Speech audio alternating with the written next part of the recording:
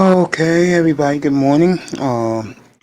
This is the Mace Taggart Experience, starring yours truly, Mace Taggart, but more importantly, my audience. And, right, we can go through some stuff. It's only one simple thing and a couple of NBA things. So, let's see. Chris Paul traded to the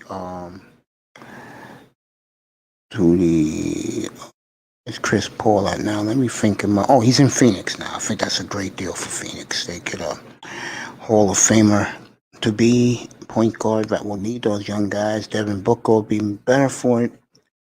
And the big center will be better for it. And um, Oklahoma City got a lot back in return, but I think Chris Paul would really like Phoenix. I think that's a good move for him. It's looking more and more like the Rockets are going full rebuild. Russell Westbrook and James Harden maybe both heading to New York, but not in the way you guys think. And what I mean by New York, I'm talking one to Brooklyn, where James Harden is turned down $100 million deal for 2 years with the Rockets extension. He wants to go to Brooklyn. I think they'll make that work. Brooklyn got 3 picks, 2 first rounders and a high second rounder. I see the Rockets taking that. And Westbrook, as I said, Knicks, Harden to the Nets, to Brooklyn, and Brooklyn got a lot of draft capital. And Russ to the Knicks for their 8th pick of the draft. Get up here, bro. Good morning. Get up here. Jrue Holiday traded to the Bucks. Good morning, my brother. Get up here, bro. I'm gonna drop the link right now. Come on up. We'll chat for a little bit.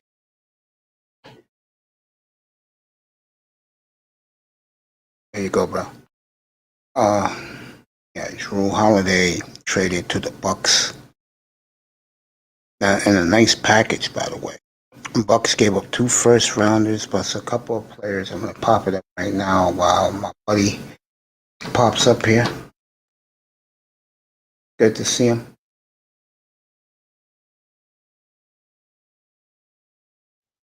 Pac-Man, Killer is coming on up. Talk to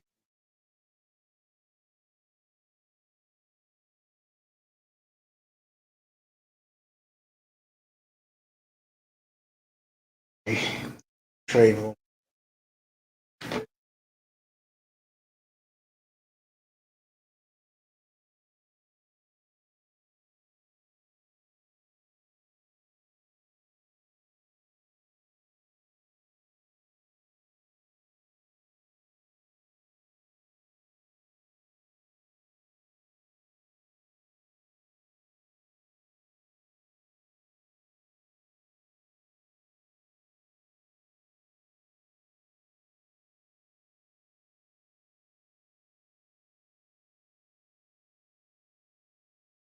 We got some NBA news right now popping up. My buddy, I hope it's be popping up soon.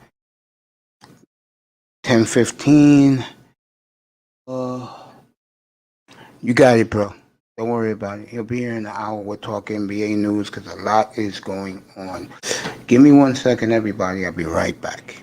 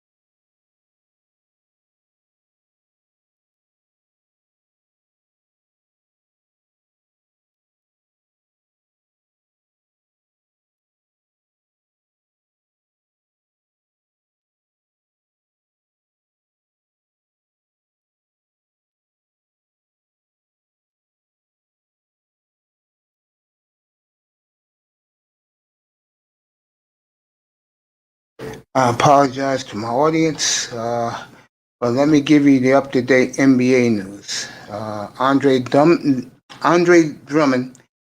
is bypassing his free agency and picking up his, let's just say, $29 million to play with the Cavaliers next year. Drew Holiday traded to the Bucks. Like I told you before,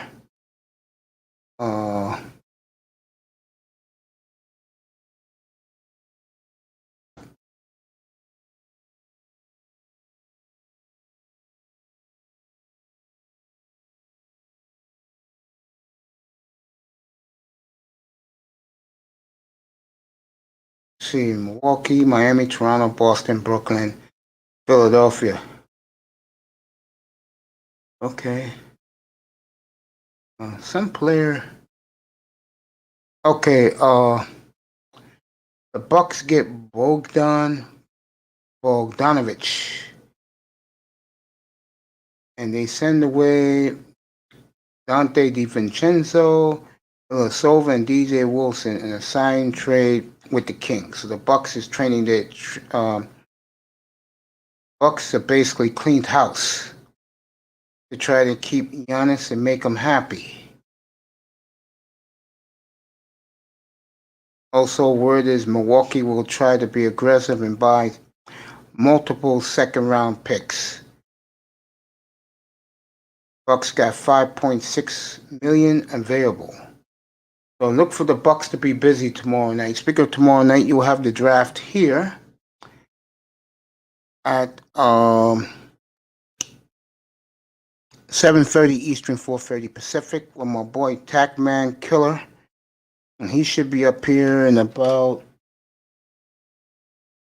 a good 45 minutes from now. Yo, Pete, come on up, bro. Sorry, Pete, that took so long, but I had to do a couple of things. Pete, here's the link. Come on up. Good morning, Pete.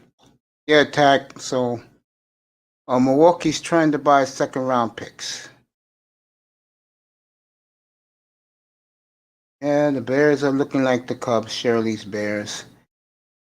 Let's see what else is happening for you good people out there.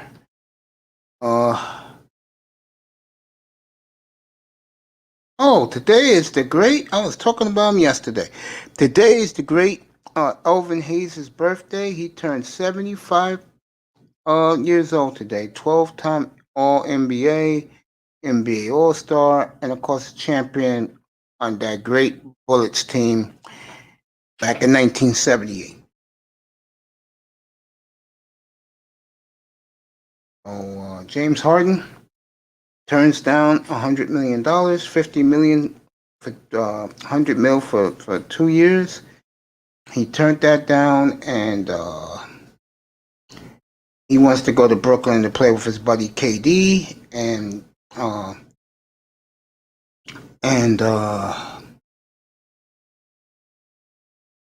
Kyrie. So that's what you get this morning from the NBA. So Jrue Holiday on his move. He's going to Milwaukee. He's got a new backcourt next year of Jrue Holiday and Bogdanovich. They'll be together in the backcourt for the Bucks.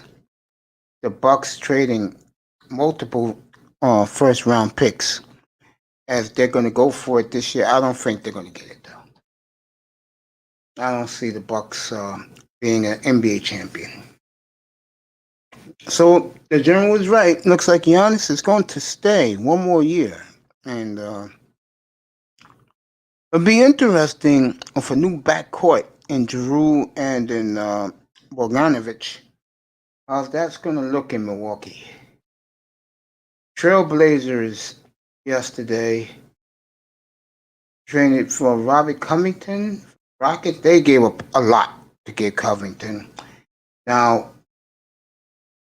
people in the Pacific Northwest, they like the deal for the Blazers. It tells you how much I don't watch the NBA. Well, I'll tell you one thing.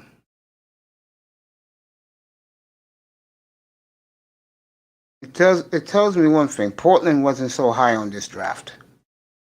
Because usually Portland like to draft and develop kids. They're not doing that this year.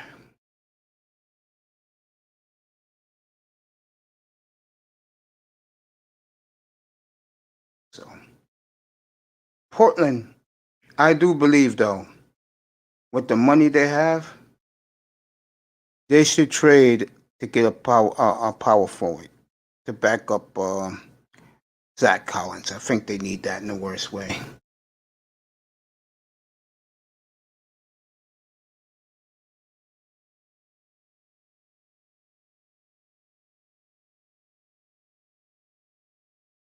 Trailblazers made their move.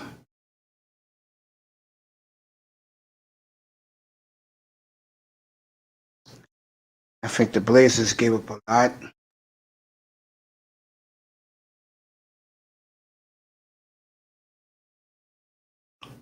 I'm not familiar with Covington. Blazer fans voted 66% that the trade was fair value.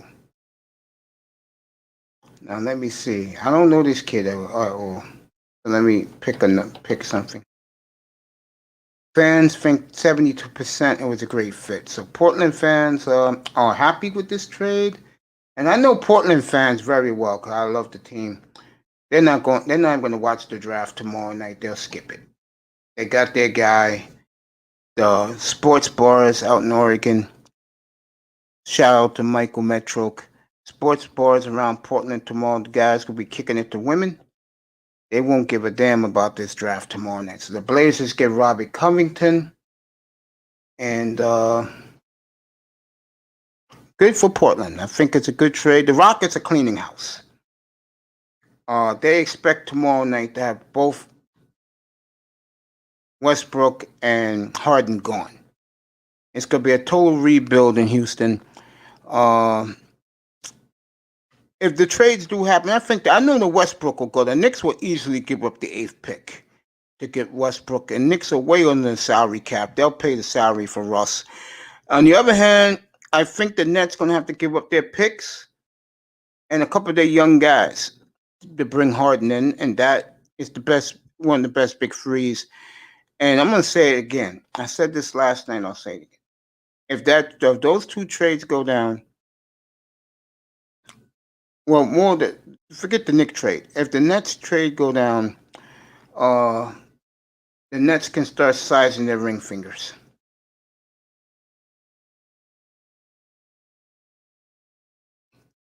Tax said Drummond should play for the Pelicans and let Zion take over the 4. Yeah, I could see that. This is the first game when Nagy didn't cover at home versus the Vikings. The Bears went under. I hope my loss with Chicago smacking my head. Pete says, everybody's having an easy, blessed day. Thank you, Pete. I wish you'd come up here, but I guess you're at work, working the phones, because I know that you work in a nice corporate office, my friend, down in beautiful Miami, Florida. Speaking of Miami, Florida, what the hell? They've won 5 in a row now down in Miami, and if they win these 3 games, they'll be 9-3. And the week of my birthday, which will be December the 8th, I will be going very hard and call it Chief Week. Be the hottest ticket in Miami, and God knows when.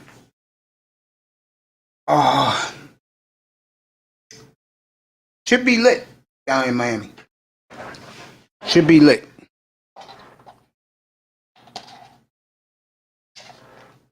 Buffalo is devastated that they blew that game. Well, they didn't blow it.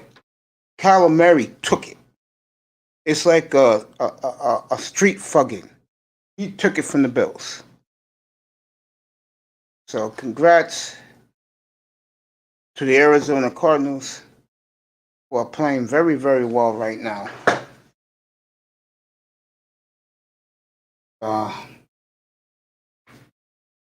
Good for them.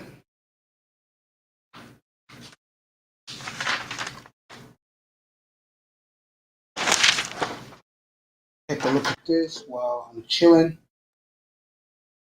Let's see. Oh, he's up here. Boy, that was a quick 45 minutes, my friend. Yeah, Uh, I got an old laptop, Going so 7 o'clock in the San Diego area, down out in Southern California. Beautiful La Jolla, all those great places down there. Good morning, my friend. hey, good morning, Mace. How you doing, brother? I'm good, man. Anytime I have you up here, it's a good night. Appreciate it. Good day in my case right now. I had Laura up here last night, and Laura was killing me about certain things. But shout out to my boy down in Houston, Laura. He won $850 over the weekend. Good for Laura. Oh yeah, nice. That's He took congrats. the Arizona over. I told him to do it. He didn't take none of my picks. Good thing he didn't, but he took the Arizona and the over. What do you think about the? Because you're going to be doing this tomorrow night.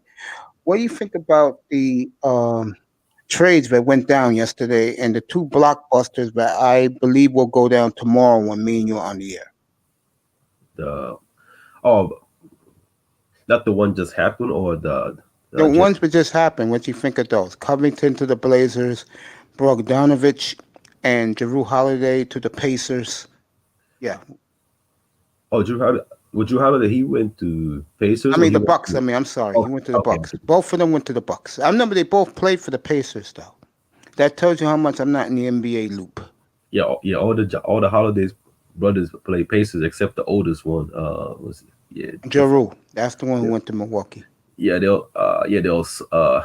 Only Drew Holiday is a consistent one. The other two it's too much expectation to step in his brother's shoes. But they can be a productive, you know, Fascinating, but slightly average player. fascinating. But the Bucks are changing their backcourt, right? That is amazing. Now they need someone who can actually shoot from all angles. That's for one of the probably the cons for what's his name.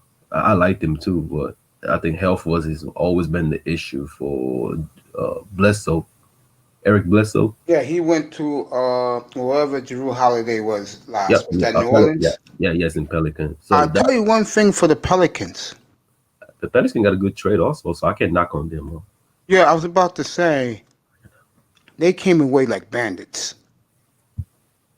That's a good young team, but the big boy from Duke got to lose a lot of weight.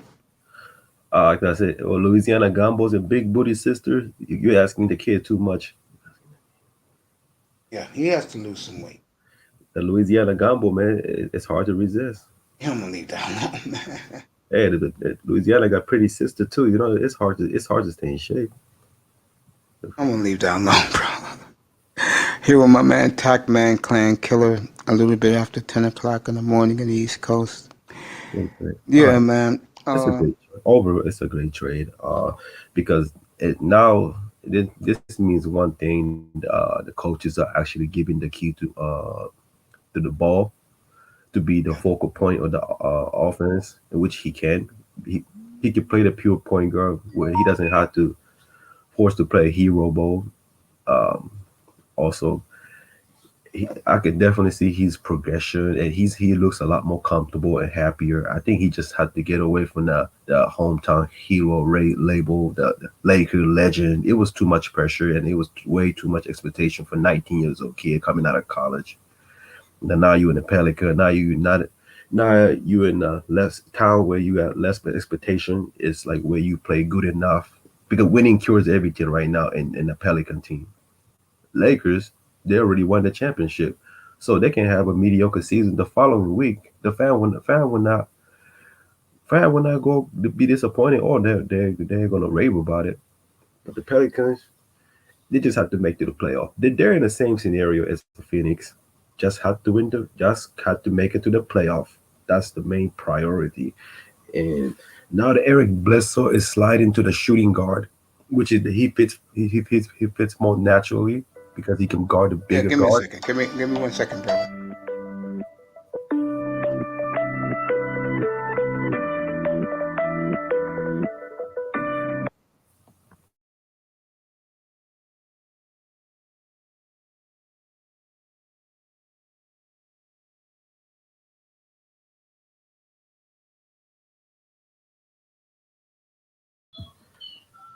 Was speaking of Monday Night Football, now the Bears are 5-5.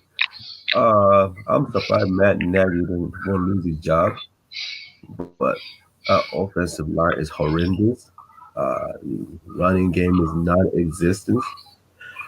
They have wide receivers, but they don't have a tight end. Well, there is one, but he's only a rookie, so I think he won't. He looks like he Kemet. I think he's going to be a late bloomer. But the Bears definitely wasting the defense. They need a quarterback next year. Hell, even if they try to trade for Matt Ryan, they got to do whatever it takes to get a quarterback next year. But they are wasting the Bears' effort on the defensive side. Talk about shame. Nick Foles isn't the answer. Mitch Trubisky isn't the answer. So, unfortunately, this might be the last year of Matt Nagy's era. It's time for new bleed, new coaching stuff, new philosophy. But if Maggie get if Nagy get terminated, he'll be probably one of the hottest offensive coordinator on the free agency marketing. I can tell you that. What's up, Beasley? Morning. Morning. How are you? Well, hey, how you doing, Bisley? I'm good. How about yourself? Great. Thank you for asking, sir. Who you got that? That's Ultraman, right? Yes, sir. You're old. Oh yeah. He used to come on at 3 o'clock. Yeah, my brother used to love watching that. Yeah, Ultraman. I remember Ultraman. Oh yeah. No, maybe he came on later than 3 o'clock, maybe 4 o'clock back east. Oh yeah. I used to watch yes, Ultraman. You got to be old to know Ultraman. At any rate, back to basketball. I didn't know Zion Williamson was fat. He is.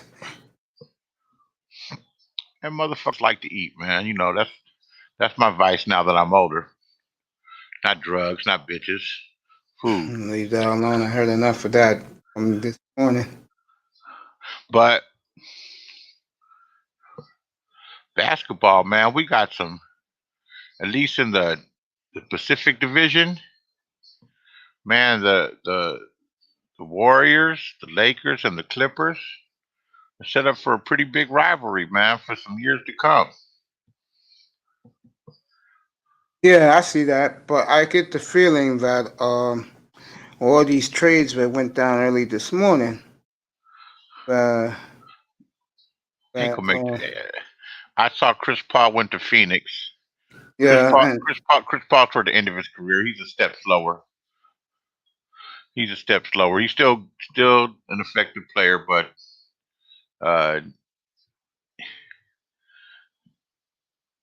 not what he was. Lakers are adding some players. Oh yeah, who the Lakers get? Some players that I don't know. You know, younger players that I don't know.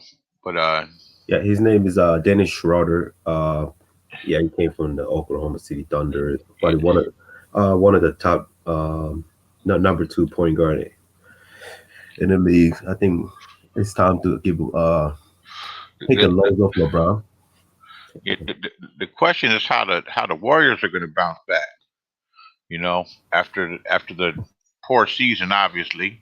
It was that was a vacation for Golden State. I think they didn't really care the past season. Yeah, last season's over, but how are you going to bounce back and get your timing? If they could add a player, you know, they're supposed to be able to trade for Giannis. That's how you pronounce his name? Milwaukee. Yeah, Giannis. Yeah, but Giannis is off the market now after what the moves the Bucks made last night. What did they do? They got Drew Holiday and they got Bogdanovic. That's their new backcourt. All right. So how does that change Giannis' status? Now he got help. Oh, he's got help, but he's a free agent. He's a free agent now. Next year. Okay. Well, he's a player to get. Speaking of that, General, unmute yourself. General. That's the reason why I'm telling General. Give me 2 seconds. All right. Yeah, take your time. See, when I'm wrong, I'm wrong. and General was up here yesterday, and he was getting on me about Giannis. But before he pops up, uh, Tack man, Tack, Yeah. what's Weissman's first name? James Wiseman. All right, That's his I'm full getting, name. I'm sending the pictures to my nephew because he was gone for the weekend. He told me that don't bother. All right, let me see something.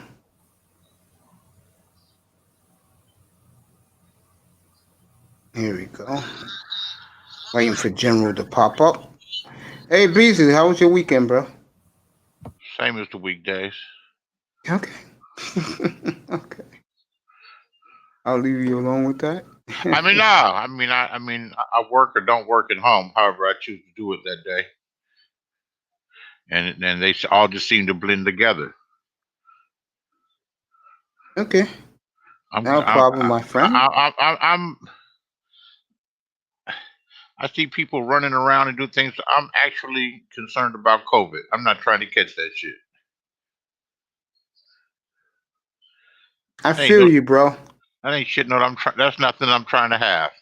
Even if it's slim to not or slim chances of getting it, ain't nothing I want to go. That ain't how I want to go out. Yeah, I don't blame you, man. Yeah. I definitely don't blame you.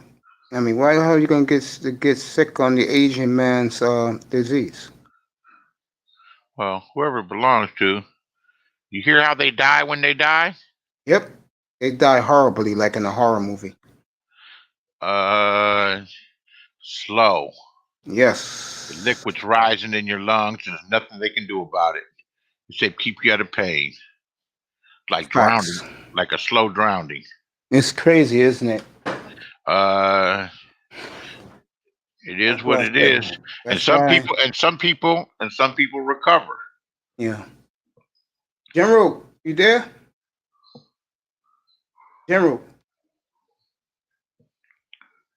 All right, General's still doing something. Yeah, it's horrible when people the way they look when they pass away. Hey, James Joseph, in the chat room. Boo Boo Bears. Good morning, by the way. The Uh, numbers, the numbers are way up on COVID too. I just watched the news this morning, the little local news, all over. It's way the fuck up. all right. He watches the Pascal News out of St. Louis. Calls me an old man, and his Bears lost last night. Yeah. Don't you hate that shit? About what, sir? People calling you an old man. Yeah, I do. But I don't. I bristle, but I'm not gonna go out here and pummel a young What? person's face about it. Oh well, maybe That's just. just a kid, you know. And if I find out he's over 4 years old, I swear to God, I'll blast his ass. Talk What are you about 50? old. What are you 55? Me? Yeah, I'm going to be in 3 weeks. Oh, you're gonna be 55. Yeah. Holy What's shit! up, Sal? You What's up, my Sagittarius? boy? It means you're Sagittarius. Yes, I am. I'm not December into the signs, but I was December told that's December I am. December 9th. December 8th is me. 3 weeks from today. Close, No, close. it's okay. I mean, All My right. brother, whatever. no, my uncle's December 9th. You ready, General? Yep. Yep. Happy pre-birthday, by the way. Thank you, And sir. I told you what was gonna happen. You didn't When I'm believe me. wrong, I'm wrong. No, it's not So about I being wrong. apologize to you. It's not about being wrong. I just kind of foresaw that. I just kind of foreseen that happening. And then let me hold on. And then the next thing is, I told you about the Chris Paul trade.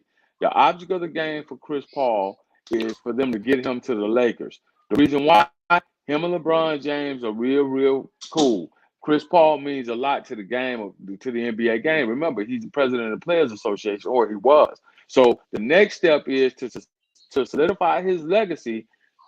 Got to get him a fucking NBA championship, and the only way to do that is to get him on a team that really can compete.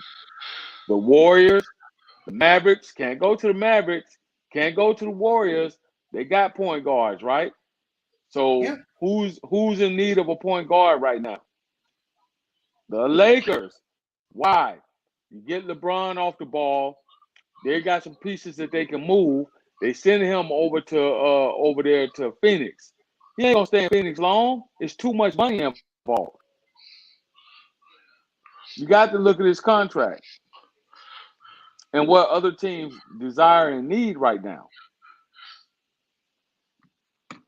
So you playing a law of averages. Based on what Phoenix is trying to do, based on what they need, who do they have over there in Phoenix right now at point guard? Nobody but Chris Paul. Hell if I know. Exactly. So what's going to happen is the Lakers, remember, they should have a pretty high draft because they missed the playoffs last year.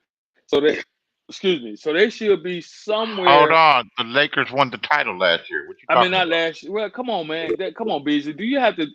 Come on now. You know what I mean. The year they missed the playoff, which was LeBron's first year.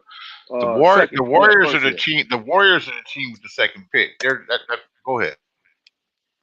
I'm going to tell you in a second what the Lakers are picking. I haven't looked at it. I haven't looked at it and diagrammed it all out as of yet because there was no NCAA season number one last year. So I haven't looked at it and diagrammed it all out to see who's in the draft and who's available and what teams need what. I haven't done that yet because it's been such an awkward year and everything it had a fast turnaround. But I guarantee you that between fucking this trade shit beginning before the season start with all these teams making trade and the February trade deadline, I guarantee Chris Paul will be moved. Guaranteed. Okay. And there was no college basketball season last year, or they stopped playing. I think they stopped playing for a few games, or and they probably stopped. They probably stopped because They stopped in the middle of the conference tournament for each conference. Okay. So again, that leads me to believe that you have to see what's out there as far as guards and all this other shit now. The Lakers have pick number 28. Yeah, the Warriors first round, right? Yeah, 28. Yeah. That's near the bottom. That's Thunder's now. Remember, that's Thunder's pick. Remember that. For what? 28. I got it right here. I got the Lakers at 28. I thought Lakers traded first. I thought they traded first round for the Danny Green and Schroeder. I think they did. Yeah, I think that was last year's draft. So do the Warriors. That's a damn shame. Lifelong Laker fan. I'm thinking about the damn Warriors. Warriors got. I don't know what the hell wrong with you. I don't know what the hell wrong with you, Beasley.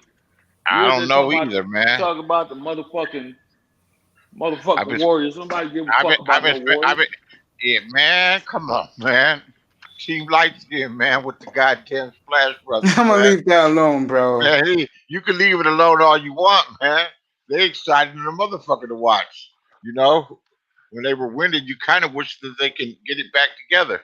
At any rate, now I'm a Laker fan. I'm still a Laker fan. I feel like we kind of bought that shit, though. Thanks, South. Well, whoa. Every team does that almost, except for the reason why I rooted for the fucking Warriors. And I'll say it again. I kind of had this thing because for the Splash Brothers. They were underdogs. Seth Curry had went through a lot of bullshit, and nobody really gave him a chance to make it in the NBA. And I was surprised that the motherfucker who came out and was the type of player that he was. So I kind of rooted for them. Plus, they hadn't won a championship in like forever. 76 since Al Adams. And then the real deal, what really pissed me off with them is they had a black coach. They had goddamn Mark Jackson, and Mark Jackson built that team. And right when they got on the cusp of being competitive for the championship, after he put the team together, they fucking fired him. And that's what pissed me off with the Warriors. You know why? Why? Oh, he's like a devout Christian, and he spoke against the general manager, who's a don't say it. Oh yeah. That homosexual. that Really? Yeah. Really? That's why they got.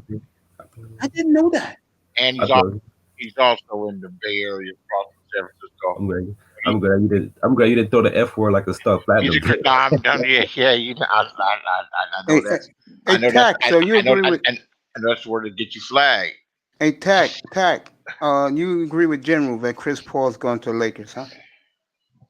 Tack. You do? Well, remember about 10 years ago, when Carmelo Anthony, LeBron, and Chris Paul had an interview on I think Slam magazine, saying one day they would like to play together somewhere down the road in the later their career. So it's not impossible, but only knockoff is if Lakers are willing to absorb that $40 million because Chris Paul is not going to opt out that his last year. First of all, You got a fat. You got. Go ahead. You got a fat contract. Can they fit under the cap? Yeah. Or are they willing to pay the penalty money for him? Yeah, they can pay the luxury tax. They can do it. Mark Jackson to answer the Baton Daily. Welcome to the show, my friend. Welcome to the family. He's not coaching. He works the NBA on ESPN, ABC network. Been doing that for the last. It's because he spoke out, and because the influence of the homosexuals. All you had to say, Beasley, is alphabet people. That's all you had to say, bro. When they think of alphabet people, I think of the FBI and the CIA. I mean, I'm not losing my network over that, bro. Man, you know I'm not gonna do that. You're not gonna do that to you intentionally. I'm trying to make it a little fun with it, though. I don't fool around with those people. Those people, you know, you would think that he would have got another job. You're right.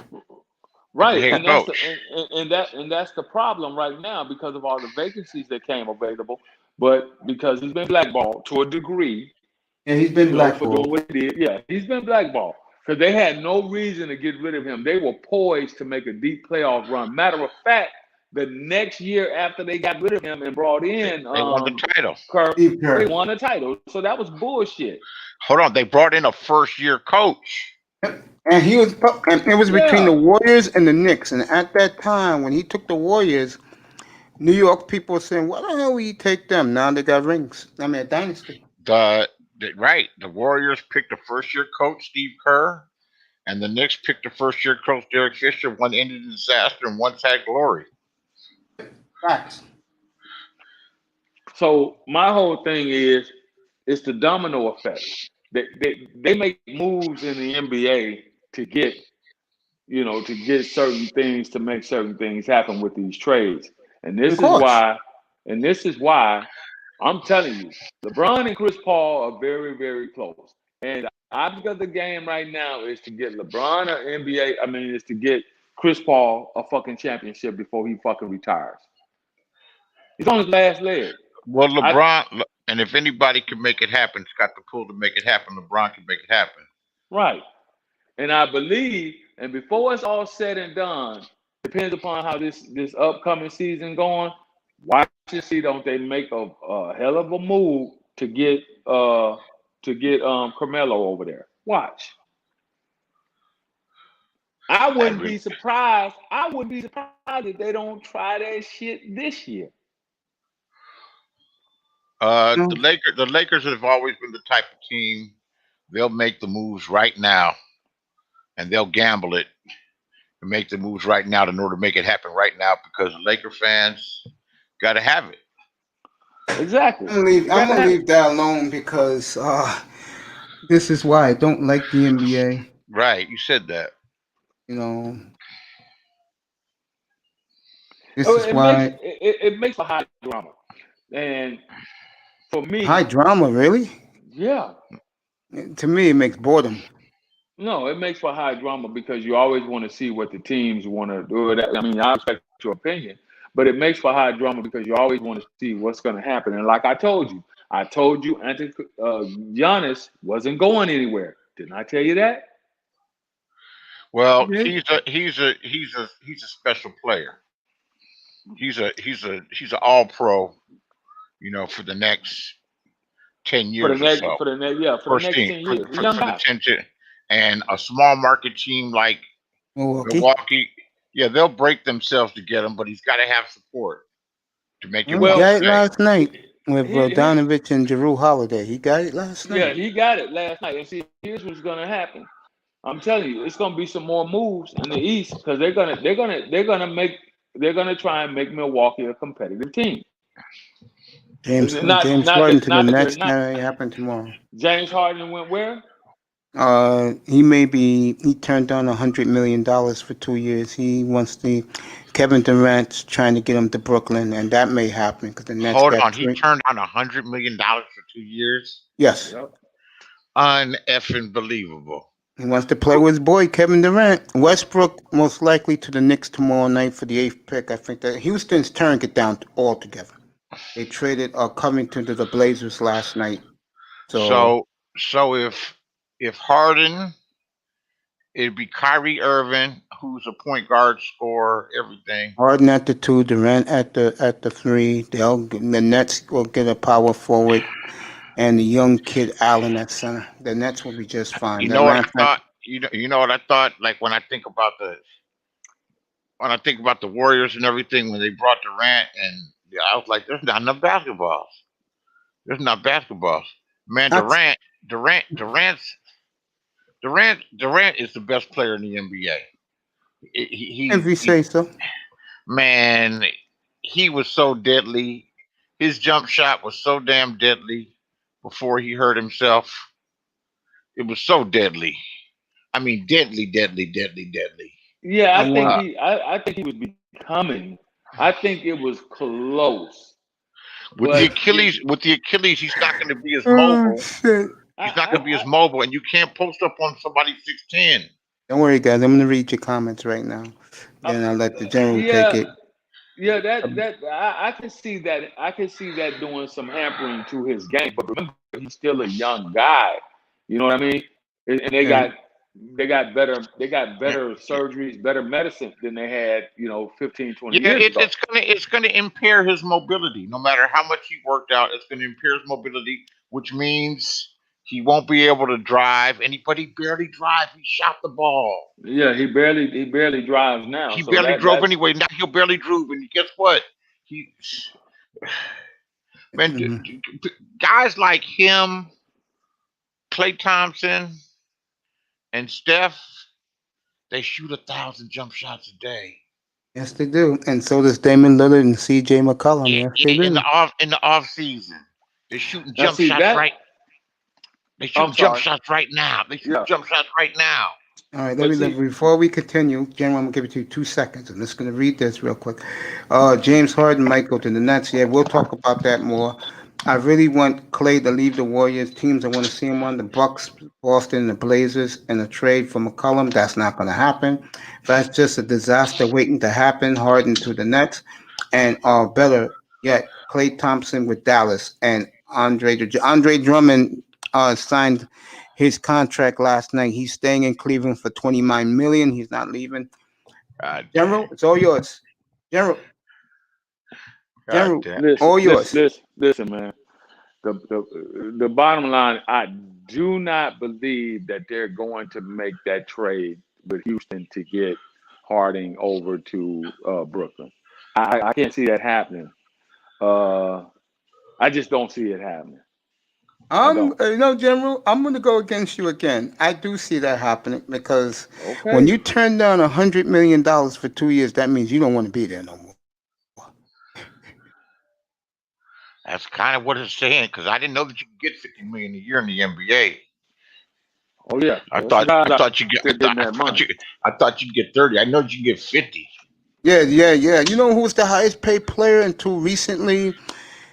He's a scrub. To me, he's a scrub. He plays for the the point guard that went from Memphis to Utah. He was the highest paid player in the league. Oh, you talking about Mike Conley? Yeah, he was the highest paid player in the league. I don't even know if I remember that name. He played with Greg Oden in college, Ohio State, about 13, 14 years. Mike Conley was the highest paid player in the league for like 2 years. Yeah, he gets more than LeBron. Yep. Yeah. Yeah, because he was the first player to sign the $150 million contract. But Damian Lillard going to be the highest paid player in 2 years. He's going to make 47 million, 54 million, 55 million, and the last year of his contract is I think 55 million again. Man, and So that's so just guaranteed too. so his total guarantee for Damian Lillard's total is $194 million. Yep. Oh man, McCollum signed a deal like that too, but a little less. No, McCollum, I small. think, is getting 150 It was like $120 million 4 or years. 120. Okay, my Yeah. man. See, this is why he's going to do the draft in this room tomorrow night, because he knows the salaries of the players and the salary cap. so let me ask you this: Yeah. are they going to be able to honor those contracts when they're not being able to fill up the stadiums? I think with that poor takes a- Allen's money, they'll be okay because God bless his soul, his sister really doesn't like the basketball teams. He loves the Seahawks because the family owns both Seahawks and Blazers. They can afford it. Well, I'm just talking well- about throughout the league because not only is that the money that they get for tickets, they make as much money. At least I know baseball. I've looked at the Dodgers numbers, so I know that, and it's probably the same throughout sports. They make as much money on concessions, and if you don't have people in the stands, you don't have them buying you don't have them buying the $11 And beer. it's a very good chance, Beasley, they'll be playing in the bubble again this year. They're making that decision. as we It's a speak. very good chance that they'll be renegotiating some contracts because if you can't with COVID, if you can't, that's got to be a big percentage of the money. Concessions, or not just concessions, parking. You know they stick you for parking. I got the president with us. I got the 5-star general, and I got the ultra eccentric and brilliant mind of DJ Child Support, aka Tacman Killer Clan Killer 187. Go ahead, Beasley. Keep rolling, No, bro. I'm just thinking of how much revenue that the owners and these teams are missing out on not getting the tickets, the stands, the concessions, and the parking. That's got to represent, man, at least 30-40% of the money. That's a big portion of the money besides the TV contract. Where are you going to get money from? TV, right? Yeah. I think both winter sports are in trouble because when you have to play in the again, if you have to play in the bubble again, you lose a lot of money. Yeah, you lose billions. You have to play in the bubble again. But hey, this is a second wave of this play. It's definitely gonna be a third in the spring. So, And plus, believe it or not, General and President Beasley, they're playing this year to August. so what you got to realize Basketball. is, yeah. So Yeah, go ahead, General. what you got to realize is the way they're going to offset that is they're looking at the TV revenue. They're going to make a lot of more money off the TV revenue because their ratings should go up. Advertisement should go up. Why? Because we're dealing with COVID. That means that people will be in their house. More people are going to tune in and watch the games on TV. So you're going to create. That's how they're going to offset the revenue that they will make at the stadiums. If it's going to be tough negotiations, I still think that yes. I agree with you with Beasley. In general, I'm not disagreeing with you because I have a beef with you, and you make an excellent point. But The ratings were down 75% on television this past year for them. And I'll say it again, it doesn't help that LeBron plays in the West because people ain't staying up late at night to see the Lakers because it's too late for a lot of people here in the East Coast. They're not doing it. and the Warriors and the Clippers. The Warriors, they love. You know why? Because the Warriors put their games at 8 o'clock at night, 5 o'clock out in your neck of the woods. And the Warriors was very smart to do that a few years ago when they were winning championships to put a lot of their home games at 5 o'clock Eastern. They got enough people in the state of California to make up for people not watching across the rest of the country. I've been back east, though, man. They be wanting to watch the Lakers. That's right. They've always wanted to watch the Lakers. It's changed now. People's changed. It used to be back when the NBA was lit. NBA ain't lit no more. This is a football country, both pro and college.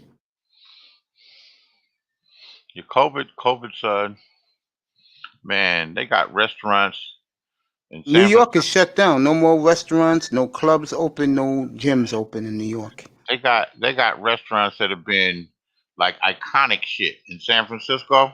Mm-hmm. Like Harrington's Bar. It's like an Mm-hmm. old fashioned bar. Mm-hmm. They've been open for 85 years, been in the family and everything. Shut down permanently. A bunch of places, man. Yeah, New Bunch. York is totally shut down again. I don't hardly drink anymore. I drank a whole half pint of No, I drank a whole half pint of Don Julio last night that I've been having sitting around for months. And it was I just drank it straight out of the cup. It's not bad to have a little cocktail every now and then. Yeah. I don't drink, but I understand where you're coming from, my friend. General, anything? General, all yours, bro. Yeah, give me a All second. yours. Okay, Give me take a your second. time. Okay, take your time. Okay, so we're talking about ratings, right? Mm-hmm. The NBA ratings had a decline 51% from last year. It points to trouble for the TV, right? However, the finals ratings, right? The final ratings improved by 63%, brother.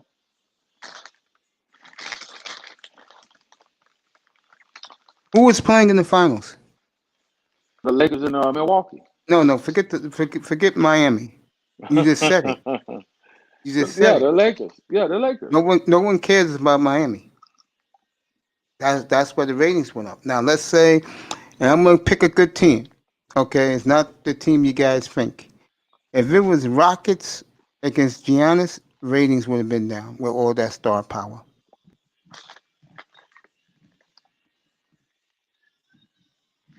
You talking Harden, you talking Westbrook, you talking Giannis, the ratings would have went down. Because the NBA, this is the main reason why I don't like the NBA, is because it's a bandwagon sport. They only care about the teams, the names in the back of the jersey, not the front of the jersey. I think most sports have turned into bandwagon sports, man. I don't think football is. Yeah, I think it has. Football? I think it has. Yeah. I think it's turning. It's going that way.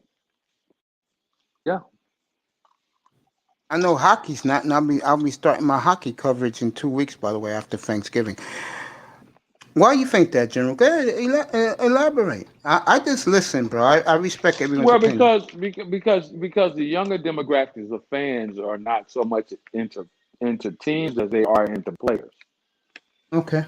Right. This is why you had a lot of people talk about, I don't care where LeBron going. Wherever LeBron go, that's my team. Right. I do hear that all the time. Or wherever LeBron go, I hate them. Uh-huh. Yeah, he got a lot of he got a lot of haters as well. But they're not like us. When I say us, older people like us. Man, don't say older, man. We just 50 plus, man. Don't say older. Because y'all are just like me, man. Y'all was just 40 a minute ago. You snap your fingers and you're 55 plus. You know? Am I right or wrong? I never said I was 40. I date women 40 and over. But when you were 40, you still, well, at least I still felt young and strong, and I'd fight somebody in the streets. Now, I'll be like, oh, no. I'm not trying to fight nobody no more. But we stick with the team, man. There's some loyalty. I do that, yeah.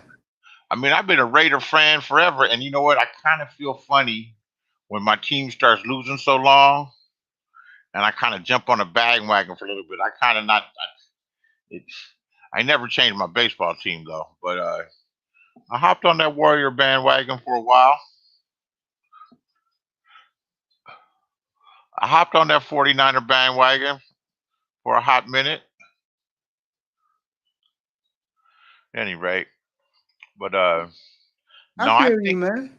I think the TV contracts, as far as being able to make up the extra money, I don't know when they negotiate them, but no, yeah, it's a good point. More people will be watching on TV. They could reach more people, but the effect of losing the parking, the concessions. You know the Dodgers make as much money selling hot dogs and beer and $7 fucking peanuts. Yeah, because they're the world Yep. champions. They should be selling that No, type of price. It's but, Dodger Stadium, the greatest but, place in Hey, the world. but hey, regardless, go ahead. what week are we in the NFL, right? Yeah, I just got a question. What week are we in? week 10, 11. This is 11. 11. Damn, okay. that was quick. Week 11. Week 11. You know that as of week 4, the NFL ratings were down by 11%. Really? Mm-hmm. I didn't know that. I didn't watch it all. I didn't watch it all on Sunday. Me, I watched my Dolphins, of course, win again. That's 5 in a row for the next dynasty of the NFL. Well, Uh, it's your passion. I couldn't find the remote control. I laid back over and went back to sleep. Man, sports is better than any piece of sex you can get any day of the week. You could have them all. I did a video that I'm gonna release soon, but I talked about the beautiful They're cut down. grass at Dodger Stadium. Nothing wrong with So 14 minutes of sex and 3 hours and 6 hours of football. You got it, bro. Go ahead, Jim. Go ahead, Jim.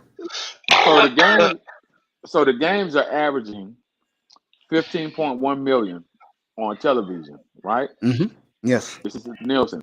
That's a 6% decline from last year, right? Mm-hmm.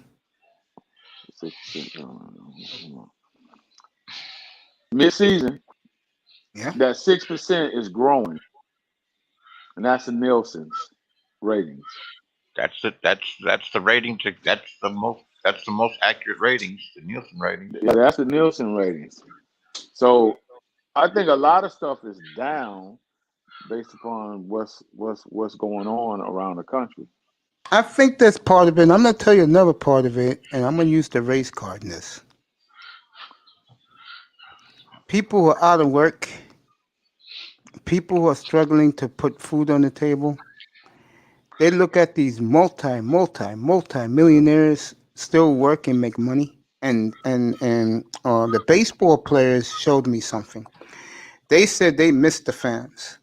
Hockey and the NBA said they didn't care about the fans. Wow.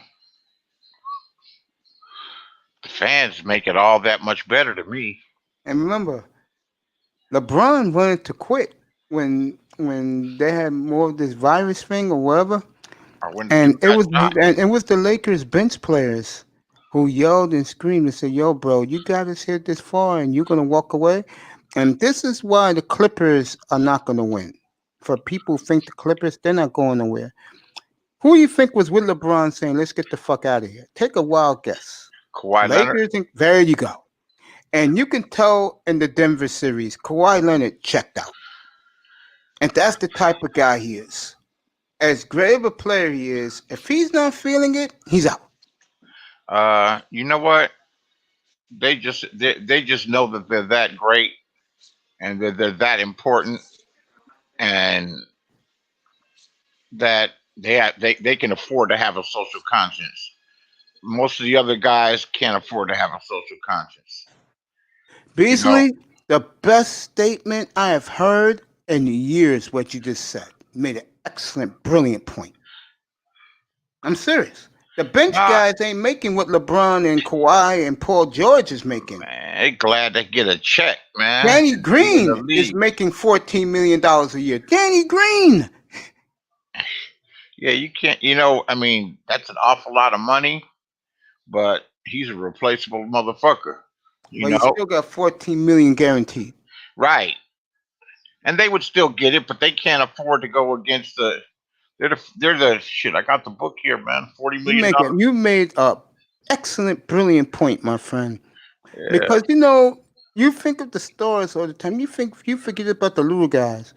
And this is one of the reasons why I'm not so. They proved me wrong, and for circumstances, but that's the reason why I look at LA sideways, the Lakers, because they're not that deep. And like you just said, Bradley, they got guys who no one even heard of that is on that bench and not making peanuts in NBA money. Peanuts. Well, yeah, it's not about the money they make. They can't afford to go against the system. they can't afford to fall in disfavor. I agree with that. You made an excellent point. Because Brilliant that point. $14 million could be the last money you ever get. Yep, that's the point you made. I realized that the second it came out of your mouth, my friend. Yeah. Brilliant point you made. You're Yeah. absolutely correct. That's why I have brilliant people like all three of you with me on the panel, because you all make excellent points. Have your ass over Tremendous. there. Have your ass over there playing in Lithuania for $150,000. Remember when we were kids? General should know this because he's in the military. He's a general. Remember when we were kids, when the Russians would lose hockey Olympic games, they were banished to the Siberia to the coal mines. I remember that shit in 1980. Oh shit! No, you know what I remember? Honestly, and it broke my heart that what happened. I remember I was in Las Vegas with my parents. I was 8 years old. The 72 Olympics. And when we got home, the Olympics started. You know, it's just me, my parents, because my brothers went to overnight camp. Two things I remember, and it will be the biggest Olympic memories of my life. Number two, the Israeli track team was executed in front of everybody in the world to see, which is so sad. You know, I watched every day of that shit, all that shit. Yeah, man. That's the Munich Olympics. Yep, 72. And number one. Mark Spitz. And number one. Well, that would be number one. All right, the massacre is number 3. Number 2, how the U.S. Olympic team was robbed by the referees and the Russians. Ooh. And good for that 72 Olympic team, because those guys to this day left their medals in the vote. They gave the middle finger to the Germans. That's right. The clock. Yep. They fixed it so bad for America to lose. Man, it's hard to remember some modern shit. I don't even know all the damn baseball players and basketball players, but I can tell you who won the 100 meters. Yeah. Greatest. I don't want to hear about Phelps. Greatest swimmer of all time, Mark Spitz. Nah, Phelps, a motherfucker. Phelps is as good as better. Going good as better. They don't remember. Nobody remember Mark Spitz. Mark Spitz. That's excellent. That's excellent. Damn. Yeah, Beasley, you are on point, my brother. I'm gonna do a show. Who's the greatest athlete to ever live? I'm not gonna tell you. I'm not gonna tell you guys. Come on, man. Who's my guy. But I'm gonna surprise you. Who's my guy? I'm not gonna tell you. When we do the show, you're gonna see it. The young people don't even know who this dude is, man. But when you're coming up, they told you who he was. Jim Thorpe. Nope.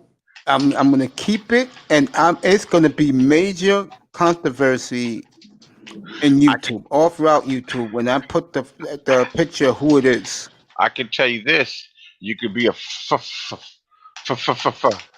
homosexual and be the best athlete at your sport. This particular person. Who's the greatest diver? I don't know. If Mark Spitz dive is him. No. I know who you're gonna pick. I know who you're talking about. I know who it is. Yeah, who is still probably people forget, man. Yeah, but who's the greatest track athlete? I actually saw him in the Olympics. Yeah. We know he changed himself. Whoa. Look who I have here. First of all, good morning, Aqua. We spoke a few hours ago. Hey, good morning, Mr. Mace. Yeah, I told you I'll be up here. Look who I got here. Unmute yourself, sir. Hey, what's going on? Hello. Mr. Fantastic. How are you? I'm good, sir. How about you? I'm good. Welcome to the family. We're just talking NBA. I'm going to do a show. And next weekend, I'm going to do who's the greatest rapper of all time this weekend. Next week, I'm going to do who's the greatest athlete of all time. Welcome here, sir. What up? Mate. What's up, Fantastic? Hey, mate. What's going on? I'm gonna show you how the game works, right? So listen to this. Okay. The 2021 salary cap, right? Yes. 2021, 2022 salary cap, right? Yes. Okay, let me see if I can read this shit. The cap holds Representative. I can't see this shit. for pretending free agents, unsigned and draft picks, right? Here's You're what talking the NBA. Lakers. Fantastic. I'm Yeah. talking NBA. Here's all players that the Lakers can get rid of, and they could get their money back for the salary cap. Okay. All right. Danny Green, his salary is $19 million. Oh, They can Jesus, they offload paid him him. that much, bro. Kyle Kuzma, his salary is $8 million. They already They get traded rid of him, didn't they? No, they didn't Avery- trade Kuzma. Nah, yet. not Hold yet. on. Okay. On. Avery Bradley, they can let him go. They'll get $6,506,955 for him. They can let JaVale McGee go. They'll These get Laker another fans, boy. $5,460,000 for him. They could get rid of Alex Caruso, which I don't think they will. That's $225,000. They could also get rid of Quinn Cook. He's at $3,900,000.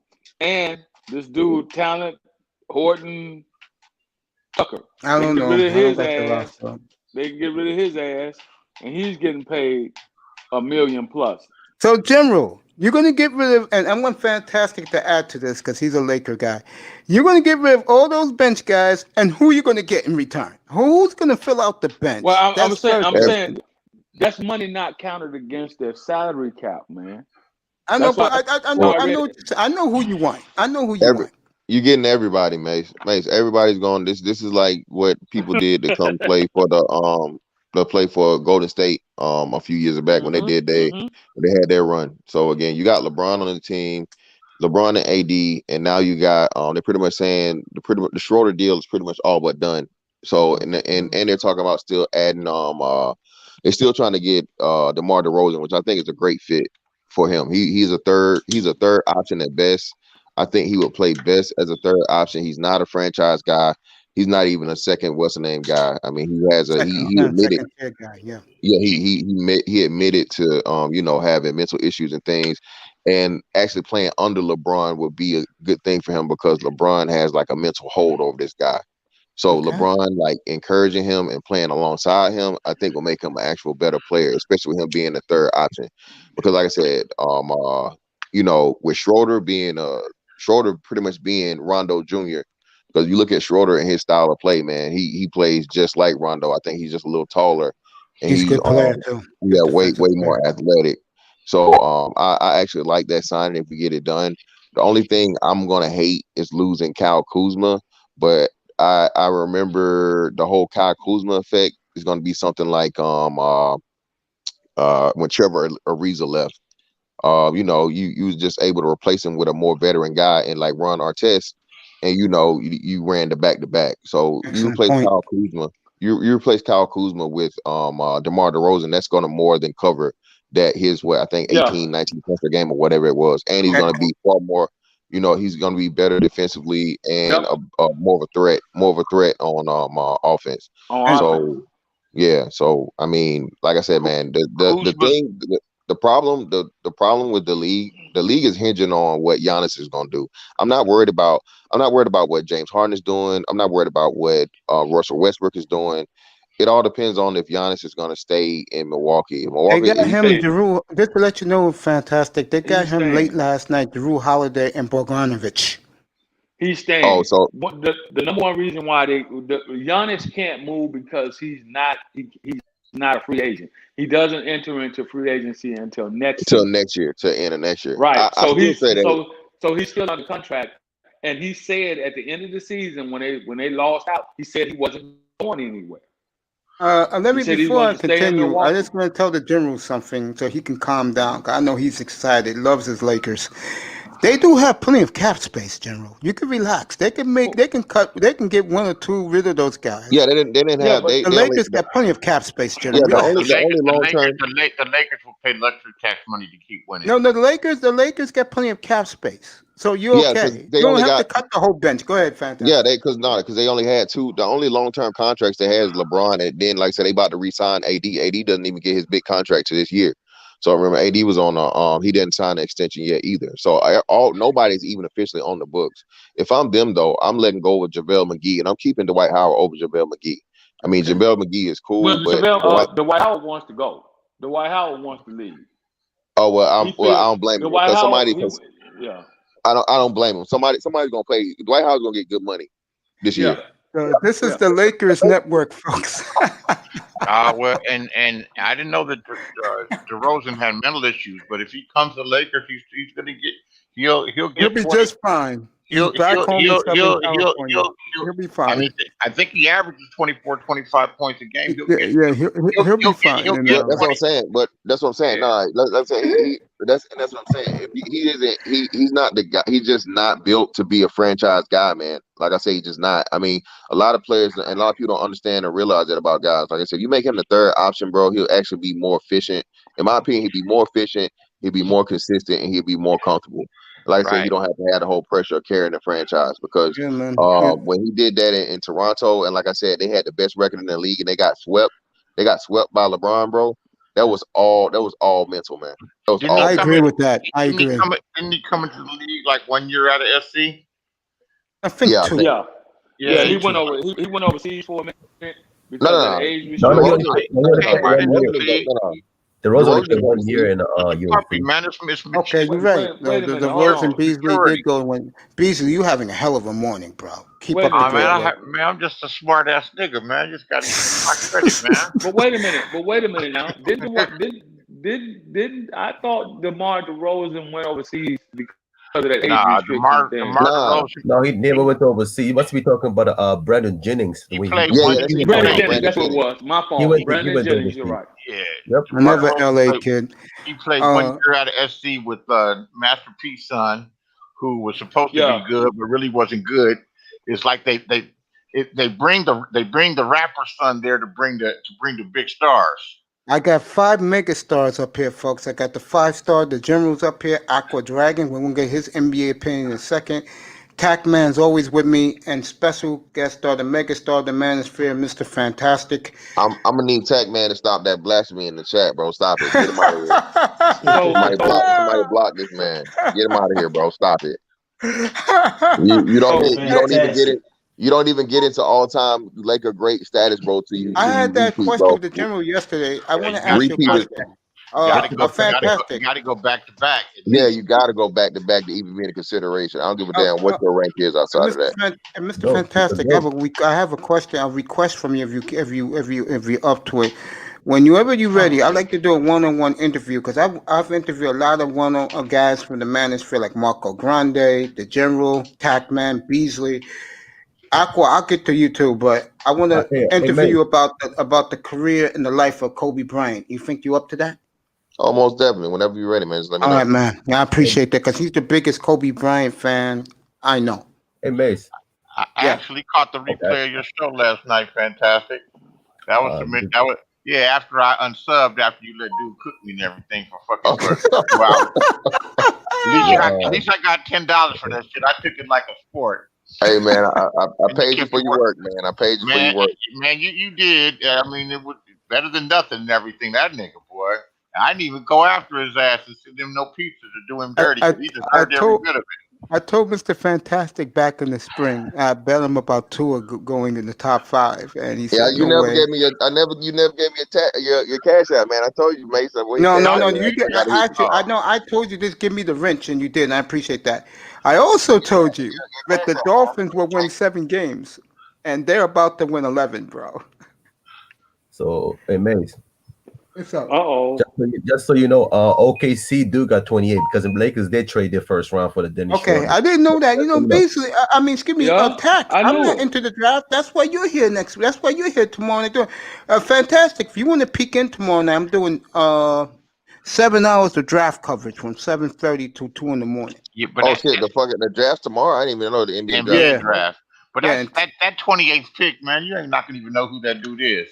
I mean, the question is LaMelo going to be available?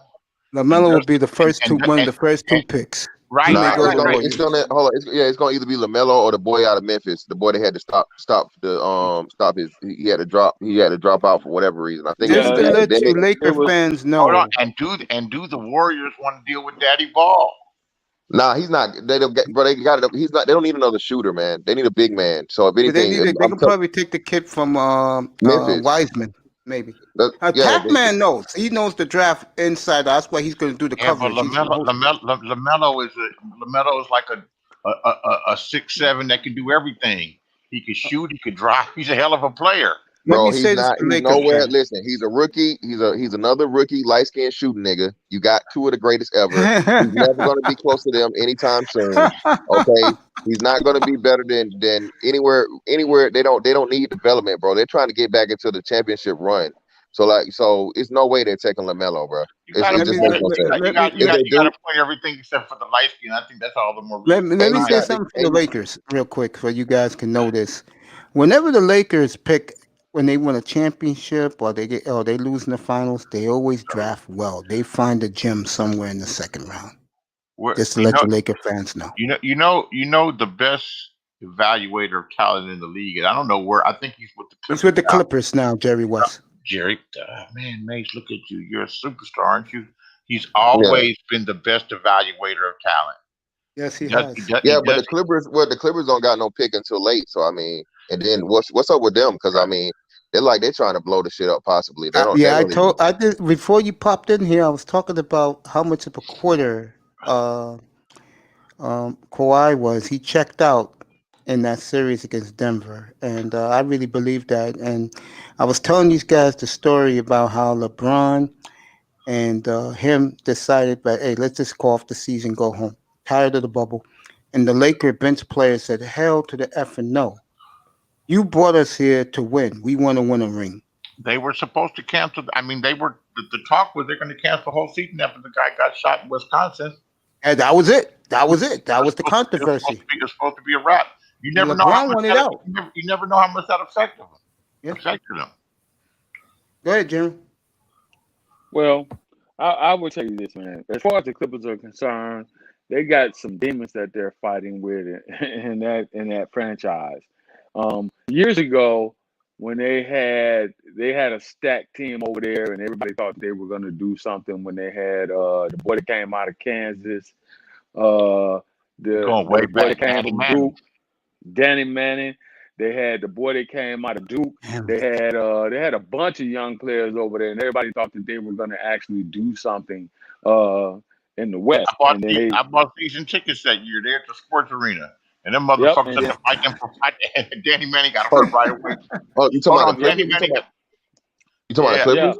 Yeah, I'm talking about Clippers. They used to play at the sports arena, and the sports arena is dead up in the middle of the hood. And man, they signed Danny Manning. Danny Manning was the #1 pick out of Kansas. You do know you're talking 35 years ago, right, fellas? Man, but the young guys should know this shit too if they're aficionados of the sport. Stop it, bro. Danny Manning did nothing in the NBA, bro. Stop it. I can tell you right now, Mr. Fantastic, the first time and the only time I've ever been on this panel showed me the ultimate respect. Because he's a big Michael Jordan fan and he knows everything about Jordan. When I told him about Kareem, he knows about Kareem because even before I was on his platform, he gave Kareem the greatest props of one of these young guys, bro. And just having you here, my friend, Mr. Fantastic, because I've always been in your room and everything. Having all of you, General, Aqua, Beasley, and of course my boy Tack. Having all 5 of you guys up here is an honor and a pleasure. I mean that. And I appreciate you guys so much in your knowledge. You guys know what you're talking about. Makes my job a lot easier. Hope Fantastic pops back up. All right, General. Before I go to General, Aqua, go ahead. What do you think about the NBA, bro? I'm not really a huge NBA fan, but I'm definitely a LeBron fan. Okay. And I'm definitely I'm a Golden State Warrior fan. And LeBron really did his thing this year. He really came, to the team and brought some of his talents and his greatness to the team, and they was able to, to pull it off. So I'm definitely proud of him, and I'm proud of them for that. And these Laker fans, man. Yeah. And I'm a Golden State Warriors fan. Yeah, go ahead. I'm a Oh, Golden State Jesus, Warriors another fan. one. Just I'm with you, no, Jimmy. listen. How the hell could you But put no, LeBron? How long you been a Warriors fan? How long you been a Warriors fan? for a few years, you know what I'm saying? Like when I saw Steph Oh, Curry, I I'm like, smell a damn. bandwagon. Since they've I been smell winning. a bandwagon. Yeah. Hey, it could be a bandwagon, but I'm a fan because I respect them. You know what I'm saying? Steph Curry's a good player. You know, the Golden State Warriors are a pretty good team. So He's a great. Well, you just a nice casual fan, right? I remember great player. I remember when Golden State fans was mad because they got rid of Monte Ellis for Steph Curry, and I was just like, man, why? Why are y'all mad? I mean, Monte You know Ellis why? was like, You know what they was. You know what the local rapper said, Mr. Fab? oh yeah, because he was blood or some shit, right? He was on the gang niggas, right? No. Ain't no Bloods up north.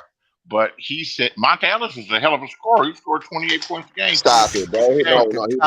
Monte Ellis scored 28 points per game. You know what he said? He said, what they get rid of Monte for, and they're going to let this light-skinned nigga start. I swear to God. And they both of them light-skinned. For one. And two, Monte Ellis did not score no 28 points per game. And three, like I said, he was inefficient as fuck. He was like a worse version of Allen Iverson. He's 26, 27 points a game. He was the star of the team, but they got rid of him for Curry to step up. Wisely, the best move they ever made. Yeah, that was a good investment. In hindsight, when it happened, it was like, they were dumb because again, this is the problem with fans. Fans don't know basketball, bro. Fans do not know basketball. You were never going to win even get close to winning a championship with Monte Ellis. They were better off when they had BD leave the team. Barry Davis was when Barry Davis leave the team, it was better. Like I said, I agree with that with Steven Jackson. Yeah, that was a good group. Yeah, it went downhill from there when he left. Again, that's when y'all had was Don Nelson the coach then? Yeah, right? It was Don Nelson, right? Don Nelson brought the running gun, and then y'all had BD. I can never remember this nigga name, but a bald head nigga that wear the he wore the headband and he did everything. He was everything guy. I used to always get him on the draft. Corey Maggette. No, not Maggette. The other dude. He played for Elton Brand. No, not Elton Brand. I never played for Warriors. He played for Indiana. He played for the Warriors, and he played somewhere else before he got David West. No, not David West. David West never wore a headband. This dude was a forward. He was a forward. He was like a 999 guy. He was like a utility guy. He did everything. And I know what you're talking about. I can't think of his name in my life. So that roster I was talking about with Danny Manning. Listen to who was on that team. Okay. They had Gary Grant. It might have been Al Harrington that you're talking about. Yeah. They had Gary Grant. Al Harrington. That's what it is. Al Harrington. Al Harrington. Al Harrington's good. General going way back. But go ahead. So they on that team, they had Gary Grant, out of Michigan, Ron Harper, Jaren Jackson, Mark Jackson, Danny Manning, Kiki Vandeweghe, Lloyd Bolt on that squad. That was the team where they thought Mark Jackson. I didn't know Mark Jackson played for Mark Jackson, the point guard. Mark Jackson. Yeah, they traded him for Charles Smith. Yeah, I didn't know he played. I didn't know he played for the Clippers. The Knicks traded him for Charles Smith. This is what I'm trying to tell you. This particular squad, when they had Ron Harper and goddamn Mark Jackson, along with Danny Manning and Kiki Vandeweghe and Lloyd Bolt, all on that team, and they had John Hot Rod Williams on the team as well. I forgot about John Hot Rod Williams. Yeah, but what year was that though? What year was it? 88. So you get nothing. You're not beating the Lakers. You're not beating the Trailblazers. You're not beating none of those other teams. but you're gonna compete. You're gonna go. Did they make the playoffs? What I'm saying is, no. Let the general finish. What I'm saying is not that they were going to beat the Lakers at that particular point in time, but had they been able to keep this team together for a few years, they would have been able to compete, be very competitive in the West. But that's what I'm saying, though. That's paper. Like, people do that all the time, man. Like, it's a lot of teams that look good on paper, but like when it really comes up to it, man. This was 92, 93, actually. Yeah, you had no chance then. That's what I'm saying. You had no chance in the 90s, man. None. Zero. Well, the 88 that year, You know you can go up there after the sports arena and get you a Clipper ticket for $5 outside the thing and sneak your all Because the way the down and team get was you a good shit. seat. That's why you can There go was see the no Clippers there for was $5. but yet no, that's the truth. But you could never but you couldn't get into the forum for under 50 unless you could sneak in. And when I say sneak in, if you knew somebody that worked the Yeah, door and you give yeah, them $10 and they let you in, like I told you, but you'd have to stand up. I told General last night that I know a hottie that lives in Manhattan Beach out there. But because her dad was the composer for Dark Shadows, she got all season tickets for the Dodgers, the Lakers, the Kings, the Rams, UCLA. So The Lakers were so hot for so long. They paid their vendors in Laker tickets. yeah, They didn't write checks. They paid their vendors in tickets. yeah. Uh, Fantastic, my friend. Yes, sir. Talk about, in your opinion, where do the Lakers go from here? I'm gonna do Fantastic, then General, and then I'm gonna do Beasley. Where do you think your Lakers go from here? As far as what? As far as like this season or long Yeah, term? yeah, season. Yeah, I'll do the next 2 years. Well, it depends. Like I said, we the man on the hill right now, of course. Hmm. I like the Schroeder deal. Is the Schroeder deal final? It's not final, right? I don't know. I don't think so. It's Yeah, I'll actually, check it I out. don't think. it's I actually don't think final now. Yeah, the Schroeder. I don't know. When I last checked, they were still going through the process. But Okay. with Schroeder, and then like I said, if they can still get DeMar DeRozan, I like us repeating. Like I really don't with that. And like I said, the bench will come. Like as long as you keep Alex Caruso, somebody like the kid that we had from that came from Golden State, him, you Hmm. just have a decent backup bench. You'll have people that are gonna take the pay cut to come play with LeBron and play in LA to get a chip. All right. And you're So right I'm not about worried about that. that. A year ago, I thought you was nuts when you said it. Right now, you right on point. You did call down your platform, sir. I remember that. Yeah. And I'm y'all know I'm not, man. I'm the most anti LeBron guy ever, man. But hey, he I got the know. chip. He got to repeat.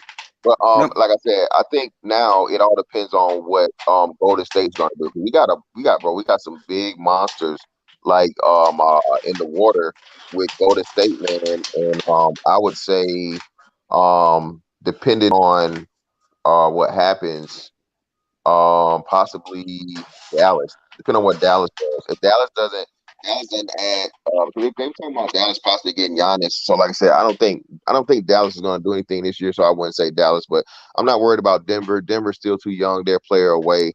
Um, uh, I'm surprised to see what's going to happen this year with Portland. I don't see either Dame or what's name's out of Portland this year. One of the two of them got to go because they're never going to go anywhere with those two. It's just not going to work. And OKC actually did the Western Conference a favor by sending fucking CP3 to Phoenix. Phoenix because that's not going to do shit. They'll make the playoffs this year, probably like a 7 seed, 7 8 seed, but he's not gonna put that team over the top, and they were just dumb, I guess, because like I said, nobody else really wanted to take that contract because, bro, hopefully, and thank God, he had like a resurgence fucking year this year. Who knows what the hell he did? I don't know if the dude found the fountain of youth, or he got a new trainer, but he played lights out this year, and he made it through the whole season for the most part, no injuries along with the playoffs. So as far as we go, man, as of now, and I don't even see any competition in the East because everybody's talking about James Harden going to Brooklyn. Brooklyn, of course. And again, bro, I'm not worried about it. I've yet to see James Harden. James Harden doesn't play well as the backup guy, or even liking to concede to anyone. Period. He's definitely not gonna be the number one guy. He's definitely not no chance of being the number one guy in Brooklyn. So maybe this is him finally admitting that and understanding it. Because again, I mean, at this point, silly people are calling him like the greatest scorer of all time. People that have no context of like basketball or whatever. But I think he's out of the thing now where he's got all the individual accolades, and he knows that in order for his career to be solidified, he needs that ring. So and the thing that works for him is the same thing with KD and Kyrie. They both need rings too, outside of Golden State for KD and outside of LeBron for Kyrie. But he just got to be healthy. So as of now, man, if we get DeRozan, I'm like I will put whatever on us repeating. Okay, everybody in the chat room agrees with you. By the way, go ahead, General. What you think about the Lakers in 2 years? Well, Next 2 years. well, I have to agree with what Fantastic just said, man. If we can maintain and not lose the core group outside of Dwight, who wants to go away because somebody's going to pay him some money, and remember he was only on a 1-year deal. If they can keep Contavious Caldwell Pope, I think he proved himself in the end. He was, he's a good veteran. I think they still own the rights to what's the boy name that was over there in New Orleans with the big boy, the dumb dude Zion, Brandon that got hurt. Ingram. No, the one that got hurt. Brandon They traded him Ingram. to- No, man. He was over there with goddamn the eyebrow dude that came from New Orleans. And Oh, Anthony Fletcher. Davis. Oh, Anthony DeMarcus Davis. Cousins. He's talking about the Cousins. No, we cut Cousins. We cut Cousins. I know we cut him, but I think they still own the rights to him. I think they still hold the rights to him. So that may be an X factor. Depends on how well he can, if they choose to bring him back in the absence of the White House. No, I So- see so- DeMarcus so- Cousins going somewhere else to get paid. I just asked about him. Man, I don't know. He's lucky to get on. He's lucky to get a contract. Yeah, Man, I he's- see him he's- going somewhere else. He's had some bad breaks. Yeah. He's had some bad breaks. No, he's lucky. He's lucky to get a contract. Yeah, I think he's done, man. Like I said, he had back to back non-forced knee injuries, man. He's on some He had the Achilles. Yeah, well, he twice. had the Achilles and my back. No, you're right. He had the Achilles and then he had an And the ACL tear. ACL, yeah. Yeah, the ACL tear like back to back, man. And like I said, he's not no skinny dude either, man. That's a big Tackle. dude. That's a big boy. Right. Attack man saying But he he's can- broken but his he- too but he busy can trying to shoot. kill his baby mom. He can post up and shoot. Yeah, but I see them doing the same thing they did with him with whoever gets him. I see them doing the same thing they did with Dwight Howard. They'll get him a week to week contract or a month to month contract, and then eventually sign him for the low. So and he really don't have no leverage. He don't have no option. You know what I'm saying? Because again, bro, he was such a behavior problem. He didn't really have no leverage even before the nobody wanted to pick him up. Nobody wanted to pick him up before he even had the ACL, or they didn't want to pick him up after he got. They didn't want to pick him up before he had the ACL. But no. He didn't have any disciplinary issues or whatever when he was with Golden State. It was just the injury thing. Right. Yeah, so like I said, he pretty much. I think he beat that thing. He had the crazy ass baby mama shit. Tried to set him up, that year or he told you killer, right? Yeah. That. So that outside of that shit, he caught a case for that. They dropped the charges. Though. But but like I said, outside of that, he stopped a lot of the antics, man. So but like y'all say, I highly doubt nobody's gonna put. I'm not giving DeMarcus Cousins has no leverage at this point. So like I said, is he gonna get the Dwight Howard treatment? I say he would, because again, like I said, at least Dwight Howard was actually putting up numbers and he was actually playing. And after his surgeries and things like that, so on and so forth, and he proved himself. You know what I'm saying? He definitely proved himself to be worth it. But Dwight Howard is also in way better shape. You know what I'm saying? And keeps up with his body, all his conditioning way better than DeMarcus Cousins does too. So again, man, I don't know. Those are two different guys.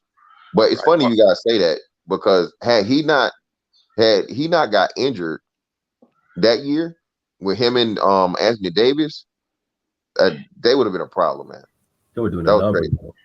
They would have been a nightmare, especially for Golden State. He'd recovered and they had a documentary on either HBO or Showtime that showed his recovery process and what he went through with the Achilles. And it shows you how serious an Achilles is. Yeah, Achilles is like, I don't think people understand, bro. Achilles is a career killer, man. Like I think you only had like one person really come back from it. That was Dominique, right? Dominique was the only one that came back true to form. And Kobe, like I say, man, Kobe, that hurt my heart, bro. To like watch Kobe fucking pretty much just like play for the sake of playing for them last 3 seasons, because he wasn't the same guy, man. It was just, watching Kevin Durant was really a heartbreaker, man. As well as he was playing, and he was hurt, and they brought him back.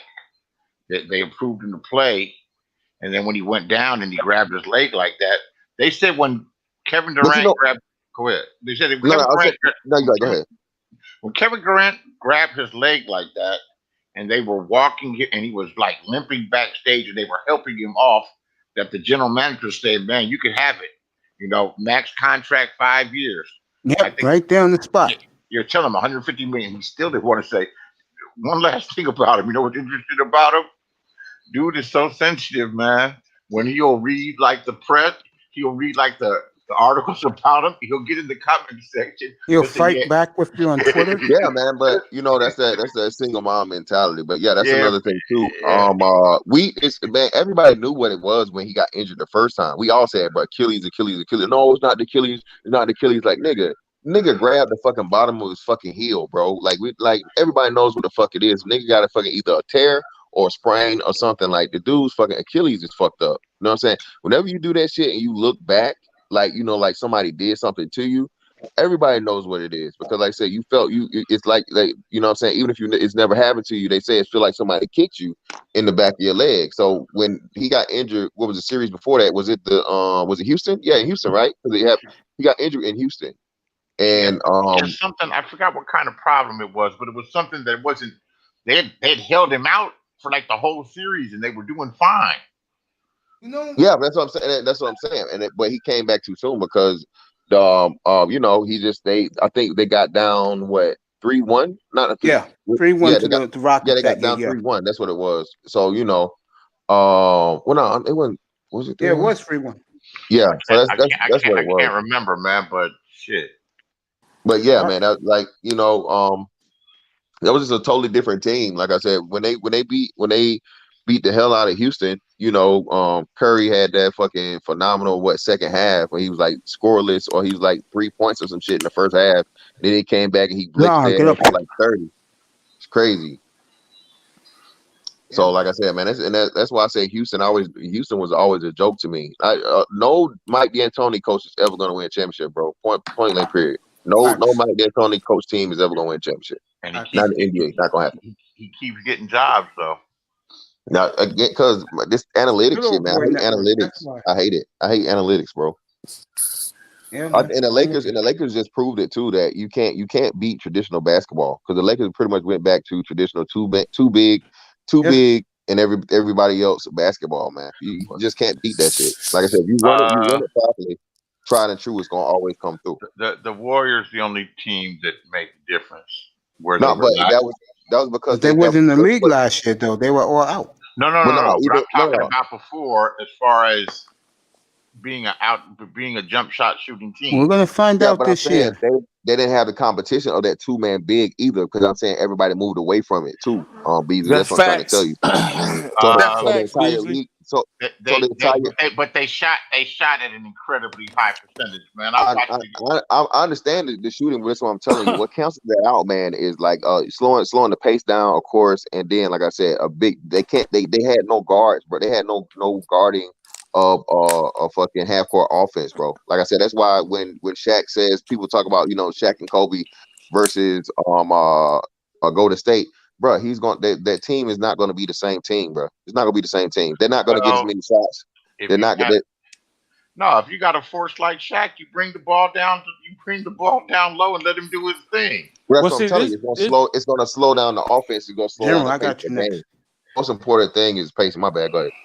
Well, this is what happened when Golden State started winning their championships. What a lot of people didn't realize, because I watched it materialize. Golden State went back to the traditional 5-man, 5-position basketball. Before a lot of people in the NBA, before they caught on to it, they were talking about the stretch 3 and the stretch 4. What Golden State did in their first and second championship, for a fact, they went back to traditional position basketball. That's what threw a lot of people off in the NBA. They didn't catch on to it until the motherfuckers had already won 2 championships. That's what happened with that. Whoa, no, sir. Oh, yes, they did. They went back to traditional 5-position basketball. It wasn't until what do you mean no? Exactly what I said. You can look at the roster and tell. All right, you tell me what they did. They kept. they kept a stretch 4 and they kept a floating 5. The 5 was doing a true 5. Who was the stretch 4 that they had?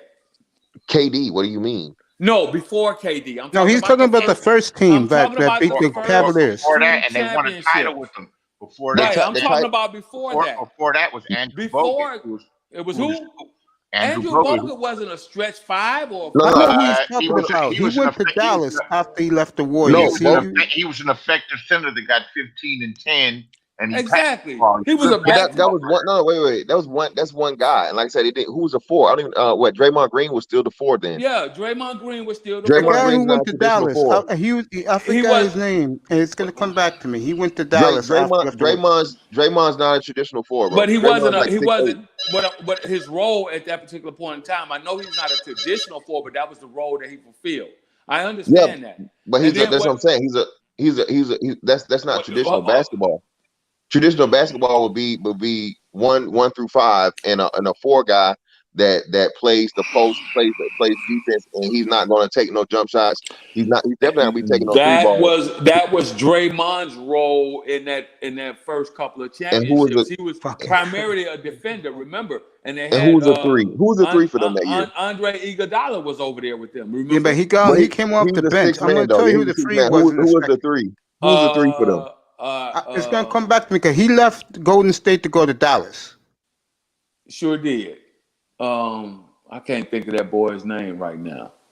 Oh, he came out of North Carolina. Barnes, Matt Barnes. Yes, Matt Barnes. Harrison Barnes. Harrison Barnes. He was a traditional fucking 3. They had Clay at the 2, shooting guard. They had Stephon, the boy, the other light-skinned boy, Splash brother. Curry at the point guard. They had Draymond, which his role was kind of like, you could say it was almost a little bit non-traditional because he didn't shoot a lot of outside shots. Nah, bro, he's definitely not traditional. He did the dirty work. Like I said, he was and he didn't. Did he win Defensive Player of the Year that year? Did he win Defensive Player of the Year? The year after. No, yeah, 73 and 9 season he won it. He did. So this is what I'm saying, man. When they and then the next year, like I said, they got rid of Bogut. Bogut got hurt. Yep. So Bogut was there the second season when they lost. Yep. But after that, like I said, the way, even though they had the roster, the way that Steve Kerr was playing it, bro, like I said, he didn't go to Bogut until he needed to really slow the game down. They was mostly running fast-paced fucking offense, man. Where you had what's the dude named Festus Ezeli? I'll never fucking forget it. He was in the game more than Bogut was because again, he was able to just run. All he wants you to do was get rebounds and kick the ball out if necessary. If you can get an easy putback, get an easy putback. But you're not running no post plays in that first. That's not what I was saying. I was saying the style of play that they had for the most part during those first 2 seasons was traditional basketball, and a lot of the NBA didn't catch on to it. I forgot who was that said that it wasn't on TNT. Fucking Smith. Kenny Smith was the one who pointed it out. And I was like, oh shit, you're right. Kenny Smith sat there and did a whole goddamn diagram and drawed the shit down. He said the problem is in the NBA right now, the reason why Golden State is so effective is because they're back to playing traditional 5-man basketball. And the NBA just hasn't caught up to it because everybody is so concerned with these tweener players, these stretch 4s and these stretch 3s, stretch 4s and stretch 5s. That's what threw a lot of people off in the NBA. And when people picked up on it, it was too late because KD came. Then they really went truly non-traditional with KD in the game, having the 3 shooters the way that they did. Basically, they had 3 fucking guards and a fucking 2 forwards. Yeah, because they was running KD at the 5 at times. So that's what I'm saying. So most of us, I'm talking about. Well, which still would be considered traditional, but he was a stretch 5 because he shot a lot of jumpers. Nothing about your 5-man being able to put the ball on the floor and dribble and lead the fucking what's name is traditional, man. I get that. I'm not saying that you're thinking about the word traditional in the wrong sense. It's traditional with a modern twist on it, with meaning that you have players that could do certain things that traditional players could not do. Like Shyt. Shyt couldn't put the ball on the floor like fucking KD. You understand what I'm saying? But him being in that center role at times made it that way. Pippen was a point forward for the Chicago Bulls. Did Chicago play traditional basketball at all? Think about it. Think about what I asked you. No, they didn't. No, they didn't. Yes, it did. No, when? Yes, it did. When? Yes, they did. What do you mean? The triangle is as traditional as it gets.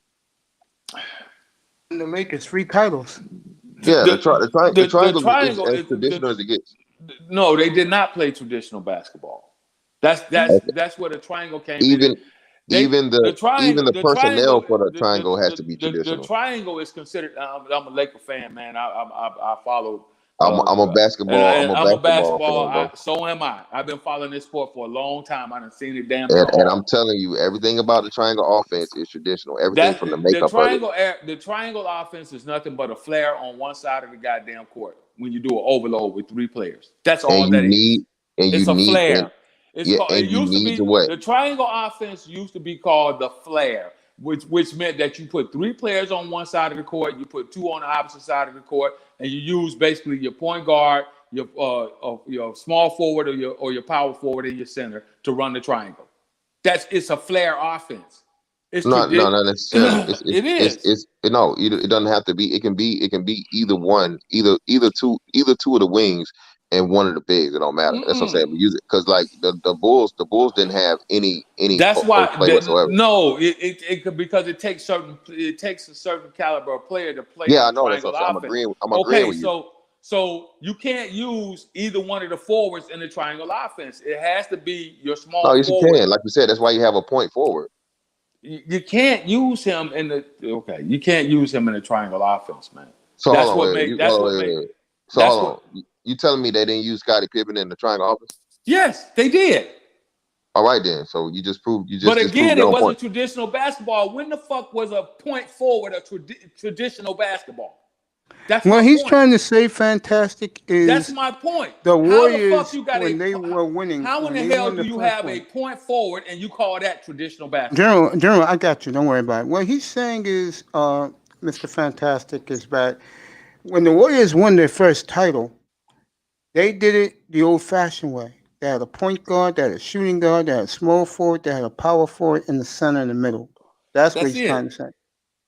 I agree with that. I'm saying, unlike Chicago, who went with the 3 guard, primarily they used Scottie Pippen as a point forward. They used Mike as the 2 guard, and then they had B.J. Armstrong over there sometimes running point, and then they had 2 forwards. That's what they did. That's not traditional basketball. Noah Hudson, would you like to come up here? They got rid of that. Chicago went away from traditional basketball. Chicago went away from traditional basketball when they got rid of, what was the center name over there that was over there for real? Bill. No, they always kept a center. That's what I'm saying. They replaced him with the big win something. They had Bill Winnington and they always had a sorry ass 5. They always had a sorry ass 5. Man. Right, understand? I know that, but understand what I'm saying. The roles that those guys played were more the power forward and small forward when they had both of them on the court at the same time. Oh, no, the center. What are you talking about? No, the center was always the center. The center never left even the paint in the triangle, bro. That's the reason why he was able to just convert it over to Shaq, because Shaq was a dominant center. Okay, so you tell me, when is traditional basketball? When you think about traditional basketball, when does your forward become a point guard, a point forward? That's not traditional basketball. I think this is where you're missing the point, though. This is what I'm saying. You have 2 forwards. You have a small forward. You have a power forward. A small forward is a wing. So it's really not that far-fetched for your wing to be a ball handler and to be able to handle the ball. It's a difference between having a forward that's a ball handler and having a point forward. That's totally different. Yeah, but that's what I'm saying. That's running your offense. Yeah, but that's what I'm saying. That's something, again, that's somebody who's just progressing the game, and that's something that Phil Jackson and Tex Winter actually liked. That's why they wanted, just like Phil Jackson wanted a big-ass point guard. Phil Jackson didn't like small point guards. He wanted taller point guards. That's why they switched over to Ron Harper on the back end for to replace what B.J. Armstrong and who the white boy was. Well, that was because the game that's because the game was turning to bigger point guards. When Magic hit the floor, that's when point guards became bigger. That's when point guards went from 6'2" to 6'2" to 6'3", 6'7". That's what I'm saying. 6'8". But that's what I'm saying. That's what I'm saying. And this is what people don't understand about I'm not gonna say don't understand. Maybe you guys haven't mentioned. I'll say that. The offense that Steve Kerr runs is amalgamation of all the systems he's been in his career. All right. This is not He bad. played. It's a Popovich triangle. and It's Lenny. the triangle he played in under Phil. on the field. The spread offense he played in with the Spurs under Popovich, and it's the run and gun that he played. Well, he didn't play in, but he was the GM of when he was GM for the Spurs with Mike D'Antoni. That's how I knew Mike D'Antoni would never ever beat him. I mean the Suns. Yeah, the Suns. Yeah, I know it's not even a chance. So this is what I'm saying. So what he does is he blended he and masterfully is great if you fucking actually sit down and look at it. The way he blended all of those systems together and he put the personnel in the proper place. The biggest difference in the things as to why, because everybody forgets about Mark Jackson. Mark Jackson just didn't have the personnel in the right place. And Steve Kerr took what was already there and he put the people to where they did and made it better as far as the offensive end went for the whole situation. And he pretty much let them go. He let them go. And I think Mark Jackson gives him credence for that because like he had like freedom for Steph and Clay, but not as much freedom and much of a green light that Steve Kerr gave him. And like I said, when Steve Kerr got there, man, and he just let Steph do his thing, it was something that was phenomenal, man. They robbed Mark Jackson of that team. Period. They didn't even give him a fucking chance.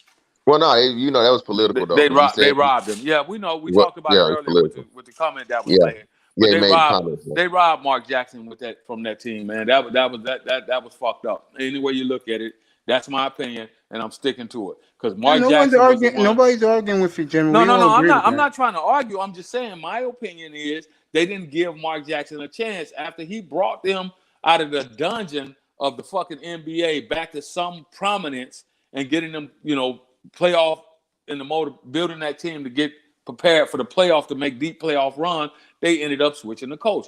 Now I get it. It was political, whatever you want to call it, but in my opinion, they got robbed. And they still robbed him. He's still blackballed. We just spoke about that he earlier. blackballed, man. That's the fucked up part. That's the messed up part about it. That they blackballed him because he had the the manhood to stand on his principle, man, stand on the square. The man's he's a preacher, so I mean you can't make that man, Fascinating. I mean, this NBA talk for the first 2 hours today, it's been awesome. I mean, the general, general keeps throwing punches at the NBA. He knows what he's talking about. Let me see who else. Beasley was outstanding today, and of course, Tack and our special guest, Mr. Fantastic's been awesome. Go ahead, General Fantastic. Whoever wants to take it, take it.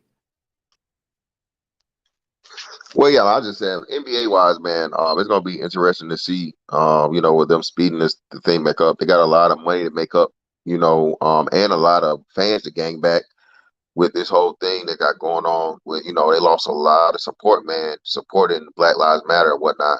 So it's gonna be interesting to see, what they do to re-ingratiate the fans back into, not only watching and participating.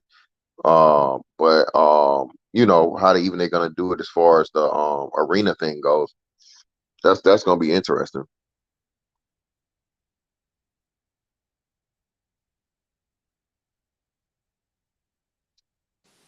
Nobody wants to see brown ball basketball no more. They don't want to see basketball from the 50s. And if they keep fucking around, I'm not saying that it's going to happen, but had all of those guys who were making their statements, their political statements, decided, okay, fuck it, we're not going to play, you would have seen some concessions come out of that. That's just my opinion.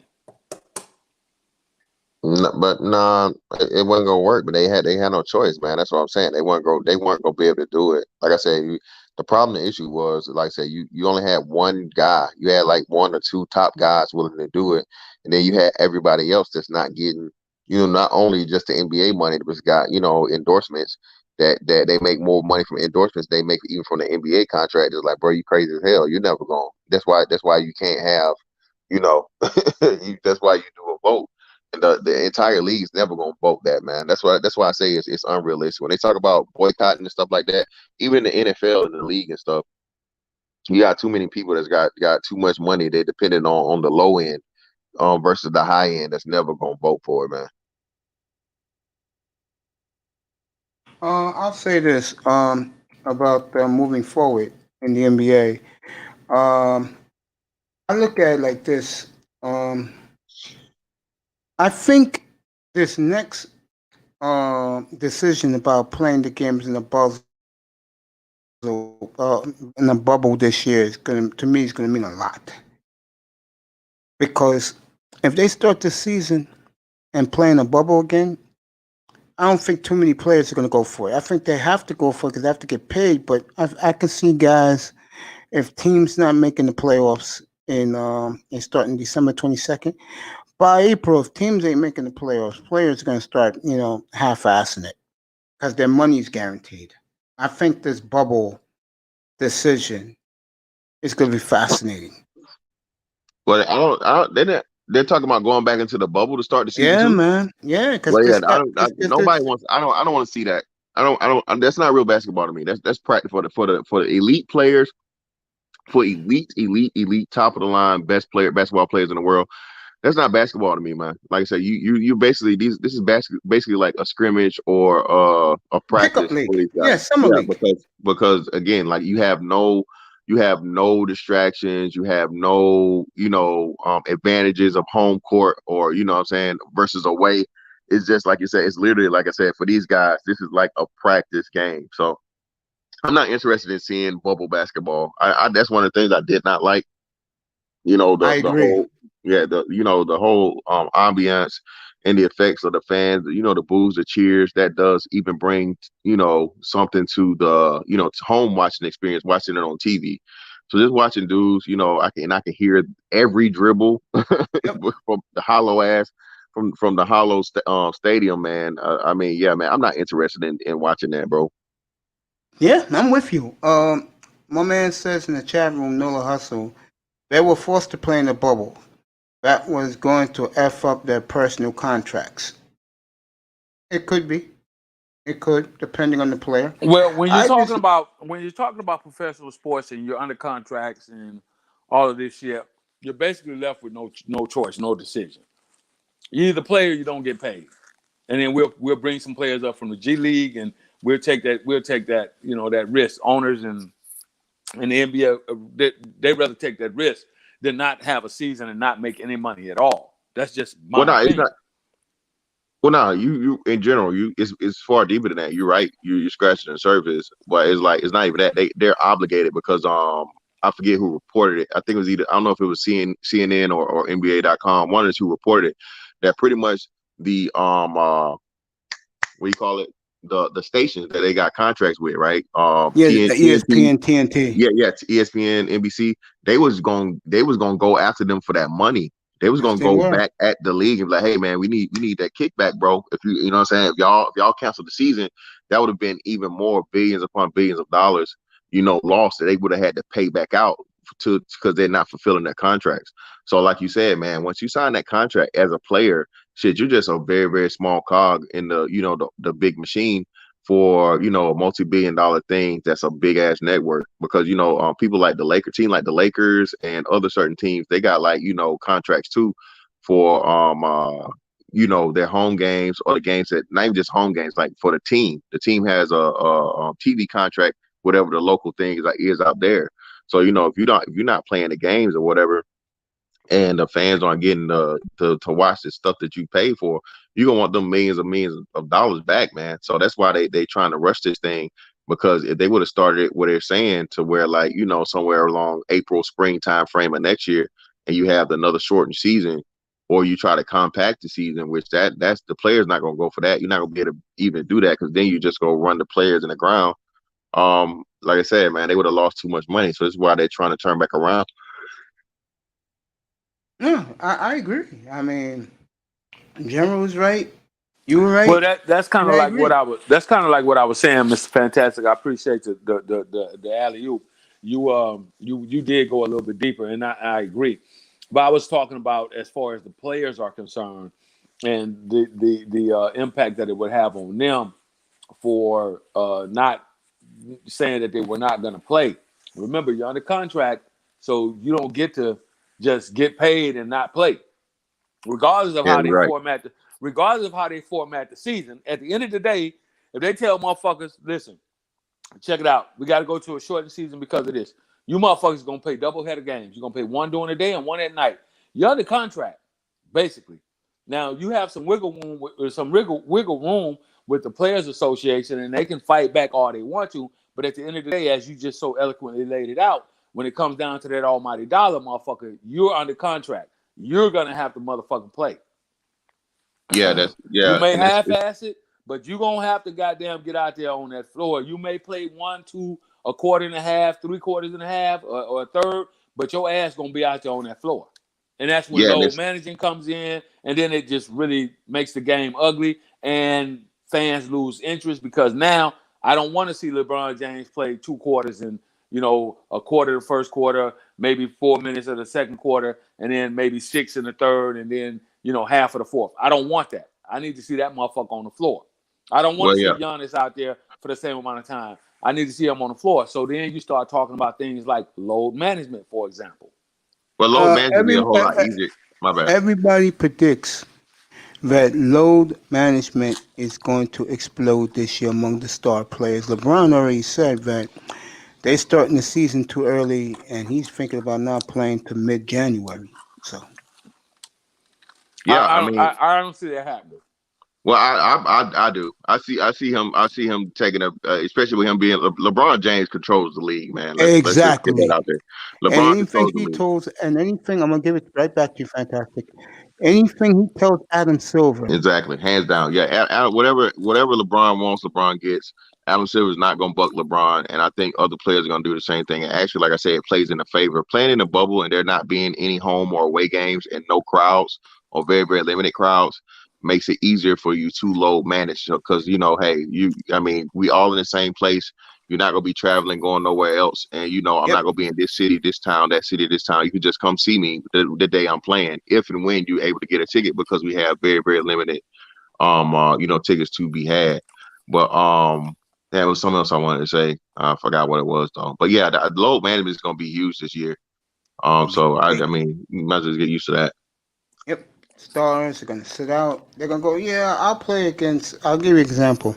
I'll use, I think the only guys who are going to play a lot, if the trade goes through, will be Brooklyn. If the majority of the big-time players in the NBA start with that load management shit, you can watch and see the motherfuckers going to start docking pay.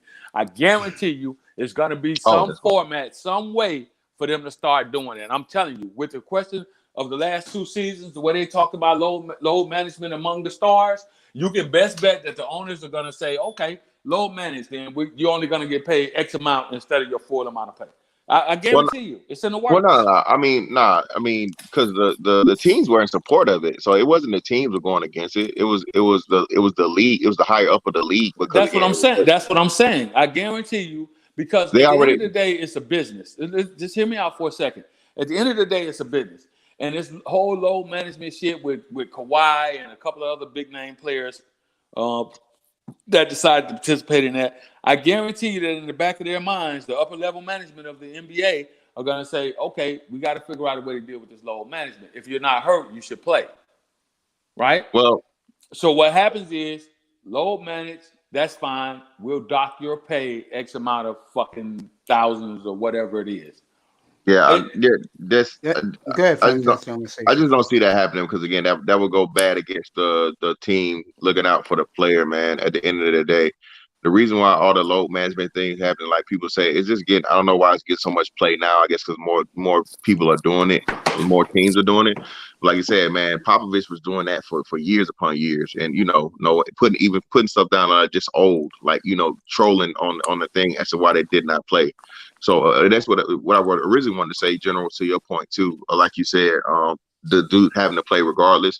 I knew it was serious about them pretty much telling these niggas, look, hey, you Negroes are gonna play whether you want to play or not. Is when they had Jordan go and talk to pretty much everybody in the league. They had to put Jordan out there when they was talking about the whole strike thing, right? And he was like, what the hell y'all think gonna happen? All right, look, the way you think it's gonna go, it's not gonna go. You want to be one way, but it's the other way. Look, if you don't play, this is what's gonna happen. You guys are gonna destroy the CBA, the collective bargaining agreement, and we're gonna tax you heavy as hell when we redo this and restructure this CBA. Right. you're And gonna that's lose what a whole lot of money. and So, that's the so same thing with the low. So I'm aiming to cut you, fantastic. But no, that's you the good. same thing that could possibly come out of this whole load management thing. I'm saying the same thing that you just said. Because of Well, this no, whole I'm load management thing with the strike, they're gonna tell these dudes, okay, got it. Some players need to rest or whatever, okay. But if you're not injured, not injured, then we'll go. It's a game of ebb and flows. Okay, you want to load manage? Fine. We'll give you, X amount of games that you can take off or X amount of time during the game that you can take off. But as far as you just saying, you're going to fucking, it's 72 games this season. You talking about load managing, you're going to load manage fucking 30 games? Well, that's Come what I'm on, saying. man. The load management only applies to like elite players. No, and mostly for the part older guys. Like I mean, nobody's load managing. What's the young boy in Atlanta? Trey Young. Trey Young's not getting load managed, but he's a star Oh, player. he's playing. Um, He's playing. Oh, yeah, yeah. but he's going to play. You know, But see, it's a trickle-down effect. Because once Trey Young, who's a rising star, starts saying, well, shit, wait a minute, I might need to save my legs a little bit. I want to stay in the league. I plan on staying in the league 15, 16 years. So if this motherfucker can do it, why can't I? And that's where the problem comes in at when they have to do the restructuring and the CBA and all of this stuff. All I'm saying is I don't know for sure, but I guarantee you if it becomes a large problem, especially in a shortened season with everything, all the restraints and constraints that they have on the game now, I can guarantee you that the CBA is going to say, hold on. People don't want to see the Lakers play without the two big names on the floor. People I don't think want you're to going to see that the first couple of weeks. LeBron. Well, you very well may. I'm not saying that it'll take effect this season, but the next time the CBA meets, I think is next year, when they come up with the new bargaining agreement. So next year. Yeah, but like, and then you got to think too. Players that are injury prone or have injury history. Like, I mean, would you ever like challenge KD and saying he need to load manage with Achilles injury history? I wouldn't. I wouldn't. Why not? I mean, because I wouldn't. I wouldn't. Of course, when you have players like that have known it, KD, Klay Thompson. It's a couple other players out there. Why? That's what I'm saying. Kawhi Leonard. What about what's the boy name in Detroit? Blake Griffin. Yeah, Blake Griffin. Blake Griffin had like 4 knee surgeries, man. Yeah. I mean, there are going to be some players that are going to have legitimate reasons as to why they should load manage. You understand what I'm saying? But I think it's going to spread like wildfire throughout the course of the NBA, especially for your starters and your primary reserves coming off the bench. I think it may not get down that low, but I think like your premier players for each team, when they start load managing in Boston, for example, in Philly, for example, when your primary players, your star players, your all-stars start talking about across the league load managing, it's going to make for a very ugly collective bargaining agreement. Yeah, I agree with you on that. But I think we at least a few years removed from that. Where I think, because like I said, none of the younger cats, you know what I mean, are doing that. I don't even think they did it really big with Giannis last year. I think Giannis might have had 1 or 2 games that he was actually injured. I think he had messed up his knee or he messed up. Oh, no, his ankle. Giannis twisted his ankle. Yeah, but he's a different animal. He's a different animal. Plus, he's a young boy. You know what I'm saying? And he hadn't had any major catastrophic injuries. So for the players, and I agree with you, for the players that have had major catastrophic injuries, with the exceptions of a few, LeBron, of course, obviously, Anthony Davis will probably kind of get his way. Giannis will probably get his way. But when it starts trickling down to other players that you don't look at it in that light, that's when it's going to become a problem. That's all I'm forecasting for the future. That's all I'm saying. Yeah, I just see load management as long as LeBron is in this league. There's going to be load management, and he'll get his way with the commissioner. LeBron is chasing the elusive ghost. I'm gonna tell you that now. I don't think you'll see a lot of load management for LeBron. I really don't. I think no, you're missing what I'm saying. I understand what you're saying, Mason. If the star players like Kawhi Leonard Let me throw in another one. Damon Lillard. They go to LeBron. So yo, we want low because Damon loves his low management too. LeBron's gonna speak for those guys, and I'm not LeBron can get disagreeing his with way you. with Adam Silver. He I'm just not disagreeing with you, but when that collecting bargaining agreement comes together, because Adam Silver ass can be fired.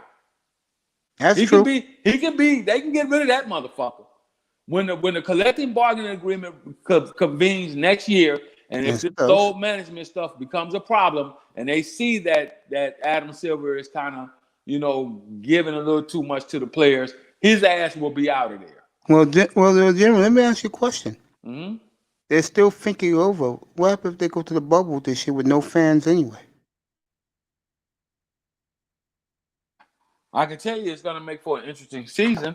I think it will too. I tell you that for sure, and it depends on it depends on the setup and how this thing is going to play out, especially with the second wave of this pandemic coming through. It depends on how it all is going to play out.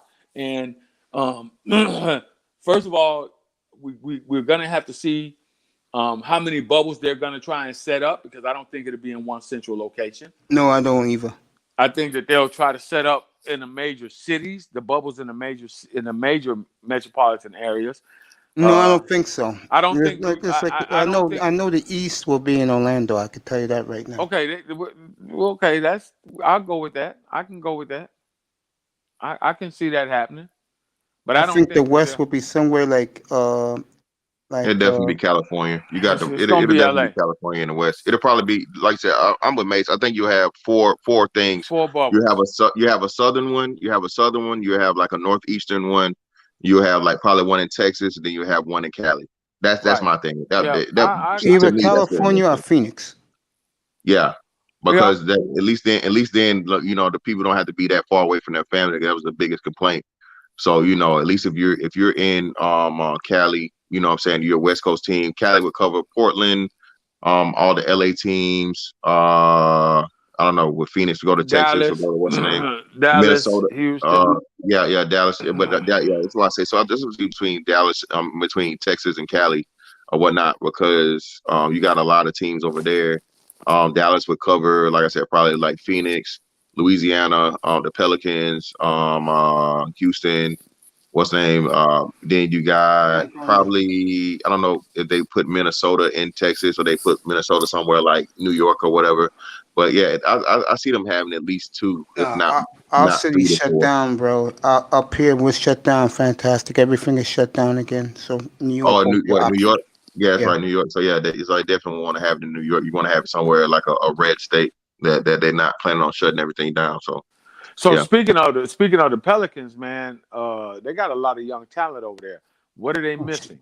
They sure got more yesterday. A superstar that needs to lose 40 pounds. Who did they get yesterday? When they made the trade with the Bucks, they got Eric Bledsoe. They got Bledsoe over there. Yeah, Middleton's over there now. That's horrible. Oh, Middleton got traded too? Yeah. No, I think Middleton stayed in Milwaukee. No way. No, he stayed. Yeah, I think it was just But I think it's just there's no way they traded Chris Middleton and what's the name for Dale. He got way too much. Middleton just got a max contract. Oh, he just got a damn near. I have to check it out right now. Give me a minute. I got it right here. Eric Bledsoe, George Hill, 3 number ones. Oh. They got 3 number 1 picks. Whoa. Yeah. Chris Middleton is with the Milwaukee. See, he's no. I just gave them the official trade. Bledsoe, George Hill, 3 number 1s. Oh, they got George Hill. I like George Hill. Yeah, they go to the Pelicans. When do the Pelicans get that number 1 pick? Because if they get the number 1 pick this year, well, first round pick. Well, first round, yeah. It's going to be a low pick now that Giannis is staying, so it doesn't matter for Pelicans. Well, no, I don't know, because like I said, man, we got Kyle Kuzma, you got Draymond Green, you got who else? You got a couple of second round and late first round gems, man. So I mean, I wouldn't, it all depends. I think the Lakers are better at drafting and finding gems than the Pelicans. I don't know. Pelicans had a pretty good draft history. Yeah, They they had a drafted, pretty good Chris history. Paul, Anthony Davis, Picking guys were at the top. David West. Let's see, Jamal McGraw. David West. The Pelicans is, or when at the time when they were the Hornets, the New Orleans Hornets and shit, that was totally different than North Carolina than it was Charlotte. So they definitely did a better damn job than Charlotte. I can tell you that. James Joseph, congratulations on getting your college degree at the University of Illinois. Congrats, my friend. Oh, that's what's up. Shout out to you. Good for you, young man. By the way, man, thank you for Illinois. They covered the spread. Thank you. And shout out for the kid, man. The Pelicans, man, they may make some noise over there. If superstar can lose 40 pounds. If they can get Zion under control. What y'all keep saying under control? I mean, what's up? Well, I'm talking about weight. I'm talking about weight wise, and not as in his play. Well, this is what I'm saying, man. I think I'm with y'all on that. They got to get the boy a dietitian, and they can't. And he's in the worst possible place as far as food wise to ever be for him. But like I think if they give him a solid trainer and they give him I would rather say incentives than penalties or whatnot for certain shit. They just put like little incentives in there. I think he'll maintain it, man, because the boy's still a freak of nature, bro. Like I said, at the end of the day, I think they say he's somewhere around, regardless of what he looks like, he's like 15 or less % body fat. So at 280 pounds, like I said, the boy may look like whatever, but if you see his arms, bro, you see the cuts in his arms, and his jump is crazy. But I'm with y'all, man. If he was to lose 20 pounds and 20 to 30 pounds and stay that way, if he was to get down to like 250, man, this dude would be, he'd be unstoppable. It would be dangerous. It would be very scary. Yeah, he'd be very scary. And that's what I'm saying. When I say under control, I mean not his play. I mean his because you said it. He's a freak of nature, but he's too heavy. You can't keep that level of wear and tear. Athletic, in the athleticism on that much weight, man. Now it's been a lot. And he's only what I think they say he's only like 6'6.5" or 6'7" or something, man. So like that's even more compact, like you said, on his body, bro. But so remember, there were some other players that didn't, and that was the one thing I heard Penny Hardaway say. Penny Hardaway said, "I wished I had, taken better care of my body, and I had listened to some of the older players in the league that was telling me you're going off of." See, what Penny's mistake was, he was going off of natural, raw talent and ability. He didn't like the weight room. He didn't like to fucking work out and stay in the shape. He just basically was, I'm gonna go play, and that's just what it is. Yeah, man. Penny was so raw though, man. Same thing happened to AI, I think too. AI was the same way. AI was just like a guy that was just so naturally gifted. He never put the the extra in that he needed to put to strengthen up his body, especially being that he was so small. So yeah. But AI never had a major catastrophic injury. He never had it. Yeah. See, so that was the difference for him. Another player who said something close to the same thing was my boy, that Vince Carter's relative. What's the nigga name? Tracy McGrady. Tracy McGrady said the same thing. Tracy McGrady said the same thing. Vince tried to tell me I need to get in the gym, I need to get in the weight room, I need to work out, I need to get stronger, and he just refused to do it. And this is why his career was shortened. Tracy McGrady was raw and should have been. That back ain't nothing to play with, man. Yeah. Once that back start going, it's hard to get back from it.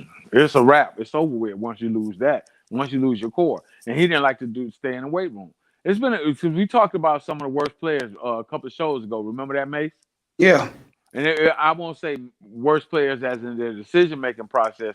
I'll say worst players as far as the way they manage their bodies and the way they took care of themselves, And I had to be Eddie Curry at the top of that list, huh?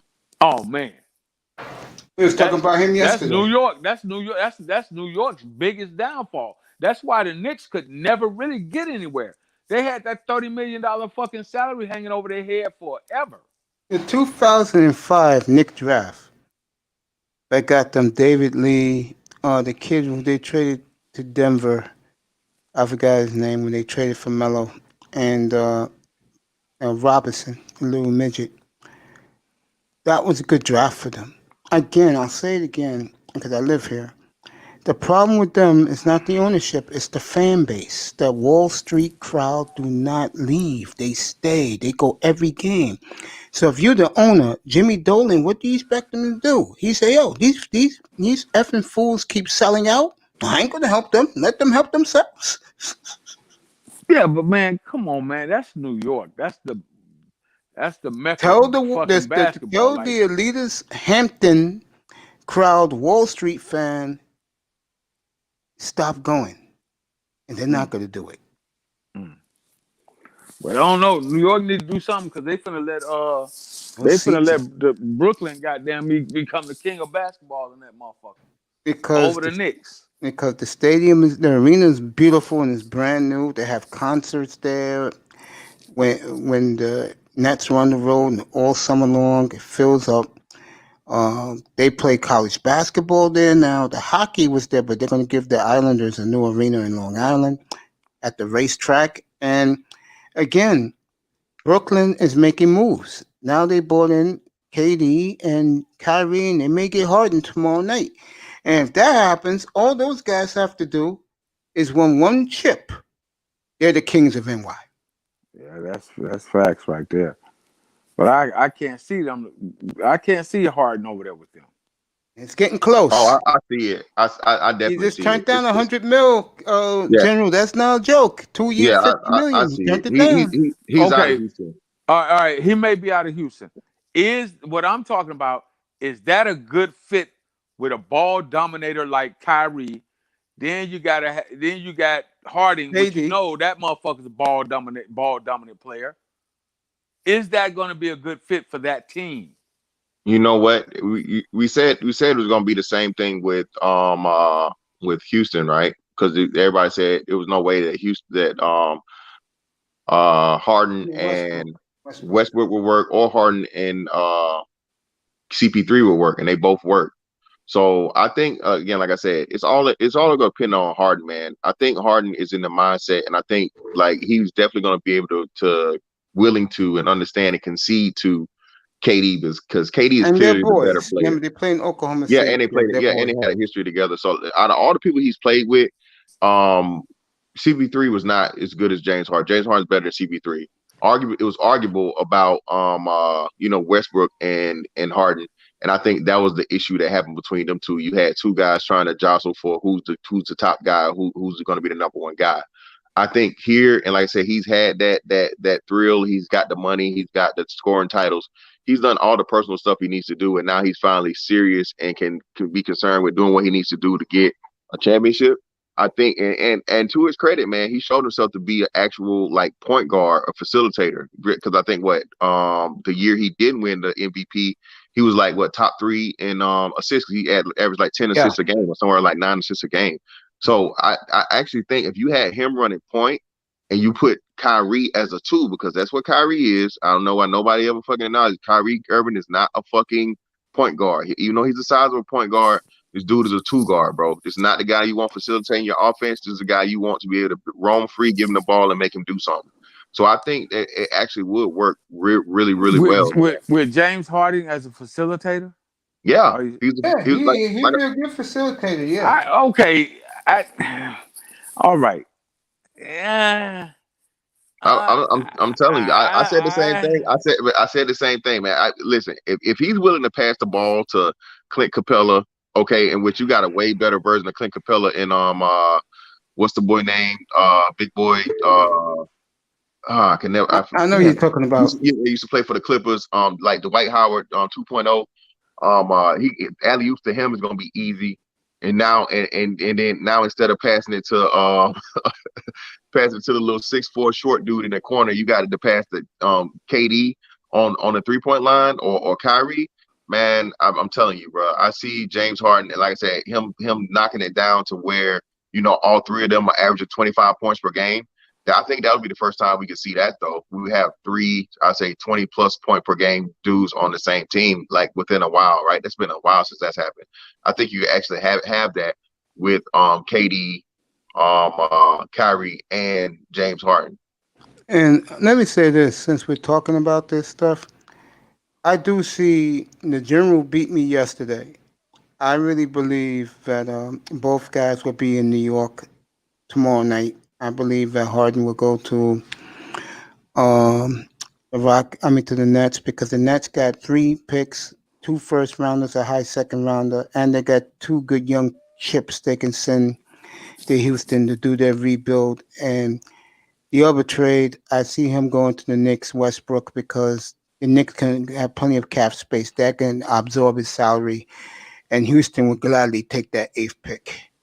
Yeah, so there's, and you know what though, you got to give them credit though. I mean, Houston, whoever, well, they just fired Morey. I don't know who the new GM is, I don't know who but he is either. yeah, but he's doing right, man. This is the perfect time, and I say he's actually. They should have reset it. I wanted them to I would, if I was them, I would have reset last year because they're not going to win a chip.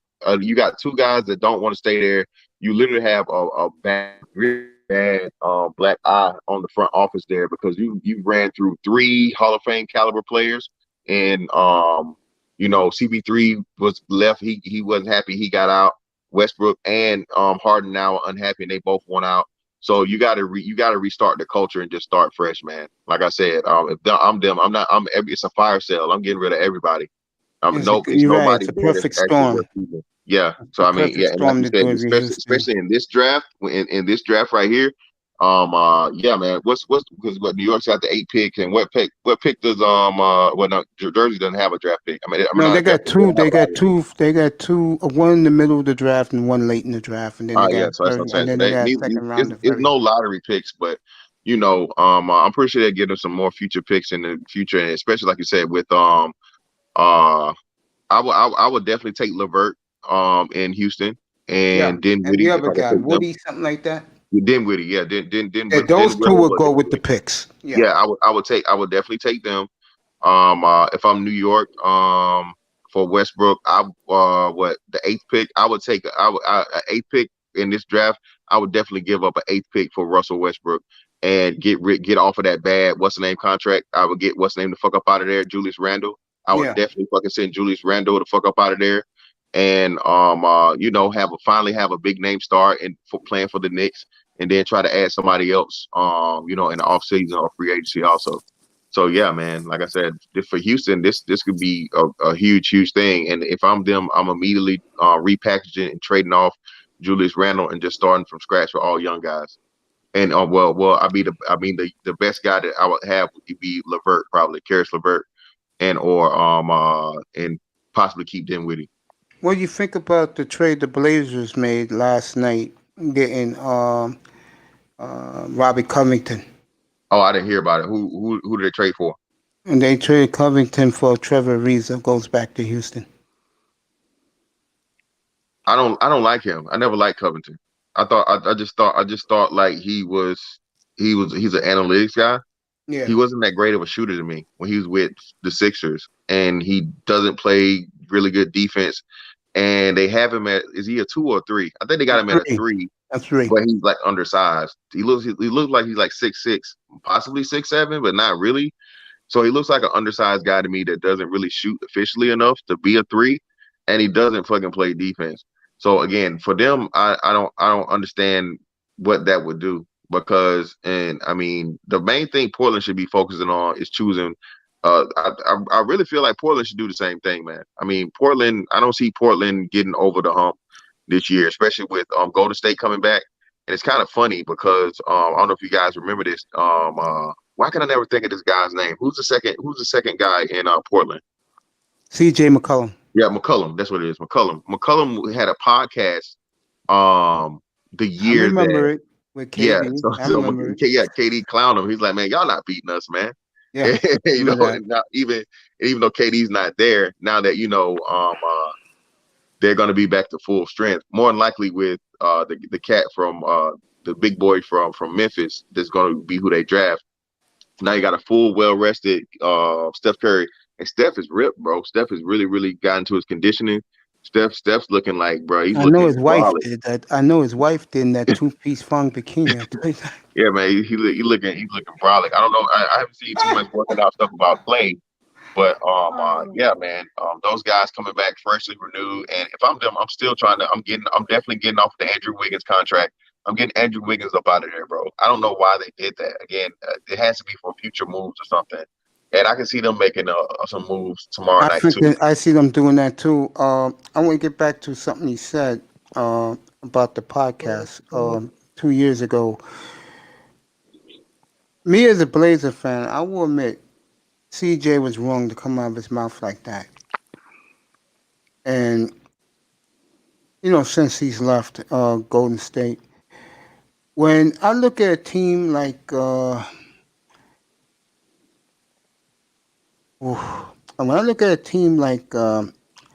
Phoenix, me and General talked about this last night. And I'm gonna get Beasley and General to come up and speak after. I want you to answer this. I really think Phoenix did a great thing last night getting Chris Paul. I think that was great for that franchise. I really do. I think Chris Paul will love it in Phoenix. It's warm weather all year long. They got a big, and I never thought I would say this about Phoenix, Arizona. They got a beautiful, affluent African American community that's grown out there. So him and his family can move there. And the weather's always warm, like I said. He wants to go to LA. LA is like an hour away by plane to Phoenix. I think this was a great move for the Suns. I'm going to do fantastic next. Beasley, go ahead, bro. I didn't mean to forget about you. Just what the dialogue was great. I've been on the phone. And we still on the NBA. Yeah, man. That's all these guys want to talk about. General don't know football. You guys done talked it up. I'll go where the guys want to go. The draft is. Tomorrow night. Tac Man, the guy that's next to you in the avatar, is going to do the draft from 4:30 to 1 o'clock in the morning his time. 11 o'clock at night his time. Yeah, I just want to see where LaMelo Ball goes. He's going to go very high, so be in this room because he's going to go top 3. General? Shoot me that question again. I asked. Me and you talked about this yesterday. The Phoenix move. Yeah. It is my belief that's a patsy move. In other words, I think the goal is to get him to LA. To get him to LA. And the way that I see them doing that now is to possibly do a sign and trade deal with what's the German kid they brought over there with the little spot in his head? The kid. What's his name, Mr. Fantastic? Used to be on the Hawks. Who's that? The kid that they're going to get from the kid, yeah. The kid they're going to get from OKC, from the Hawks. Used to be in the Hawks.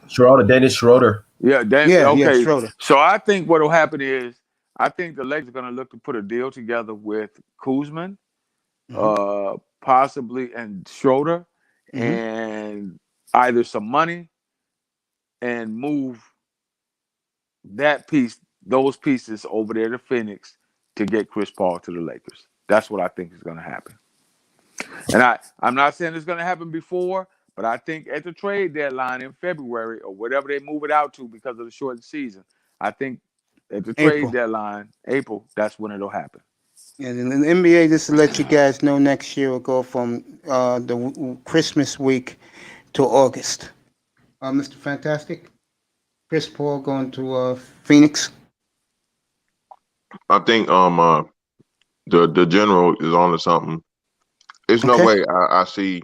There's no way I don't see CP3 playing with LeBron this season and finally becoming a Laker like he should have been 10 years ago now. Yep. To get his first ring, bro. I'm with the general. I think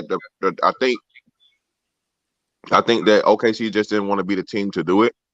But like he says, man, there's no way. I know LeBron is this is the number one thing that LeBron is asking for CP3 to be on the Lakers, bro. So I'm with the general on this because it makes no sense. It makes no sense for Phoenix. Phoenix don't need Chris Paul. That doesn't put him over the top.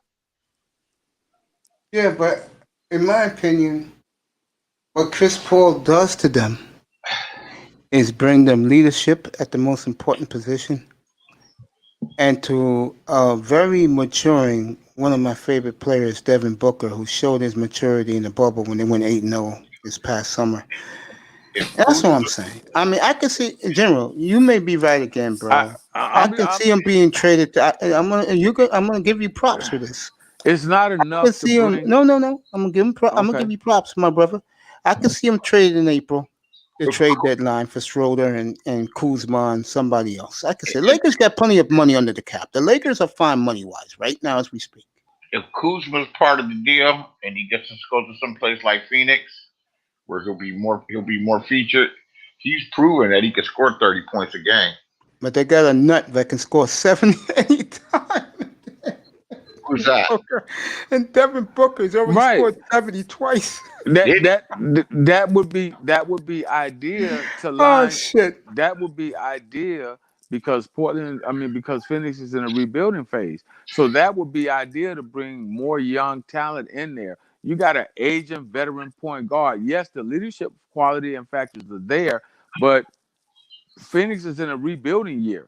You got a young stud like Devin Booker over there, man. You gotta put another young stud alongside of him to make the team go. Now they got a 7'1" center who's built.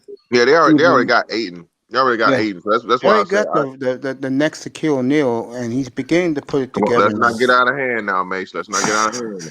So now you got to put. So now you take Schroeder. You make Schroeder your point guard because he's a baby Rondo. You put him alongside Devin Booker. You put Kyle Kuzma over there, and hell, money or a trade.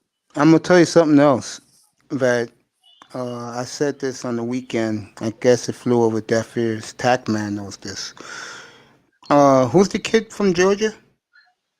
Anthony Edwards, potential number one. LeBron and Anthony Davis has been to every workout. Do not be surprised if the Lakers make a blockbuster with Minnesota. Get that pick. You get what pick? Number 1 overall. No. I don't think so. I could see that. The Lakers got plenty of cap space. The Lakers can make that move. And when you got LeBron and AD watching every workout of this young man, that means business. Just watch that tomorrow night. If they can get DeMar DeRozan, they'll be just fine. Why wouldn't you want the best young player in the country? He's not proven. Facts. I can see wanting him, but are you going to be able to move from 28 to 1? Yeah, no way. Yeah, no way. You're not giving up, especially like I said from Minnesota. Who do you have on your roster outside of Kuzma? But even Kuzma's not. I don't know. I don't know. I actually think Kuzma is a 20 to 25 point per game player if he's on your squad. But do you give it up? I mean, I doubt it. If the main man don't have confidence in you, get him out. You got to get the ball between LeBron and AD. All I know is this, fellas: when those two men, who you can argue, one is number 1, the other one you could say is in the top 5 of the business, are watching this young man's every workout he has done. Oh, he's a beast. Where there's smoke, there's fire. He's a beast. Because LeBron ain't gonna waste his fall, and he's tired as fuck. How many years? Watch that young man work out. How many years does he have left? LeBron, 2 more. That's all. That's it. He signed a 4-year contract. He hasn't had that many injuries. But you know what? As you get older, don't be surprised. I'm just saying. I know. LeBron has never been for developing anyone. I don't see him changing. LeBron wants to. No, I agree with him. Maybe Edwards, who many people got number 1, Mr. Fantastic, is pro ready. At least people are willing to play with LeBron. When Kobe was on the Lakers, they couldn't make those trades because nobody wanted to play with them. Because Kobe was the ultimate professional. Kobe expected brilliance. Go ahead, Fantastic. Bro, you got hold on, bro. He got your icon. He got Ron Artest to come play with him, bro. What are you talking about? That's right. Kobe was the fight him the year before. You get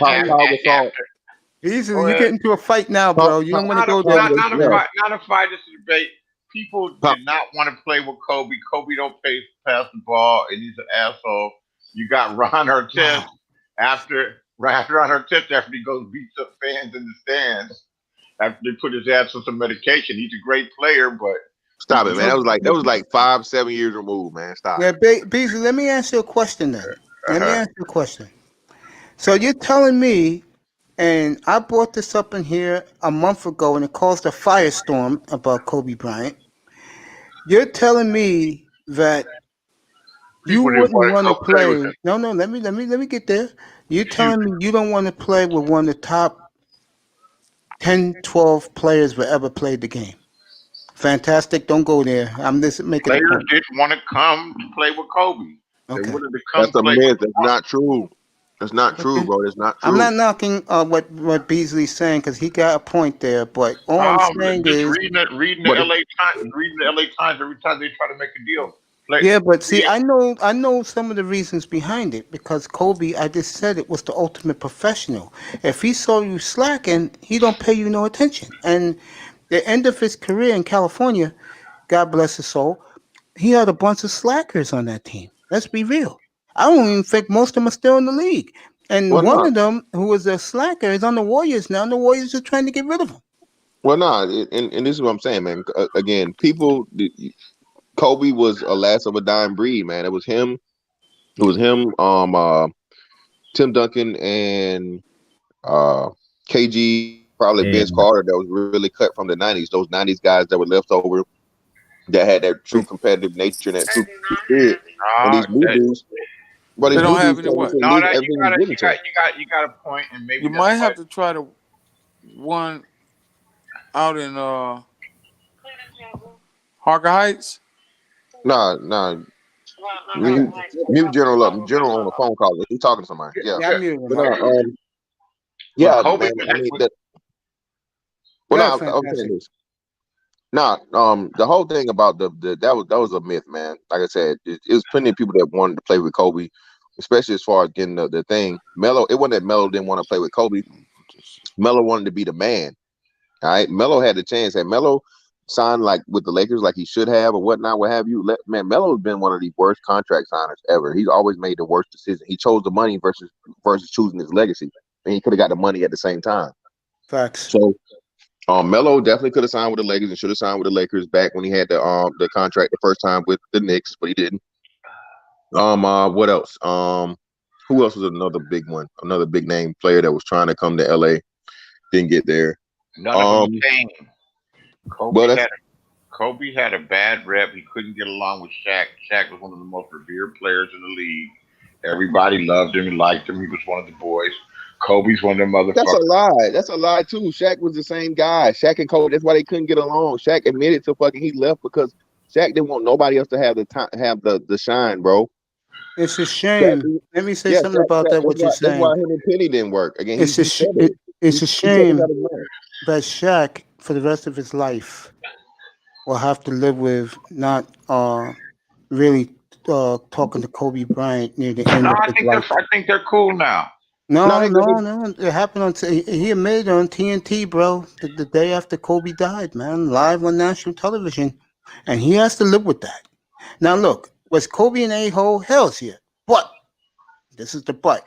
Fantastic! You should have been here a couple of weeks ago because your man caused a firestorm up here, bro. For people to dismiss Bryant as one of the all-time greats is fucking asinine. And I'm not just saying this because he's here. I'm being honest. I caused a firestorm. I said, how the hell can you put LeBron over Bryant? You can't, bro. No, and that's what I'm saying. Bryant didn't like that shit either to his dying day. Oh, Bryant was pissed. He became the forgotten guy because of what you just said, Beasley. He was an asshole to the media. You're right. He's an asshole to other players too, man. Yeah. Again, man, listen, bro. Michael Jeffrey Jordan was the ultimate asshole to all players. So was Larry Bird. Yeah, Larry Bird. That is a fact. So again, man, the whole thing with Kobe, bro, was Kobe got lost in the mix because Kobe, like I said, all the time, and no one else ever acknowledges when I say it. But it's Hulk, come up here, man. I'm gonna drop the link. Come up here, Hulk. It's 1,000% facts, man. Listen, Kobe Bryant is the only top 10 legendary tier player to ever have to wait 7 years to get his own team. Only one. You can't name any other player that's ever had to wait that long. He came in the league at 17 though. Well, that's what I'm saying. But still, like, and not only did he come into the league at 17, he came into the league behind the most dominant force in the league at the time. Early So in he his played. career. Yeah, he played alongside. He played alongside another dominant player that who literally was his league post Jordan. After Jordan left, it was Shaq's league. Okay. Yeah, Hope, It was come up, Shaq's bro. league. So like I said, LeBron. Look at LeBron. LeBron came into the team immediately. His team. Jordan immediately his team. Magic immediately his team. Bird immediately his team. Shaq immediately his team. That's what that's what they battled over.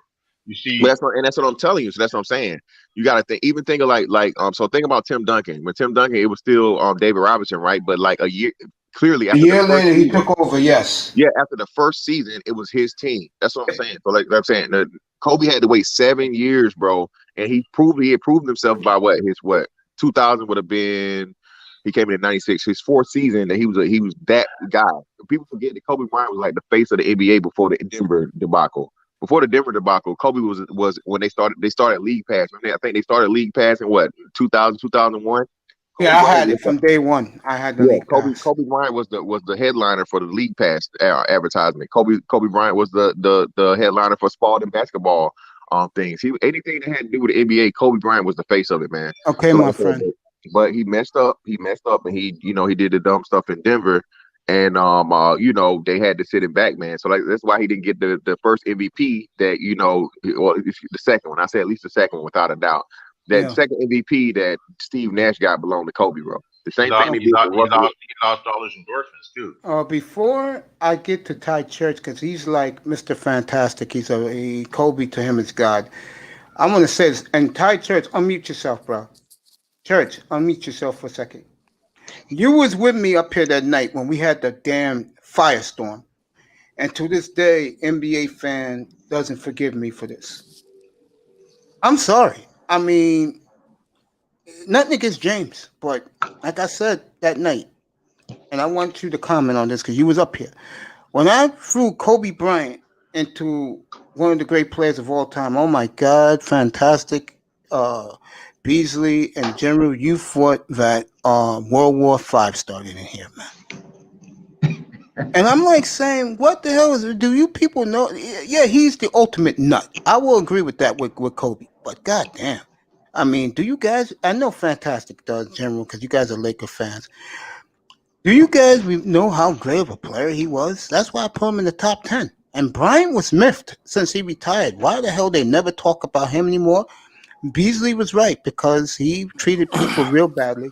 But Church, am I lying? I'm telling you the truth. But that's the nature of the sport, though. What happens is the elder statesman kind of moved to the side. I laid that out to you early on. I know you did. There have been some that because of things like TNT Sports, right? You got some of the greats that hang around. The goddamn Shaq and Barkley and fucking what's his name, right? Thank you, Hulk. Okay, so they're able to hang around. And I told you early on, there have been some NBA players that they try to bring back to the limelight. They just didn't, stars. This is the Kareem conversation we had last night. Connie Hawkins, for example, they tried to bring him back for a little bit, but he just didn't have that. He was out of date, man, out of time. And that's what happened. These guys just kind of fall off and fall out of time. And I don't believe that Kobe really wanted the limelight like that after he was done with the NBA. He was kind of trying to do his own thing. Yeah, he did, but the difference is Kobe wanted the recognition, General, he deserved. No, he knew what came with that because he watched Michael before him. He watched Magic before him. He kind of knew. I think Kobe kind of knew that it was okay. My time is up. I'm done playing 20 years. I get the championships, this, that, and the third. All right, it's just a conversation.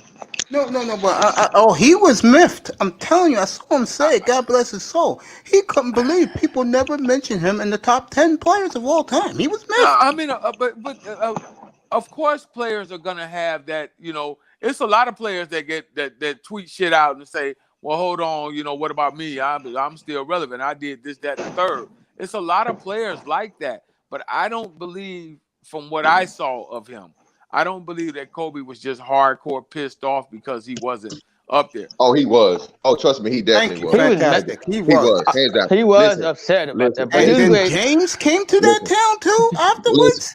listen, man. The whole thing. I heard Kenny Smith. Kenny Smith said on the team on TNT, bro. He said that Kobe Bryant was a top 10, and I'm like, huh? I'm like, how? Yeah, they got him ranked. They got him ranked 12. Bro, put 10 players. Put Here we go. other players in front of Kobe Bryant again, bro. Listen, like I said, 7 years he had to wait in order to get his own team. The man is one of the top 3 scorers of all times. Again, like he said himself, he told you, Wilt, Jordan, him. Who else? I don't want to hear this James Harden BS. I don't want to hear it. Okay, James Harden plays in the league where James Harden averaged 11 threes per game, bro. Isn't Kareem still the leading scorer of all time? Yes. Yeah, but he's not a scorer. But He's not a scorer. He's not a scorer on the level of a Wilt Chamberlain, Michael Jordan, or Kobe Bryant. I don't think Kareem Yeah, he No, was. No, he wasn't. well, He wasn't. Kareem. Are you old enough to watch him play? Listen, again, you want to talk about his Milwaukee days or whatnot? You want me to get me? You want to get me fired up? I'm gonna let him. Beasley, I got this one. Go ahead, He didn't Mr. average. Keep talking. He played 1 or 2 years in Milwaukee. Please, I got it, baby. You know, He won a Kareem's my boy. I got it, bro. He won a title as a rookie. He with Oscar Robinson, and His Playing second black and year, white I don't spoke count. about that with General last night when he destroyed. and he was an unstoppable scorer. Yeah, yes, he was. Playing when you're playing in black and white, and like I said, you're Come you're one on, of man! Don't you dare do that! Man, hey, you see. Same thing with Wilt Chamberlain. All right, so I got to chime in right here. I'm It sorry. don't even matter if they But you play see, black this- and white. this- That's just television. This is the problem. It's from another era. But This- no, Wilt Chamberlain only played with 17. Go ahead, This General. is Go ahead, this is the General. problem with these young boys who have been inundated with goddamn Jordan. color TV and digital fucking display and Jordan. This And is the ba- problem. and- They and- want to wipe. They and want to wipe. an NBA video game. They want They want to wipe everything that was done before 1992. They want to wipe all that away. Nothing else matters to them. No. I definitely respect the 80s. I respect the 80s, Magic and Bird Right. years and stuff like that. Nah, But you don't respect the 70s, and me and General talked about this last night. No, man. Hold on, and let me tell you why. Again, how many NBA teams 17 you have means in a the lot. 70s? Yeah, how many It teams was you have it in the was a 70s? There okay. was more than 7 teams. What Each was- division what had was the- each Again, division I had don't 6 know. teams and six What- 6 teams in each There division. were a number of teams. I think in '79 or '78. And what was the Yes. caliber? What was the caliber of the league? What was the pool? The caliber of the pool of the players? Awesome. Man, Me and General, man. General and Beasley will agree with this. No, Awesome. it was not. Yes, it was. Always had great players. All No, right, it was not. all right. I know Hold on. people get tired of me saying this. Here we go again, General. I got this. Okay. Hold on. You can At argue. 79, both the NBA, the league turned into the NBA in 79. So before then, hold that they point, was on youngin. 17. Hold that point, youngin. The New York Knicks of 1970 and 1973, world champions. I'm not a Knicks fan. Yeah, man. You can yeah. argue teams. the That's greatest great. starting great 5 of all time. Who's that? Uh, We have Walt I don't know Frazier, about that. Earl Monroe, Willis Reed, Man, somebody paying? Dave Clyde- DeBusschere, Clyde Nas Frazier. water. Clyde and Frazier. Bill Water Bradley. my plants, man. And then the bench. This is the bench for the Knicks. James DeBusschere. Dean Miminger, Yeah. Dick Barnett, Never heard How of many him. Never heard of him. Joe Jackson. Of course, Nick- you never heard. Nick- See, How How many many teams? teams? Like How many Michael Jackson, teams? daddy? Michael Here you Jackson, go, daddy? Mr. Fantastic. You want to know how great Michael this team Jackson, was? daddy? No, You You Mace, want to know how answer great the that question. team was? Church. Mace, answer let the me say question. this. How You many know teams great, was You there? can answer. There back in those days. There was 24 teams. Fantastic. Pop up. 24. It's like 7. No. You want to know how great this there- Knicks there team were a was? bunch- Everybody had a super team. But Mr. Fantastic. You want to know how great this Knicks team is? Yeah, how Unmute great was yourself. They had 7 Hall of Famers. Same thing with the Celtics. Same The thing with starting the 5. Lakers. And everybody had a super team. I didn't see the 60s, my friend. I was in diapers in the late 60s. But there's Again. there's players like what about Boston? Yeah, Boston I'll do in a minute. I'll do Not Boston in a minute. I'll do Havlicek. Boston at Beasley. I'll do Boston in a minute with them. Right. Super 7 Hall team. of Famers. Okay, the Busher. I only heard Bradley, 2 of he them became people. a senator. Monroe, Frazier, Willis Reed, all Hall of Famers. Yeah, Then Monroe. I know about Earl Monroe. you I know you about you Walt can Frazier. argue the best 6-man of all time, Jerry Lucas, was a Hall of Famer. Never even heard of him.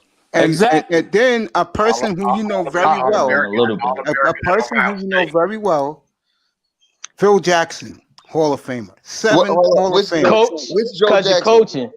Hold on. Ed Holzman, Hall of Oh, you Famer. said Phil Jackson. Oh, Phil Jackson. Yeah. Okay, Phil Jackson. I might say Joe 8 Jackson. Hall Like, of Famers from that team. yeah, You're we all know coaching. Phil Jackson. Phil didn't get in there as a player. Phil got in there as a coach. Yeah, Right. that's true, but I'm just saying that's how great they were. It's all relative. Yes, that's how great that team was. And I'm not a Knicks fan. Now, let me get to Boston, Milwaukee, because this is my specialty. Then I'm gonna do the Bullets last. Go ahead. Bucks, 7 Celtics. teams. 74 NBA Finals. On one side of the court, you had Hondo, who we can argue is not only the greatest 6-man of all time, but one of the greatest small forwards of all Hall of time. Famer. You had JoJo White, Hall of Famer. Dave Cowan, Hall of Famer. On the other side, 7 teams. Everybody a Hall of Famer on the team. please, let me do it. It's my platform, and I don't mean to get like boogish I like know, I'm this. just teasing you. Go I'm ahead. making a point to Mr. Fantastic. On the Bucks side, you had Kareem, Oscar Robertson, and one of the clutchest players ever, and Bobby Dandridge. To me, you can argue the greatest NBA final of all time. Because you had Hall of Famers on both sides, and it went 7 games. Don't forget about the Lakers. Who's in that finals? Boston, Milwaukee. 74. Again, I heard of Cohen's. I heard of course of KJ. Of course, Oscar Robinson. These other people I never even heard of. Just because you haven't heard of them, if you were following the sport, Again, if I haven't heard of you, again, you like my man said, like Ty said, man, you got like the old fella. The old fella help out, man. Again, everybody in the Hall of Fame. Killing me. Fantastic. You got the chat room. They're killing me. What about the Lakers? Jerry West. There you go. Everybody in the Hall of Fame again. Let me say this real quick. And this is my point, right? So of course, at the time, LeBron James. Not LeBron James, but at the time, Jerry West and Gail Goodrich. Gail, not just him, but him and Baylor, right? So let's use those two. Same team, same players. 2 players on the same franchise. Jerry West and Elgin Baylor, right? Elgin Baylor. Those 2 were considered the best of the best, in the league and in the all 60s. time. I agree with that. Yes. What happens as the game goes along, you get players that come along from the same franchise. So let's say Shaq. So Shaq would definitely be ranked higher than Jerry West.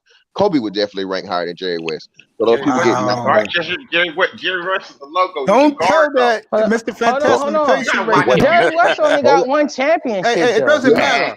Don't tell that to the Laker fan who's our age out in Southern California, bro. Hold on. Because the older Laker fan. So you guys are going to argue with me that Jerry West is better than either Shaq or Kobe? Oh, yes. No, you're not. Nah, you're crazy. Oh, man. Hey, Mr. Fantastic, we did this the other day. I'm going to do it you. This is just for Mr. Fantastic. Beasley, I'm going to ask him a question. Jerry West career numbers. Beasley, I'm going to ask him a question. Numbers, but again, his career numbers is because of the pool that he's playing again. Oh man, come on, Jerry West would not be a top 5 player in the league today, man. How come he was the logo for 40 years? I got a quick question. He was the best white boy out there before Larry Bird. Larry Bird is better than Jerry West. Hold on, Larry Bird is better than Jerry West. Let me ask you a question. Is Larry Bird not better than Jerry West? Larry Bird way better than Jerry West. I'm going to ask you a question. I'm going to ask you a question, young man. Young man, here's your question.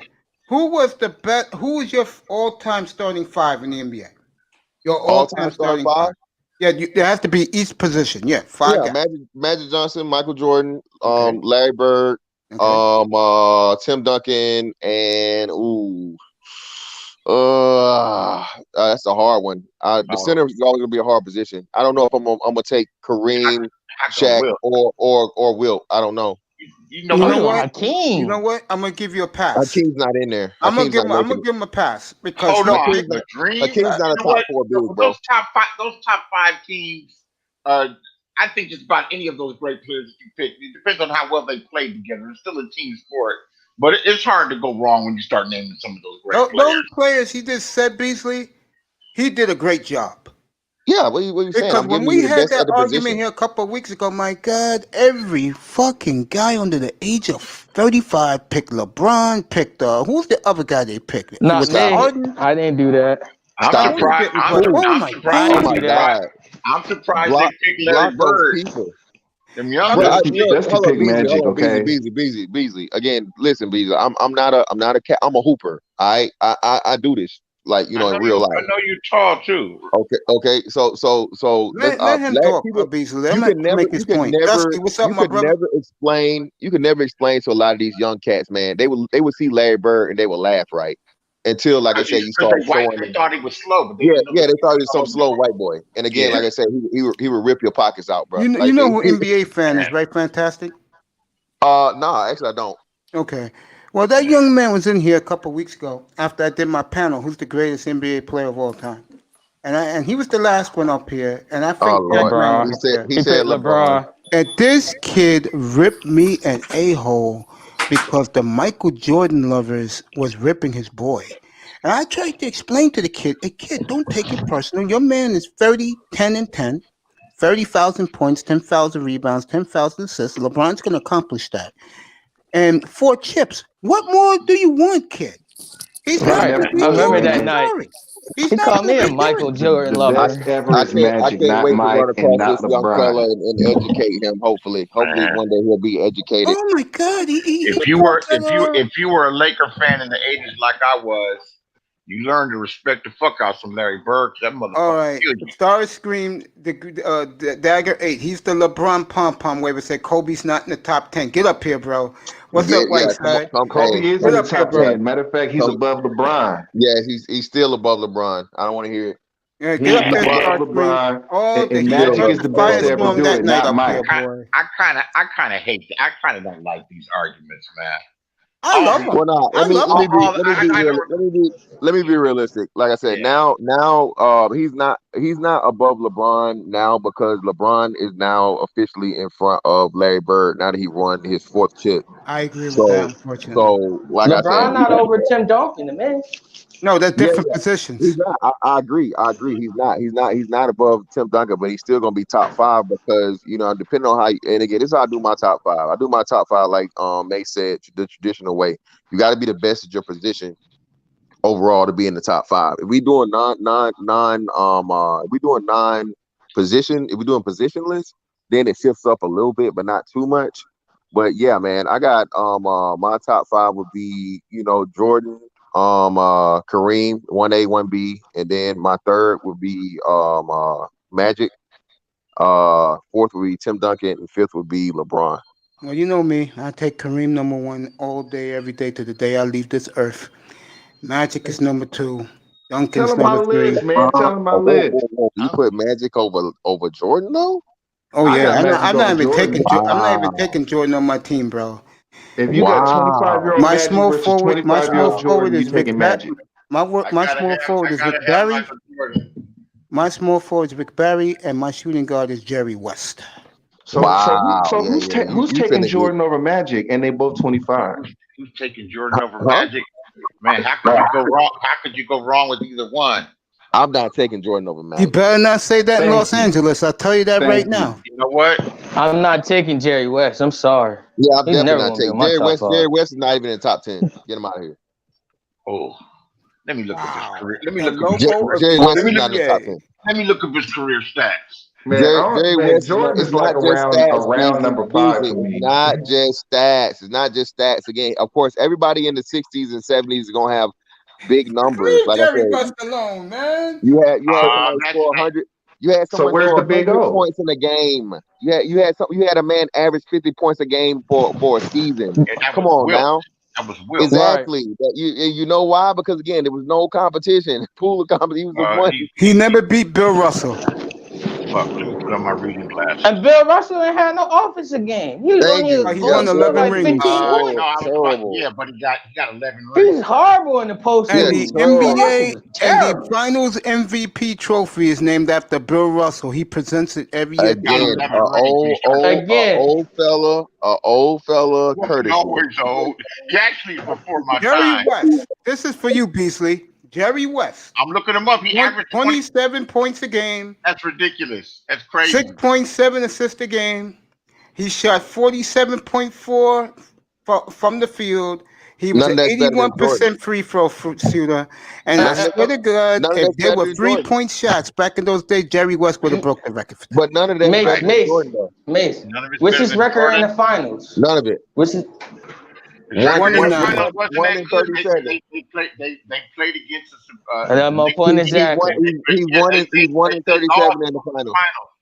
He's the white LeBron. He's a white LeBron James.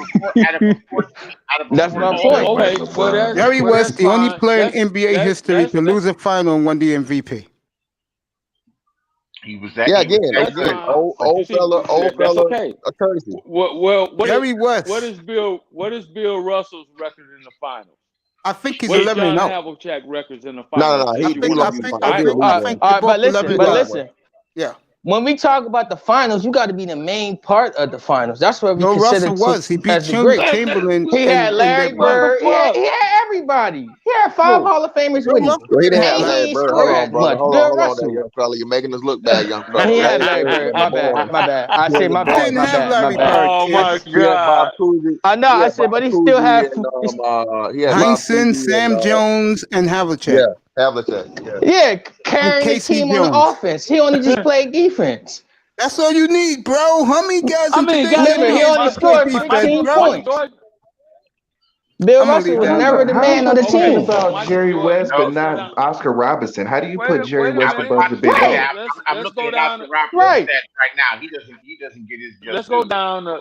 Let's go down the list of players that played alongside of Michael Jeffrey Jordan. Anybody care to do that?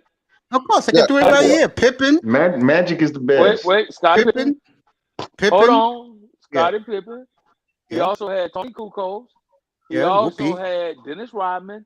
He That's also great. had a motherfucker that used to tear his ass. He Steve also Kerr. had a motherfucker that used to tear his ass up. None of over these there, guys are in the Hall of Fame, give by his the way. ass the blues when he was in Who? Cleveland. Tony Ron Rodman's in Harper. the Hall of Fame. Oh, Ron Harper. He's not in the Hall of Fame. Again, no Hall of Michael Famers. Jordan. Yeah, but Yeah, that's well, again, yeah, Michael Ron Jordan. Michael Harper Jordan is- only played with 2 Hall of Famers. Only 2. Pippen and Well, Rodman. actually, my bad. I take it back because he did. I think he played 1 season with the Iceman. He played 1 season with the Iceman earlier on, but again, Yeah, his Well, rookie year. Yeah. Yeah.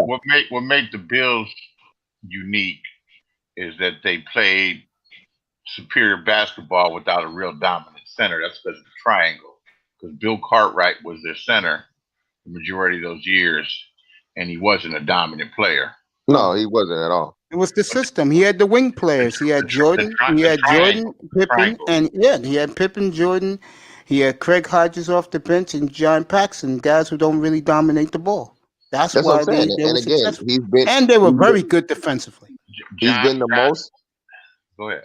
I'm just saying he's been the most. He did the most with the least amount of help. I mean, like I said, Tony Kukoc. What happened to him after he left Georgia? Trash. He's Done. garbage, That was yeah. one- That was one of the worst contracts that Milwaukee ever signed, I think, right? He went to the Bucks after the went to Bulls, Milwaukee, right? yeah. Bucks Yeah, gave him a just- max contract, one of the worst contracts he ever signed. Scottie Pippen couldn't get it done. One of the worst contracts Houston ever signed when he went to they gave him that late contract. Yep. They played that contract out until what? He come back from retirement to or Portland. they traded him to Went to Portland. Portland. Yeah. Let's see who else. BJ Armstrong after he Into left the Bulls, Warriors trash. that sucked back then. Trash. Who else is even Greg mentioned? Hodges banned from the league. Yeah. What's his name? John Paxson, garbage. Dennis Rodman. After Dennis Rodman was done with the Bulls, he played a year with the the Lakers. Spurs, and then he played No, like he a year went with to the Lakers. Spurs first, then the No, Bulls, so that's what then I'm the saying. Yeah, Lakers. he was done. He was done after that. Yeah. So again, like I said, I mean, tell me, Michael Jordan's had like the least amount of help, bro. Like I said, you got look at Magic. Magic played with like 5 Hall of Famers. Oh yeah. And Magic has a squad. You can look at Kobe Bird. resume. I mean, Yeah. Hall of Fame. But then again, let me say this. Me and Jim spoke about this last night. The Los Angeles Lakers of 1978-79 had a starting lineup of a rookie named Norm Nixon. They had Norm Nixon from Macon. No, I think Norm Nixon's from my hometown. I think. Yeah, Norm Nixon. I think Norm Nixon's from Macon. Yeah. A young kid named Michael Cooper. They had Sweet Lou Hudson coming off the bench. Gail Goodrich. Oh, Goodrich was long gone. They had Adrian Dantley, who was a third-year player who Kareem says is the greatest player you ever played with. Wow. And Kareem. From Notre Dame. Yeah, Norm Nixon's from he's from Macon. Yeah. And that team, me and Jim, we talked about this last night. That team couldn't get past the second round. Yet Magic comes in the next year. That team's a dynasty. Hold on. Wasn't that the year? Wait, center on top of that, not a point guard, a center. Damn it. Yeah, me and Jim was talking about the General got so tired of me talking about 70s basketball, he has got up and left the panel.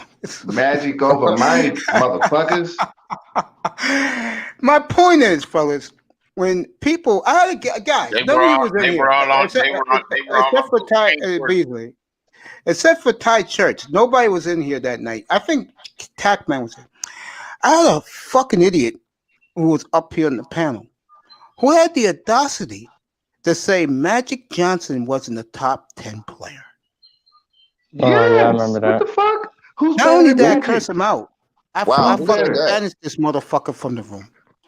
Yeah, good. And- You got that. Yeah, you start doing the same thing to these Kobe disrespectors, Mace. If you ain't got Kobe in your top 10, you got to get him out of here, man. Come on, Yeah, get him out of here. I got him And out he of tried to slide somebody else in there. I forgot who it was. The player he tried to slide in the top 10. Yeah, I forgot who it was. Somebody said that Urban Magic Johnson was not in the top 10. Yep. Yeah. I threw his ass. After he's me and him number got into a one. big argument, I threw his ass out of here. He's number one. Talking Yeah, get him out that of here, shit. bro. And again, today, I'll talk to Dusty a little bit about his Raiders. He's Dusty and me. We'll talk later. When you bring something here, you stay here. But if you're talking fucking foolishness, I'm still pissed off that he said that in front of a group of people that Magic Johnson wasn't a top 10 player. I said, what the fuck? You out of your mind, bro? And he was dead serious. It wasn't like a joke. Who was it? I forgot who it was. He's a Dolphin fan. He's a Dolphin fan. But for him to say, this is the part that got me even more heated. Not only did he diss Magic, LeBron number 2. Are you kidding me? Shitting on Kobe. These young Kobe number 2. Are you Kobe fucking wasn't serious? top 10 with him either. He said Kobe was all right. I said, okay. That nigga He said, LeBron yeah, ain't even Kobe back. was That all nigga right. Just all right. Number 2? Yeah, Bron. And this is LeBron is why. somewhere at the end of the top 10. Let's keep it And this real. is He's why- at the end of the top 10. And this is why. Nah, LeBron's top 5 now, man. Yeah, LeBron's top 5 now. Admit it. These youngins who had no respect for Michael Jordan. That night they didn't. The LeBron lovers who up here that night, no respect for Michael Jordan. Oh, this must have been close to the fucking I championship. had one This was clown close- tell me. I had one young clown tell me that Michael Jordan. I had one kid tell me that Michael I'm Jordan. right here. I'm just wiping down. That's all. Yeah. I said, I'll be right here. I'm just wiping down. Hey, mute Ty up. You talking I'm to not. in the background. Yeah. Thank you. I really I got a top 5 for you, my team. Go ahead. I got Kobe, Okay. Jordan, Magic, You have to Kobe, work with that, Jordan, bro. Magic, Bird, and Wilt. That's a bad order, buddy. That's a bad order because you have to That's a pick it bad by order. position. I Well, got no. Yeah. Let me ask Well, you a question. no. I got Magic playing point guard and forward. I got Kobe playing guard. No, I got Jordan playing guard. I got some players like Magic, No, I know where he's going with this. That's Magic okay. and Magic That's and okay. No, Jordan. that will work. That will work. That will work. That will work. That will work. You did a good starting 5, bro. That Good will work. job. Yeah. You got three. And You you know got what? three. You got three.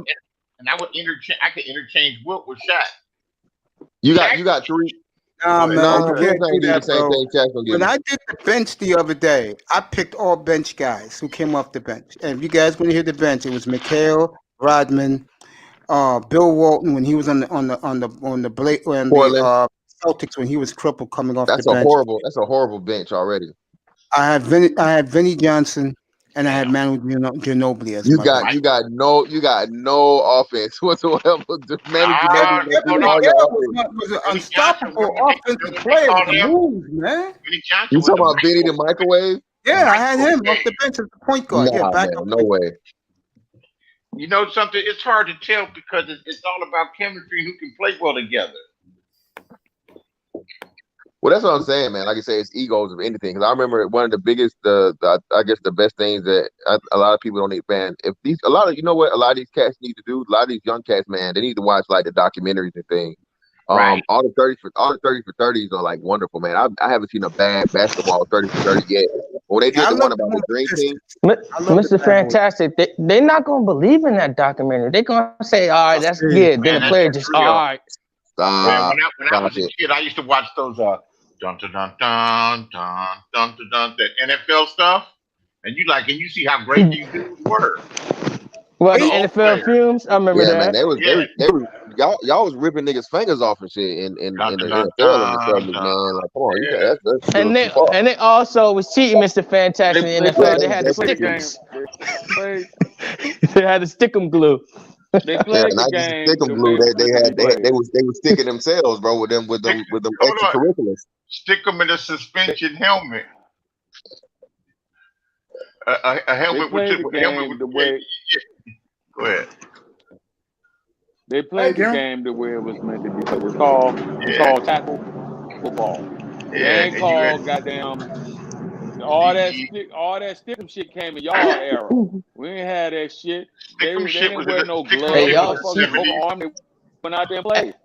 Oh, let me say hello, my man. They changed the rule. The way New England played, that's how every team played in back in the day. They changed the rule about being able to hit somebody when I was in the 10th grade.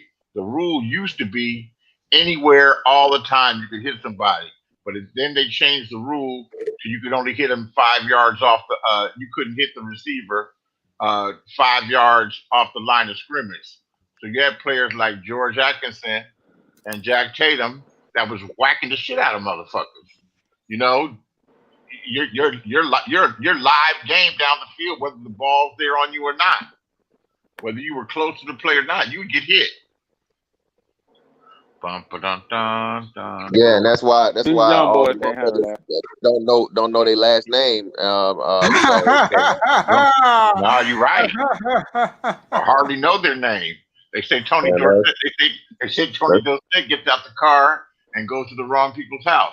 Yeah, that shit's out of hand, man. Like I said, you gotta have some type of safety. That motherfucking, that hard shit only go so far, nigga.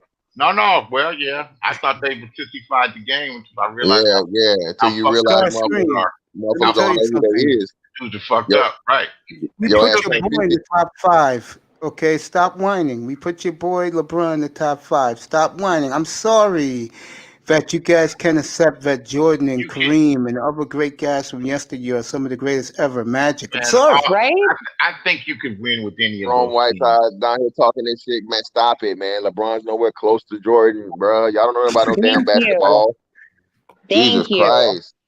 Right. I don't know nothing about no basketball, man. Fantastic. You had to be here that night. The venom towards Michael Jordan in here, man. Well, that's why I wanted to jump in. Quick thing we should do. My bad. Shirley saying something. Go ahead. All right, Shirley. I was gonna say I was here that night, and you're right, Mace. There was absolutely no respect for Michael Jordan. It was straight LeBron's GOAT, and that's the end of story. We never even got to talk about Kareem because the argument got so focused on Jordan and LeBron, and also it was Larry who was being such a brat and saying that Magic Johnson didn't deserve to be in the top 5. Larry, who the hell is Larry? Larry Holmes? He got his own platform. Me and him are a war right now, bro. We're not friends with Larry. Yeah, get this guy out of here. But yeah, the problem with LeBron is that LeBron don't have fans. He have sexuals. You got Bron sexuals. That's it. You know what I'm saying? Ain't no Bron fans. They Bron sexuals. They want to have. But a dude actually made a post and saying how he wanted LeBron to have LeBron James' baby, man. This is what LeBron fans do. That's it. LeBron James is a media Wow. LeBron has as many haters as fans. That's worn off, ever since I'm gonna take my talent south. No, that's not true. Only reason people hate on LeBron because of his fans. No, they hated on him because I'm gonna take my talents to South Beach. No, it wasn't just that. It was that, and like I said, this No. he only wants to play with a No, stacked that's team, why bro. I hated on him. He only want to play. The reason I hate LeBron because that's it. That's the only reason why people don't like LeBron, because they put all this thing on LeBron that LeBron's supposed to be this and that. When he came out that he wasn't Jordan, when he came out that he wasn't that guy, right? You had a lot of people banging on him, right? That's why it did, because people sort of BS behind it. It's like, this dude ain't Jordan. Why you compare him to him? Well, no, he wasn't Jordan, but he's still something special. Listen. My problem with LeBron, at the end of the game, he would pass the ball instead of shoot. He's an unselfish player. This is about LeBron against Michael Jordan. For him, the media makes excuses for him. They all these caveats as to why he doesn't win. They create all these fake stats to say how he's better than Jordan when he isn't. Yep. That's the reason why people don't like him. Look, I watched LeBron James in that finals against I was like, look, I don't want to hear people talking about he's this or that. Let me just watch LeBron James as an element. When you watch him by himself, you can enjoy watching a good basketball player or a great basketball player. I'll be right back, gang. Keep it up. You get the media telling you who you're supposed to like. Oh, he's supposed to be better than Jordan, better than Kobe, better than this and that. Then it's like Nick Wright, Shannon Sharp, all these motherfuckers that just gobble this man like in live action, bro. It's disgusting. Like I'm saying, and then like you said, man, if you actually seen Michael Jordan play, bro. If you've seen Michael Jordan play like real time, like in the 90s, you've seen the fucking 6 championships. I was never a Jordan fan. I'm still not to this day. But like as him as a player, bro, you gotta respect this dude. Like when it comes to this, the intangibles, like the killer instinct, like and then the stats too. And that's why I hate the shit about the Kobe argument, because Kobe's never gonna get the stats. But that's why I tell people to put it in context, man. Kobe had to wait 7 years, bro, to get his own team. And no legendary player in the history of the NBA ever had to do that. Yeah, not Jordan, not Kareem, not Isaiah Thomas. Kobe was an all-star coming off the bench. Let me say Kobe something was an all-star coming off the bench. Well, Kobe also, but before like he got the team was his, Kobe was an unstoppable one-on-one player. He was an unstoppable one-on-one player. Yeah, he was. That's why Shyt called him the greatest players on all planet. But what you sleeping on though? He was the only player that Jordan actually signed off on. Like, this guy could be the next Jordan. Everybody else is supposed to be, the heir apparent. Yeah, he said that's Harold Jordan called Kobe his little brother. Yeah, people forget that Eddie Jones was supposed to be the heir apparent. Eddie Jones was supposed to be the next. Yeah, and they had to move him out of the way. They had to move him out of the way because they knew Kobe was better than him. Harold Miner went to my high school. He was a good two-way player, man. Harold Miner grew up around the corner. Harold Miner, they called him Baby Magic. Yes, no, they call him Baby Jordan. They call him Baby Jordan. Yeah, Baby Jordan. Harold Miner was Baby Jordan, and then we just called him Harold. Hey, I will say this: the most impressive destroyed him. The most impressive thing I've ever seen a player do was what Mike did with the Wizards at 40 years old. Before he tore his meniscus, he was probably like leading that team towards being the number 1 seed when he tore his meniscus at 40 years old. I didn't know he tore his meniscus. You know who's chasing that, right? LeBron James. That's why he wants to play till he's 40. But LeBron James, it was in 03 when he played with the Wizards. Like he had them like as the number 2 seed. So let me ask y'all this. Let me ask y'all this though. What y'all gonna do when the truth come out about LeBron and his assistants? I'm just saying. You know what I'm saying? Thank you. Who said that? Hey, I've been talking about this. I've been saying LeBron on that PEDs because the letter came out already when he was in Miami. Him, Ryan Braun, a bunch of niggas was on that shit. Nah, I said it. Fantastic said it. That was Mr. Fantastic. But Dusty been saying that for months though, bro. Ask Mace, he'll tell you. I've been saying LeBron been. Yeah, we know that. This media creation, I think it started even before he got into the league. Because remember, in 2009, and they scraped this from the internet. It is hard to find a publication that talks about this. In 2009, they removed that tumor from his jaw. 2000 and people are like, that's that clenbuterol shit, man. If you know niggas who fuck with shit, because LeBron was skinny like KD. No, that's hold Harden on. was a That's little skinny nigga. That's another That's time. why. That's why he grew his beard out to cover up the lumps. When he went back to Cleveland, the Cleveland Cavaliers, and he couldn't jump worth a lick. Went back down to Miami for 2 weeks, and he got refreshed and came back dunking crazy as ever. And remember, his best friend Chris Paul. When Chris Paul was going to become the president of the NBA PA, what did he do? He blocked the growth hormone. He blocked the testing for HGH growth hormone.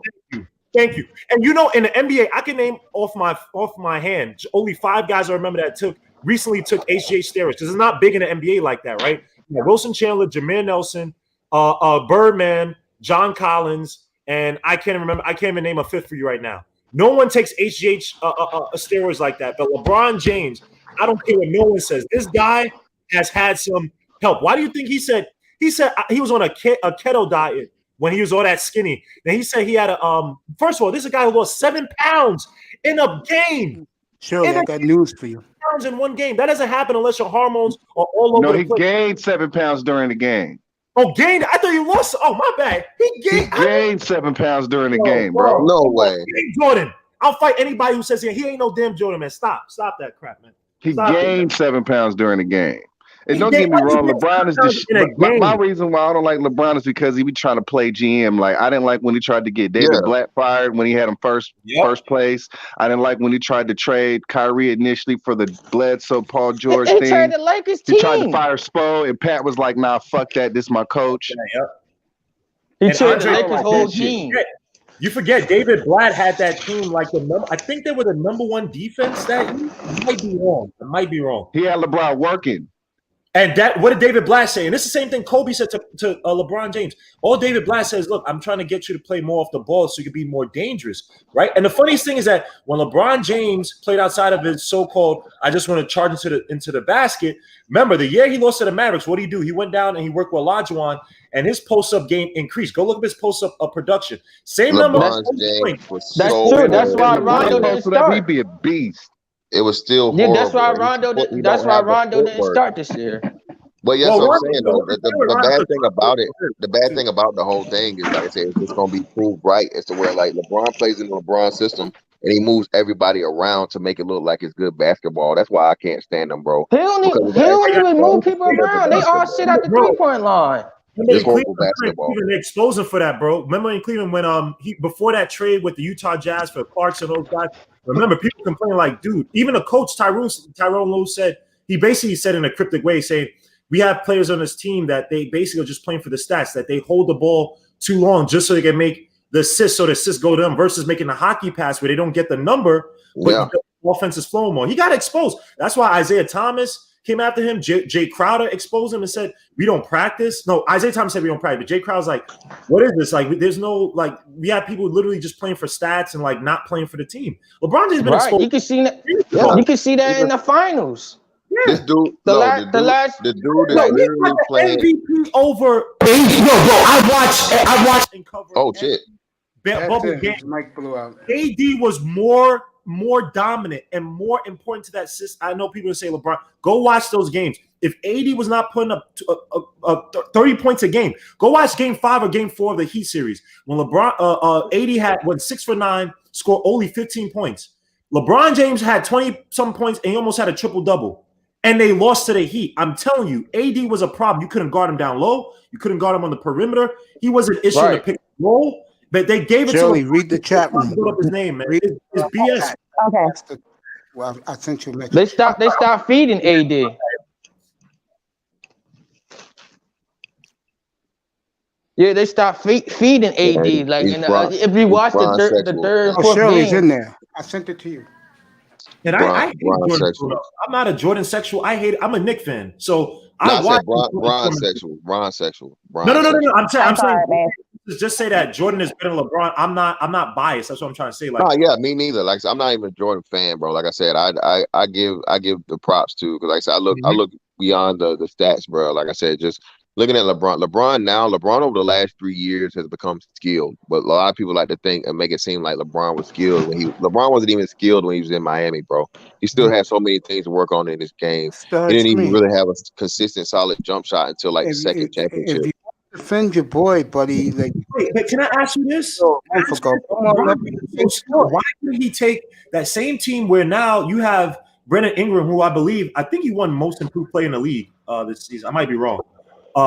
You have him and all those guys who with the Pels, they're looking like a next year, or possibly team next year. Why is it LeBron James can't get those guys to the playoffs? I know he got hurt. LeBron doesn't do developing players, bro. Again, that's why he wanted to get Kyle Kuzma.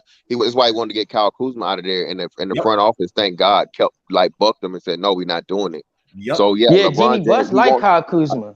I'm telling you, man, LeBron is the guy. LeBron is a guy like when you go to the gym, right, and you're trying to play pickup ball, and you get there, and it's like, nobody. He's the only person on the sideline, right? And you like, hey, man, can I get next?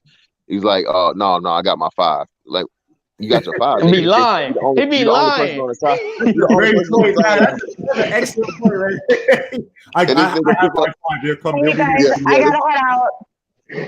I gotta head out. Thanks for having me up, Mace. Did you read that message? See you guys later. Hey, did you read the message? I wouldn't be surprised. Yeah. Shirley, peace. You good, baby. Come back for the afternoon show. I got an afternoon show coming up. I'm doing 3 shows today. All right, baby. Have a good afternoon. All right, y'all have a great day. I'll see you soon. All right, baby girl. Really? But Jeannie Buss is keeping Kyle Kuzma because Kobe gave him a passes. He trained with Kobe, and Kobe was like, she keep him on his team. Yeah, she wants to bone, man. Everybody knows Jeannie Buss gets down with those players, man. Come on, ain't nothing new, man. Let's not act like Jeannie Buss is this smart person. I mean, it was given to her by her father. Her and her brother got into a little tidbit war, whatever. They got lucky with not to say lucky, but LeBron James want to come out was probably weird. No, they was great to get Paul George. But the only reason Paul George didn't come to the Lakers because LeBron already said he was going to the Lakers. Nobody don't want to play with LeBron. I agree. That's the real truth. Going to say that. No, if you got Paul George, Kawhi turned it down. Chris Paul said, "Look, Chris Paul was ready to go to the Lakers, but Chris Paul said he don't want to play with LeBron." But hold up, but you know what's funny? The media because they put an offer out there for him. LeBron, the media will have you think that everybody wants to play with LeBron. Isn't that amazing? Chris Paul turned him down. Carmelo Anthony turned him down. Damian Lillard turned him down.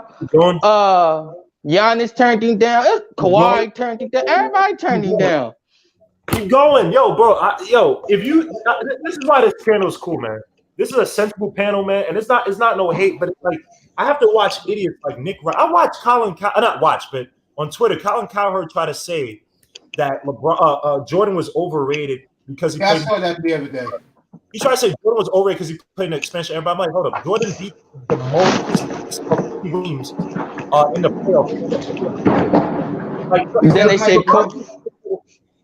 And then also, they say Kobe inefficient, and when he shoot 45% from the field, that's efficient. That's close to 50. Well, I think with Kobe, well, 45 is good, but the thing with that's Kobe, good with the shots he had to take. But this thing about Kobe though, if Kobe was an uber smart guy, he admitted himself that he messed up not being able to communicate and relate to players, right? Because between the two, right, that's when obviously Kobe put up great individual stats, but his team sucked, right? Kobe said himself that he was a selfish player. He should have done better. And I agree. Look, Kobe is an uber smart person, uber smart player, rest in peace. But he messed up trying to build up the allure of Kobe versus you could have got more championships if you learn how to play with other players who are not at you, but you have to dip your stats down and make them better, right? So if I'm picking Kobe, right? But Kobe did make all these players. No, he did Kobe not. did make all these players better, like Shannon Brown. Nobody would not sign Shannon Brown. Nobody would sign Jordan Farmer. You know how much money they got? Hold on. Did you see their second contract? Nobody would pay Shannon Brown all that money or Jordan Farmer. But you come on, you gotta give him credit. He didn't make the delusional and believe that, bro. Before I go to General, I'm gonna let the he General didn't make the accessory guys better, but he definitely made Paul Gasol and Lamar Odom right better. into a Hall of Famer. Now, he made accessory guys too. He gave them some money. All right, fine. Before I go to the general, But hey, man, I'm fantastic. gonna hop How you out, like? man. I'm gonna try to come back through later, or definitely hit me on the email, man, and we'll set up the thing you want to do on Kobe. Appreciate you for Yeah, having put me. it in the private chat. I'll hit you up with one question before you walk out of here. How did Oh you yeah, like it up here for the first time? it was great, man. It was great conversation, man. I greatly appreciate it. I And appreciate like I you said, the brought most a lot important thing, over, man, is bro. being knowledgeable, bro. Like I said, actually having people to know what the hell they talk about. At least we can have a conversation. Remember what I told you months ago? I'm the Bill Belichick, baby. I see you, man. All right, man. Shout out to everybody, man. Shout out to Appreciate General, you, man. Come back later, man. Leave that in the private most chat. I'll definitely. get it. I'll All email right, for you. sure. It's in there. Holla. Thank you so much, the great Mr. Fantastic. All Ty right. Church, before I let you rumble on. General, go ahead, bro. All right, man. Y'all want to talk about who made who better? Who in the fuck did Michael Jordan make better? I'm gonna skip this conversation. Anybody a Jordan? Nobody's a Jordan fan in here, so you can. Thank you, General. I appreciate hold you. on. I didn't say that anybody had to be a Jordan fan. We're talking about who made who better. Who did Michael Jordan make better? Nobody. Nobody didn't get paid after for Michael Jordan.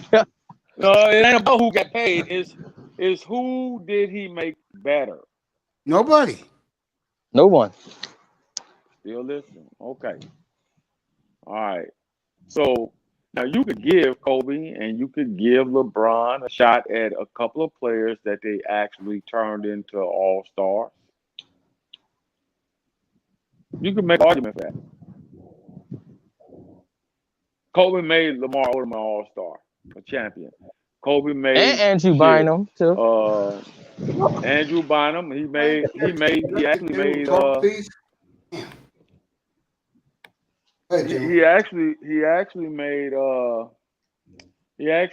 what's the boy name? The young boy. God damn it. I can't think of the kid's name right now. Paul Gasol. He turned him into an all-star. Made him a champion. So when you look at the list of players that LeBron made champions and made better around him, Kyrie's career was fledgling when he was in fucking Cleveland. LeBron hadn't came back. LeBron arrived. If LeBron hadn't came back to Cleveland, Kyrie would still not have a championship. What's all this noise? He made Kyrie better. Kyrie had to come out. Oh shit! Kyrie had to come out later and admit to it. Now, people don't like to play alongside of them because, like any sport, you have to have an attitude and you have to have the thought process that I am the motherfucking man on this team. You have to.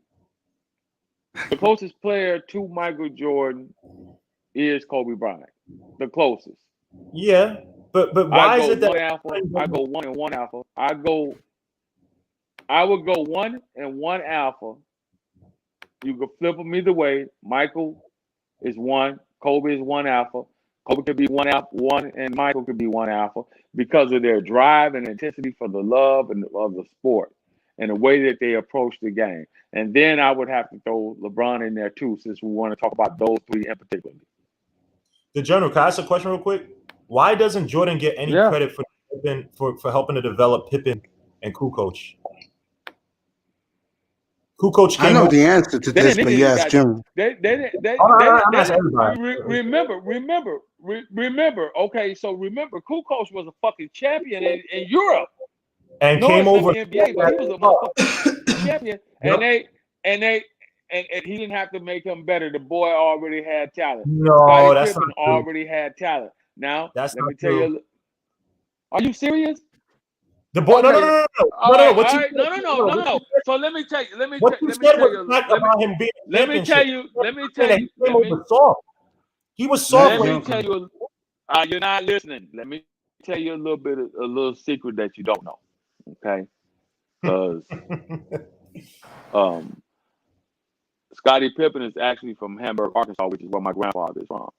Mm-hmm. When I moved from Los Angeles to the state of Arkansas in my last year of high school, I played against Scottie. Okay. All right. Okay. Now, I know how Scottie Pippen got to the NBA? Do you know?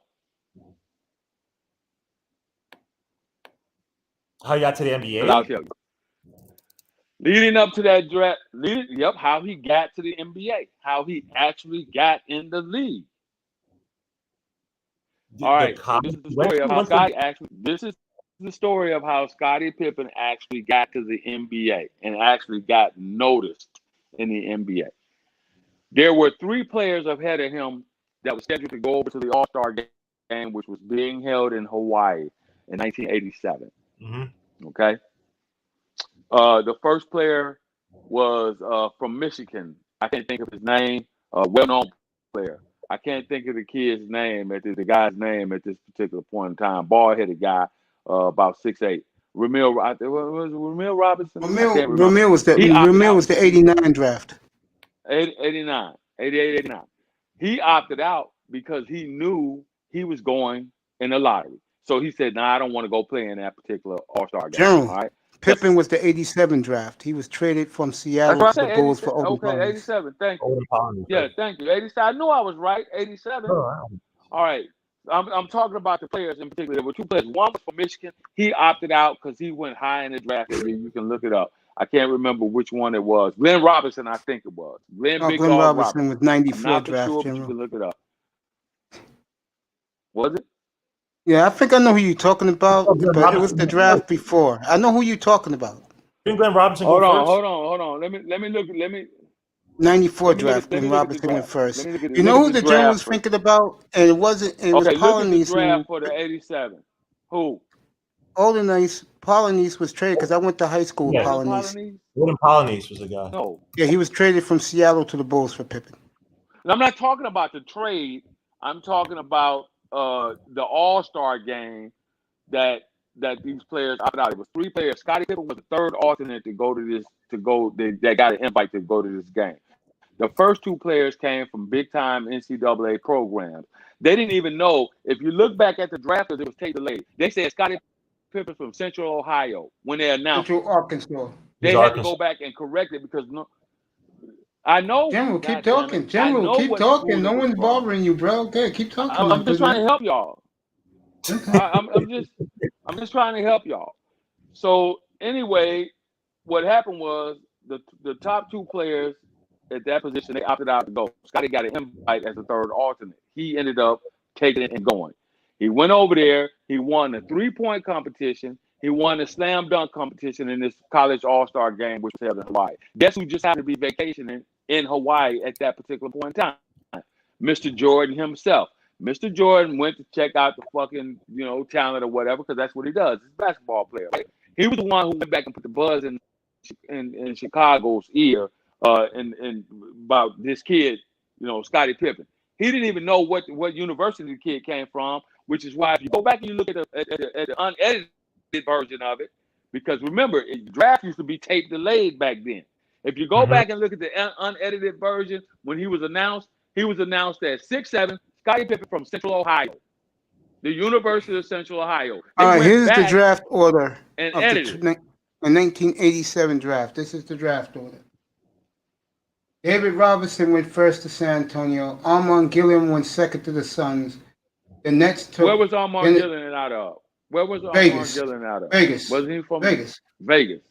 Okay. Dennis Hobson was third. All right. Reggie Williams from Georgetown was fourth, one of the biggest busts ever in the NBA with the Clippers. Pippen went fifth. Kenny Smith went sixth. Stop it. Kevin Johnson went seventh. No, I was just saying stop. Would you say Reggie Williams was bust? Yeah. Kevin Johnson was seventh from the Cavaliers, and they traded him to the Suns for Hot Rod Williams. Odin Polonius was eighth, and that was the trade. The Bulls took Polonius. They traded. Yeah, right here. Who was the kid from Michigan? I know who you're thinking about, but he was the draft the year before. You're thinking about Roy Tarpley. I know. No. Roy Tarpley. That was the 86 draft. Oh, wait. Are you talking about Washburn? No, Washburn didn't go to Michigan. He went to NC State. Okay. No. This is the year, guys. These were the years I watched college basketball religiously. So I know what I'm talking about. Derek McKee went 9. Oh, I don't. Well, no, go ahead, talk, Jimmy. I'm just looking here. Well, I'm all I'm saying is that's the legend, the true story of how he actually got there, because there was another kid that was from UALR. He later got picked up with the Bulls, and it wasn't Stacey King. It was another kid. I can't remember his name. He was a center, and he was actually from the state of Arkansas too, and he played with the Bulls for a short stint. And the only reason why he got there was because of Scotty. In 1987, in the 87 draft, I got a trivia question for you guys because this is close to my heart. Kills me. There was only one player in the history of the NBA that was drafted in the first round who got cut. Never made an NBA team. Who was it? He was in this 87 draft. He got cut? Yep. Never made an NBA team. Got cut from this team. Cut? Completely, yeah, cut. Never played an NBA game. Are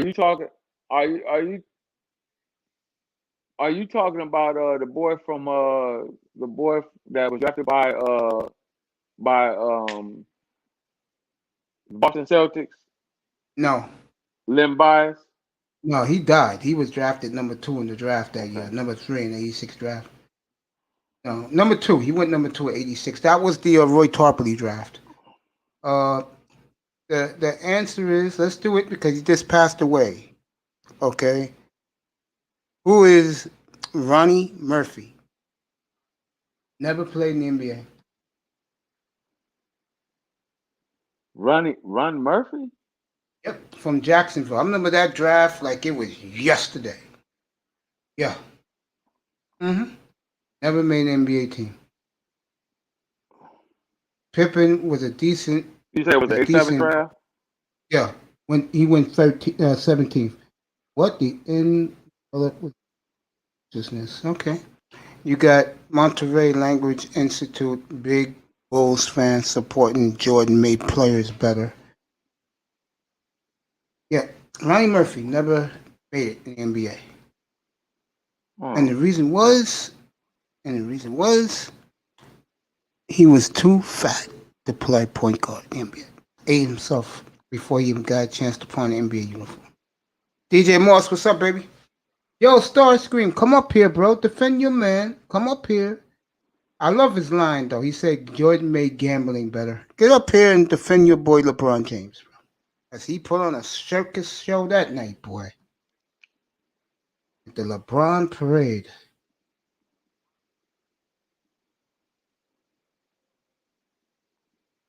Dusty, if you can hear me, come back here. We're going to talk about your Raiders in a few minutes, bro. I got to get some football in here before I take my first break. I'll finish this at 2 o'clock, fellas. I'll be back at 5. And what I'm going to do is I'm going to go from 5 to 11 tonight. So we'll have plenty of time. We could talk a lot of shit. But I'll be on from 5 to 11 tonight. So I'm going to take this to 2 o'clock. We might as well stay with the NBA. So, hey, did you hear the news, Mace? Theo Epstein stepped down as GM? Yep, he stepped down. He said he's going to take a year off, but I don't know, man. He needs to come to my Mets, man. There's a lot. No, Sandy Alderson. No way he's bringing in Theo Epstein. Well, Sandy Alderson is the president, right? I think he's just setting it up for a Cohen, but they're definitely going to bring in a GM. Only thing with Epstein is that I'm a little scared because he will sell assets to get players, and then he dipped. I think he did something similar in Boston. I might be wrong, but he is a proven GM, and he's won. So we'll talk about that in upcoming days. The winter meetings coming up. Your Mets are going to be the big spenders. Everything is going to be focused on the Mets. Oh, and you better cover that hot stove, bro. I will, bro. And I had a beautiful young lady this morning in another platform told me she's a big Met fan. She expects big moves. I told her that you will get live winter meetings coverage in here. I will do that. Let's get it. Let's get it, man. Mets are going to spend money for the New York metropolitan fans who suffer hearing Yankee bullshit all the time. Fuck them bum-ass fucking Yankees, man. Fuck that shit, man. Oh, I can't stand the Yankees, man. Yo, Tack, we haven't heard from you today, bro. Go ahead, bro. Go ahead. I'm just chilling, man. Just listening to this great Die Hard. Ready for tomorrow night? Yeah, I'm just all yours, bro. Yeah, just tomorrow tonight I gotta finish the second round prospect. Damn, we're gonna have lit. This room's gonna be lit. Yeah. Who do you like, Pat? Who do you like? Who are your favorite prospects in this draft, man? My favorite is Killian Hayes. Oh Lord. But my other one is Tylee Halliburton from the Iowa State. Iowa State Cyclone. And General, do you care about the NBA draft or no? Now that the Lakers are gonna get their guy, you care, General? Lakers, man. General? Yeah, of course I You care? do. Well, being here tomorrow night, I'm doing 7 hours of it. But my least, but talent wise, it's very talented draft. But only thing is, this could be high reward, high risk players. I think anything off the top first 5 is like high risk, high reward players. I agree 1,000,000%, man. A lot of guys but see, I even think that's misleading. I think that you have a lot of guys with questionable ceilings, like we don't know how good they can be, but very low floors, right? Wiseman played 3 games in college. You got Isaac Okoro who's shooting up the draft boards, even though he can't shoot. He might end up like another Stanley Johnson or Justice Winslow. Even LaMelo Ball has a lot of question marks to his game because he can't shoot. First, he can't shoot. They basically played to make him look good. You know what I mean? The NFL team he played on. So you got to and a lot of question marks. This is a draft for me personally. I think it's a draft where you take a guy that fits a need, and especially if you have just one pick in the first round, you move on, man. That's why. Yeah, go ahead.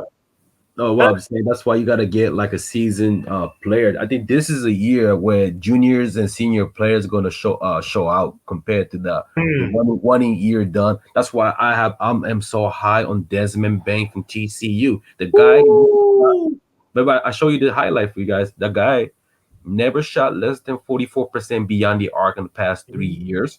I would let it take him over than Josh Green, because Josh Green only had 1 year and how did Josh Green shoot up all these drafts? That's what I'm talking about. How did Josh Green shoot up? And it's like I watched his highlights. I'm like, this dude is not. What's special about Josh Green, man? It's like I guess it had to do with talent, athleticism, his overall outside. But to me, if you are praising Josh Green over Elijah Hughes from the Syracuse, there's something wrong with his scouting, because Elijah Hughes definitely has a 3 years on his chip on his during his Syracuse. This is a guy can blow up and he can be unguardable, and he has an NBA body type. And I have so many questions. I never seen so many question mark in a 1 year done player in past 10 years. This has been the most big question mark.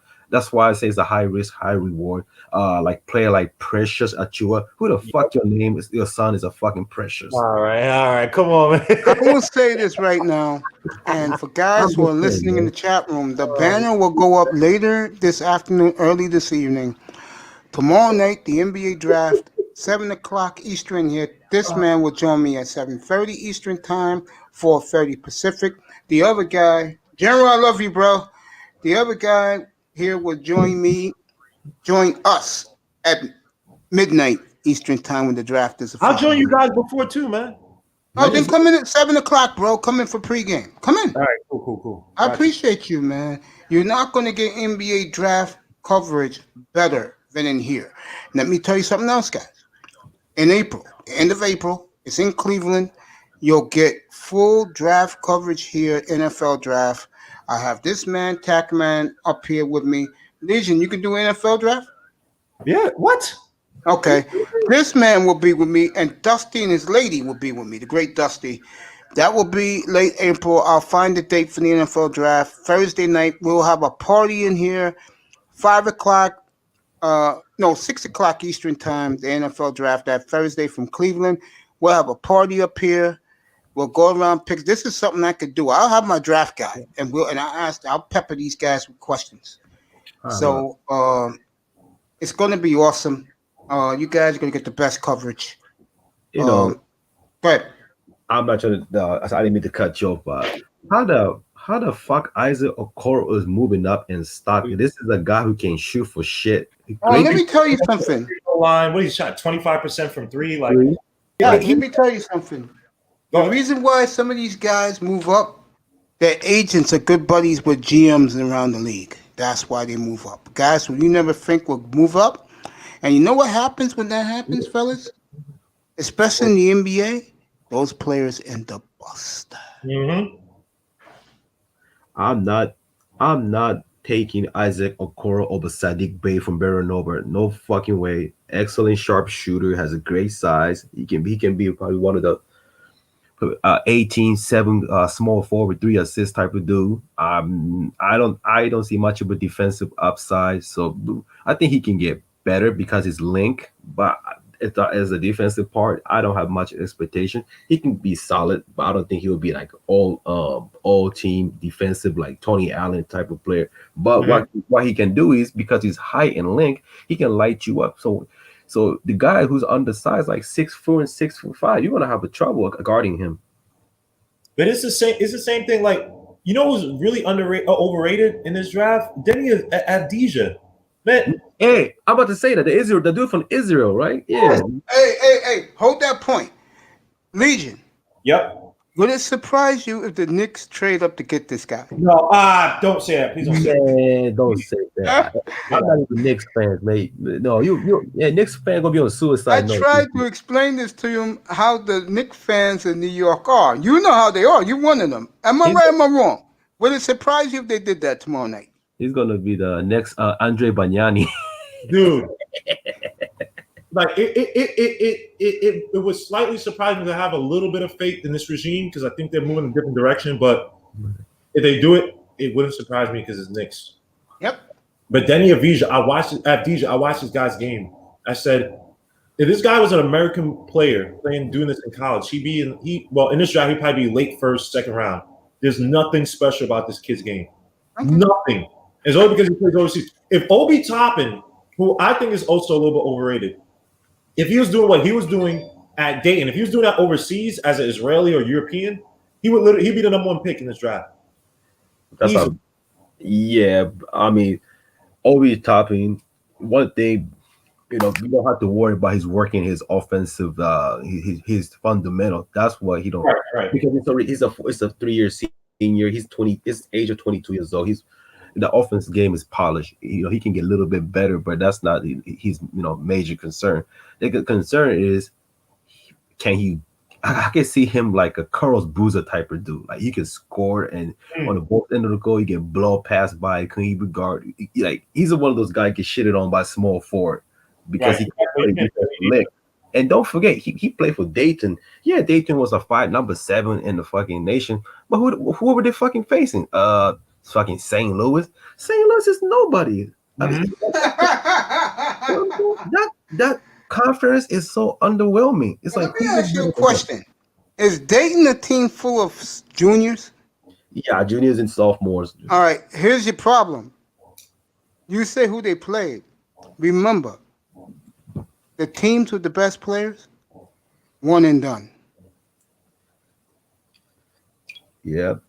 That gives Dayton a big advantage, in my opinion. Yeah, but they got to face someone better for me to make me a believer for Dayton like that. That's why I say the same thing every year about Gonzaga. I don't believe in Gonzaga until they face someone from outside from West Coast Conference. Other than St. Mary, who are they facing? Pacific Tigers is a pretty good team, but they still don't have the recruitment, the hype. Because don't worry, Damon will get that together. Oh no, he will. Trust me. I was betting. That was my favorite second half team because they always come back and cover. Yeah, man. But their second half team, first half, it makes you frustrated, make you want to throw your PS4. But hey, man, that big man from Pacific Tiger ain't no joke. But as back to the draft, I have one of the biggest questions from this draft is, why the fuck have 3 freshmen out of Arizona is declaring for the NBA? I said that to you last week. Nico, I know, but it's just Nico Mannion. I mean, seriously? And four Washington Husky players. He can guard. He was struggling. He can guard, shooting 32% from 3, 38% from the field goal. He couldn't guard. He was like a sandpaper. He couldn't guard anybody. If Mannion stayed till junior year, he would have been a top 15 player. That's why he should have stayed. Same thing I can say about. I got mixed feeling about Zeke Naji. I think Zeke Naji could be have one of the highest upside as a center, but he could be one of those busts. End up becoming like those bench player. So I got mixed feeling about that. Same thing with Jaden McDaniels. Jaden McDaniels a high bust player because they complain about his motor at Washington. Even though everybody wants to compare him to a poor man's KD just because he knows how to get spots on the floor to shoot a shot, but even his shot wasn't that terribly efficient this year. Like you have so many busts in the draft. The guy who I really want at 8. Now the Knicks, we need a point guard badly. The guy I want at 8 because I think that he fit as a really good 3-and-D player. And he complement our players well as Devin Vassell from FSU. That's the guy I'm high on. Plays good defense, can shoot the 3, is smart, heady, doesn't have a high amount of assists. Obviously, he's not a ball handler like that, but he makes smart plays with the ball.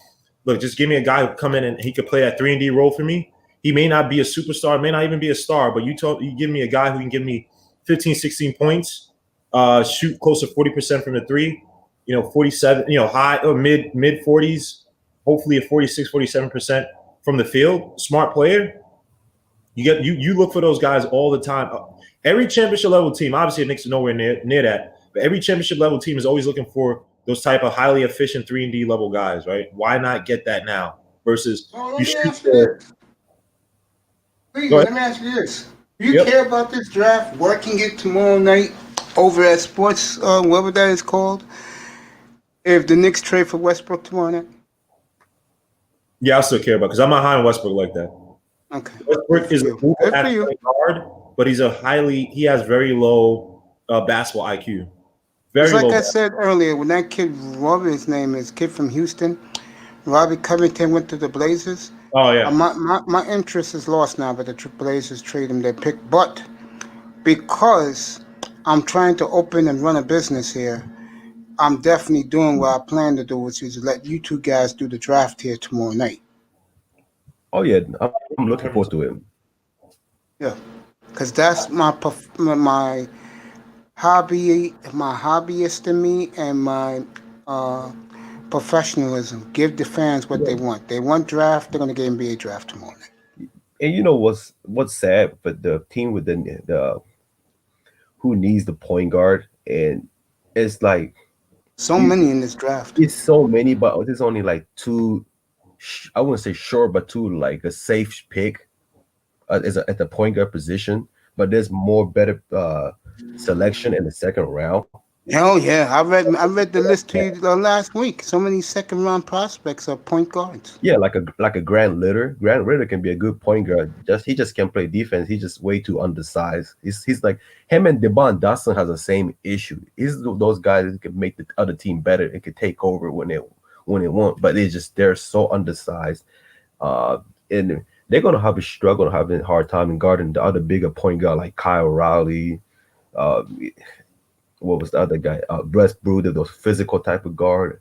Yeah, they're gonna have a hard time. But if you're looking for the point guard, we could put up 10, 11 points and dish out 4, 5 assists. Yeah, there's more better selection in the late round, or even undrafted, like Tyshawn Alexander. Now I don't know why he drafted so stocking like drastically.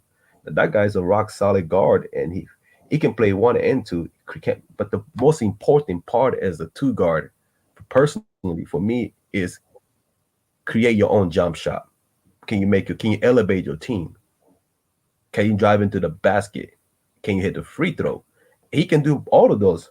But now he dropped, like, his stock is plummet, and I don't even know why. I watch his workout; he's doing great.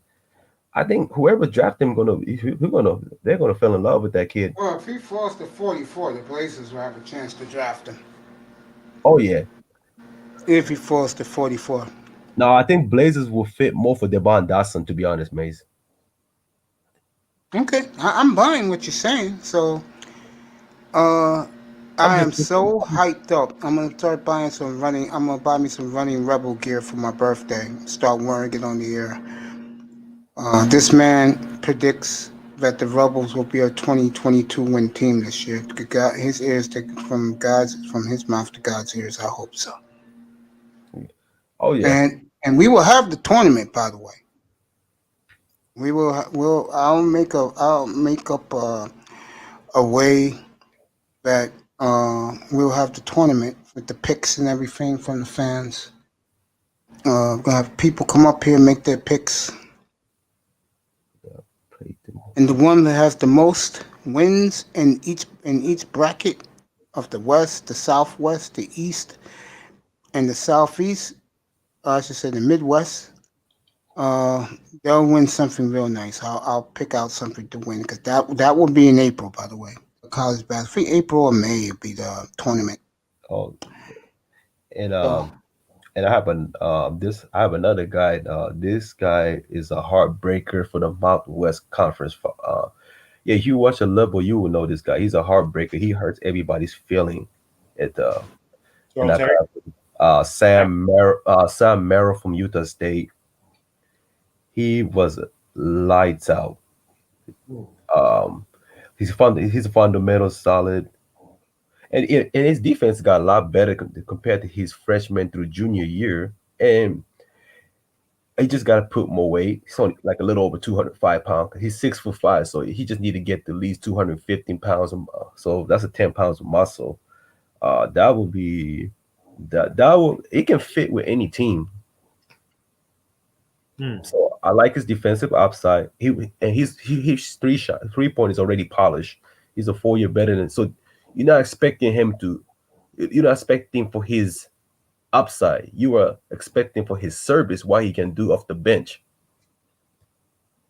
So that is one of my favorite players, Sam Merrill. I don't know if you saw him, Mace from Utah State. I haven't seen him. Trust me, I haven't watched highlights.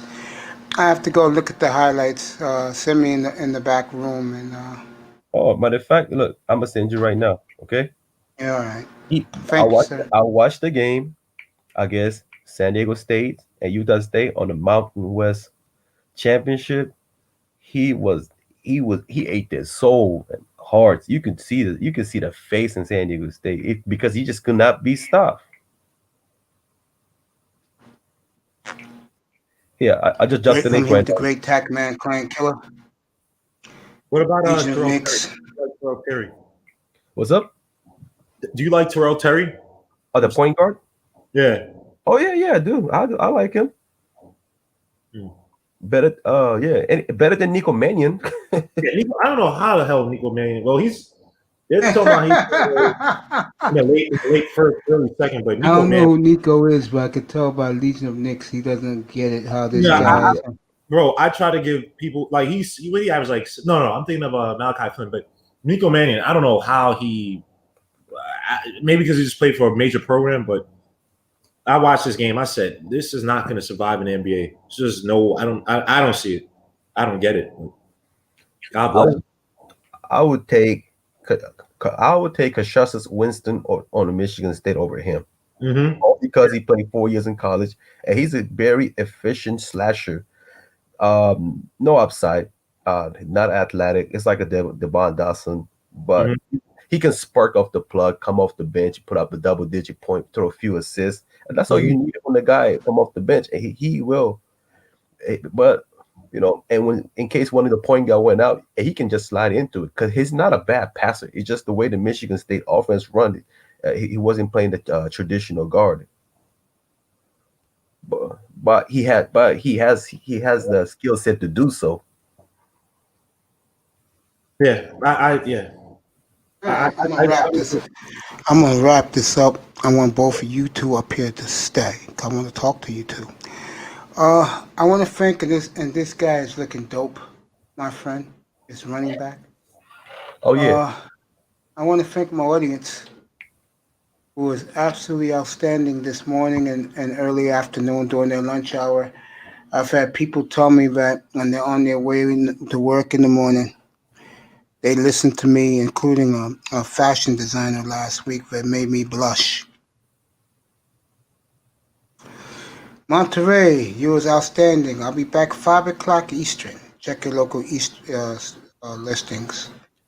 Whiteside, outstanding. Starscream, you're a troublemaker. I wish you would have came up and lit up the panel with your LeBron love. Monterey Language and Institute, LLC. Thank you, sir. Nola Hustle, outstanding. I'll name some more who was up today. And a full room. Little Shirley was up here. Thank you, baby girl. Jerome Whiteside, I love you. Loyalty. DJ Moss, again, loyalty. I love you guys so much being here every day. Let me see who else is up here. Starscream, he was outstanding. Kenny Conjo, my love and support. What happened to your platform?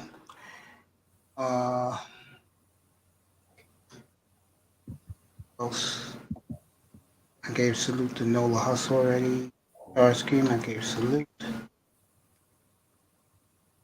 Dusty was great.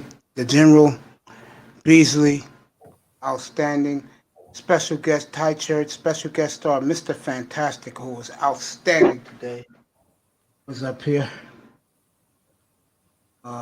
Thank you so much. All the great support.